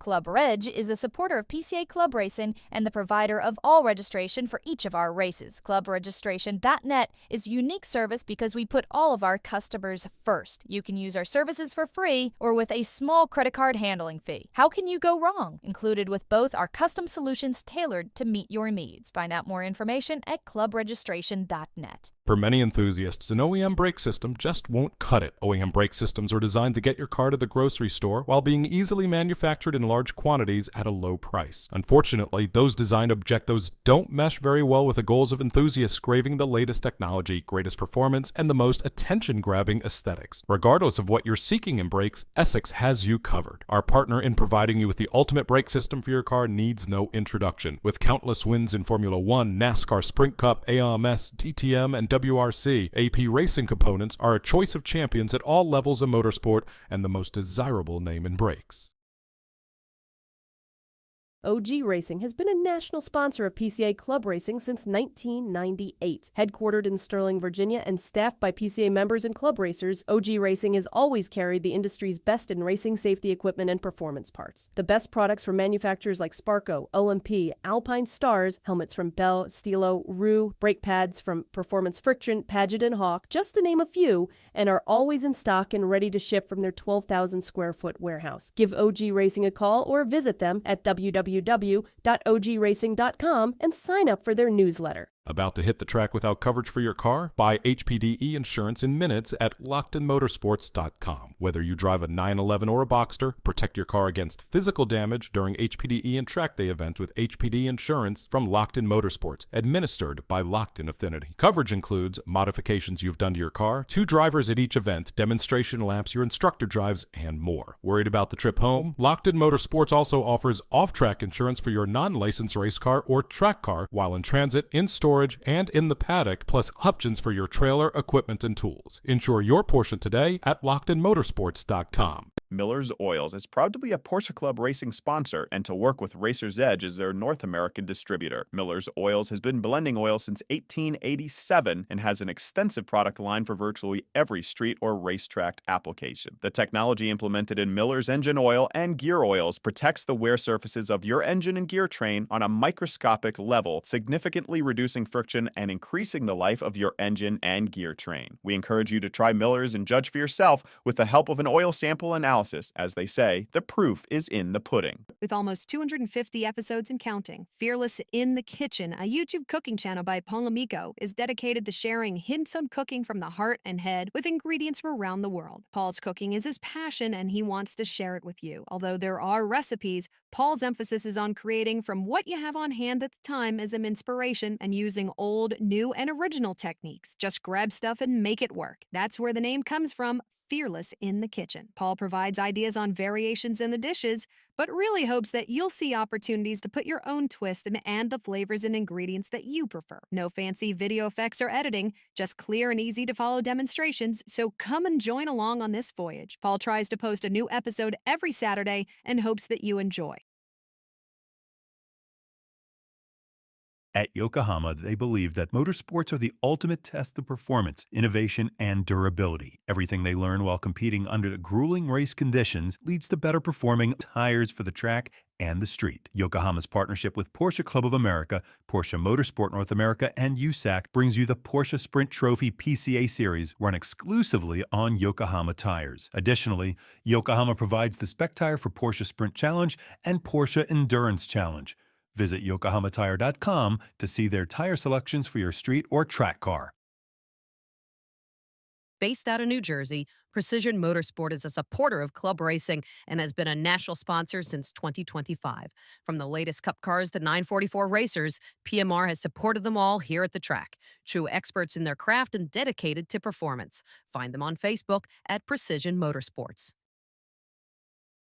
Over the past 30 years, Isringhausen has become synonymous with quality vehicles and superb service. The Isringhausen way of doing business has been one of offering excellent products at fair prices, coupled with service that goes above and beyond what anyone would expect from a typical car dealership. We believe that good service is comprised of two components: a willing and helpful attitude, accompanied by competency in your field. We try to support an environment where each person who works here strives to serve each customer as they wish to be served, with dignity and respect. Because of these core values, Isringhausen has become and will continue to be a leading example in the industry.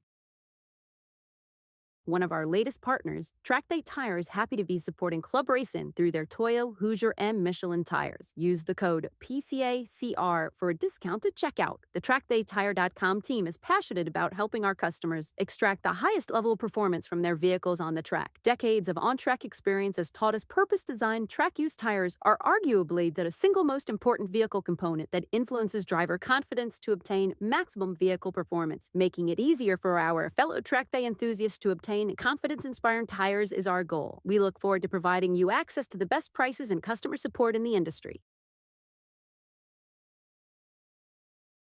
A household name in U.S. road racing for nearly 25 years, Toyo Tires has forged a reputation for winning, performance, and consistency. From the company's legendary Proxys RA1 to the two-groove Proxys RR, they have a history of getting drivers to the winner's circle. Their quality and performance extends beyond the track, offering owners a full line of premium tires for coupes to Cayennes. They are proud to build many of the tires right here in the United States at their state-of-the-art factory in Bartow County, Georgia. We thank them for their support of Porsche Club of America through club racing and the high-performance driver education program. Be sure to check out their contingency program if you race SP1 or Spec Boxster. To learn more about the full line of Toyo tires, visit www.toyotires.com. Stable Energies takes pride in offering racers the very best in motorsport performance and safety equipment since 1978. Owner Bob Kikasik has been a PCA member for over 35 years and started club racing with PCA during its very first season. Located in northern New Jersey, Stable Energy stocks a wide variety of racing gear and motorsport products from top-quality brands like O&P, Alpine Stars, Bell, Hans, Schroth, Paget, and Bray Kraus. Stable Energies is a master distributor for Recaro and the U.S. importer for safety devices roll cages, as well as the Eastern U.S. distributor for RSS Porsche Performance Parts. You can shop with Stable Energies on their website, stableenergies.com. You can call and speak to a knowledgeable salesperson. They're happy to answer any of your questions. Or you can have one-on-one personal attention at their retail location just 10 minutes from New York City. PCA members receive special deals, so be sure to mention PCA Club Racing. Whether your fire system needs to be serviced, you need advice about a new race seater radio system, or you want to try on the coolest looking new driver suits, Stable Energies has you covered. Motion Control Suspension, or MCS, has proven to be the evolution of premium motorsports damper systems. Their team is continuously developing and refining damper technology that is vastly different from other manufacturers, developed through hands-on involvement in GT and touring car racing. While their roots are in the highest levels of professional sports car racing, their products excel in all environments, from enthusiastic street driving to autocross track days to club racing and far beyond. MCS is much more than just a great product. They have many years of practical racing experience, both both on and off the track, extensive knowledge of vehicle dynamics, and an understanding of driver expectations and needs. MCS is proud to be a sponsor of Porsche Club Racing and invites you to lean on their expertise for setup support and consultation. Dawes Motorsports is the premier name in Porsche motor overhauls, builds, and modifications. They specialize in all air-cooled and liquid-cooled Porsche engines. Additionally, Dawes has the expertise to rebuild or upgrade your 901, 915, G50, or PDK transmission on-site using all high-quality OEM parts. Dawes also offers full restorations, doing everything in-house from frame soda blasting and powder coating to the final coat of wax. Visit dawesmotorsports.com to learn more about their services. Delusional Motorsport specializes in high-quality motorsports fabrication, delivering custom-built solutions for racing, performance, and automotive enthusiasts. Their services include precision welding, custom metal fabrication, roll cages, chassis modifications, exhaust systems, suspension components, and performance upgrades tailored to each client's needs. Find them in the paddock or call 609-424-7462 to learn more. PCA welcomes all Porsche clubs, owners, and enthusiasts to the 12th Annual Works Reunion Monterey on August 14th, 2026, the Friday preceding the Monterey Concours d'Elegance. We invite you to come to the Monterey Pines Golf Course to see a breathtaking array of Porsches, from rare to current models and everything in between. This year, we'll be celebrating the 50th anniversary of the introduction of the 924 in 1976, as well as the series of transaxle Porsches. The 924 was both innovative, with the transaxle layout achieving balanced handling, and crowd-pleasing, as the entry-level model made the Porsche brand more accessible to a broader audience. You're not required to be a PCA member to participate in this celebration of Porsche automobiles. However, you must register to corral or be judged, display your cherished car in model-specific Porsche corrals, or enter the Porsche judged field and compete to win in more than 20 prize categories. Come join racers, sponsors, spectators, and volunteers at this year's Rock the Summit, September 18th through 20th. Rock the Summit is the club race for PCA Potomac's Founders Region, and it's the longest-running PCA race in the nation. This year will mark 35 years of racing. Be on the high-energy race and join us for live music, a barbecue dinner, roaming beer carts during happy hours, that's after the track goes cold, and some other treats like Kona Ice. Our 100-plus highly committed volunteers are ready to make the race weekend the best you'll ever experience, whether you're a racer, spectator, or a sponsor. See you at Rock the Summit 2026.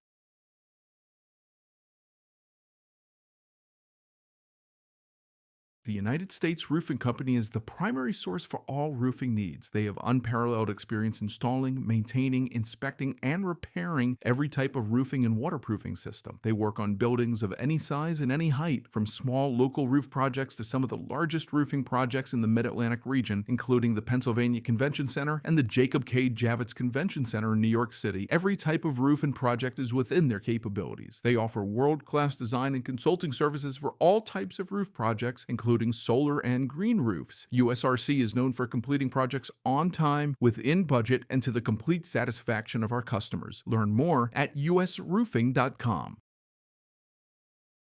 360 Consulting provides advisory services to the global nuclear, aerospace, energy, and chemical industries in the areas of safety, operations, risk assessment, and risk management. Established in 2024 by an engineer with 45 years of experience in over 20 countries around the world, we are ready to provide innovative solutions to your most important challenges. New Jersey Motorsports Park is more than a racetrack, it's a lifestyle. Become a member of NJMP's Drivers Club and get more than 35 track days a season, along with exclusive event offers and facility discounts. And enjoy the convenience of storing your car in style with the exotic car garages at NJMP. With each unit sizing up to 1,500 square feet, you could store your prize car collection and still have room to customize your trackside oasis. Learn more about New Jersey Motorsports Park at njmp.com. That's NJMP.com.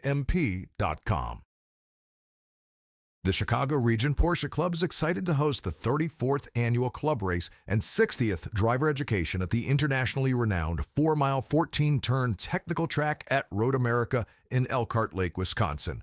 Taking place Labor Day weekend, all Sunday-Monday races at the Road America Challenge will earn points towards the 2026 Sprint Trophy Club Sport Triple Trofeo and PCA National Championship Series. In addition, the event features a Porsche parade using the original Elkhart Lake race circuit, as well as a car show and gourmet dinner banquet downtown on Saturday evening. It'll be fun for the whole family plus friends. Register today at clubregistration.net.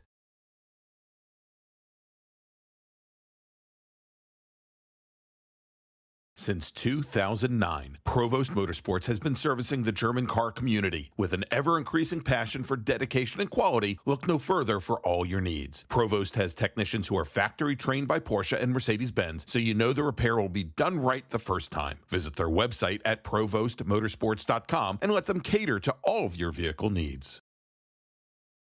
Since 1995, Speed Sport Tuning has been providing clients throughout the Northeast with honest, dependable, and expert Porsche service. Speed Sport Tuning operates out of a modern 32,000 square foot facility in Danbury, Connecticut, conveniently located near the Danbury Mall and Danbury Airport. Speed Sport Tuning uses the latest factory diagnostic equipment and OEM parts to keep your vehicle running in showroom condition. From routine maintenance and service to major repairs and performance upgrades and track support, Speed Sport Tuning is ready to serve you with expert service you can trust. Learn more online at sstauto.com.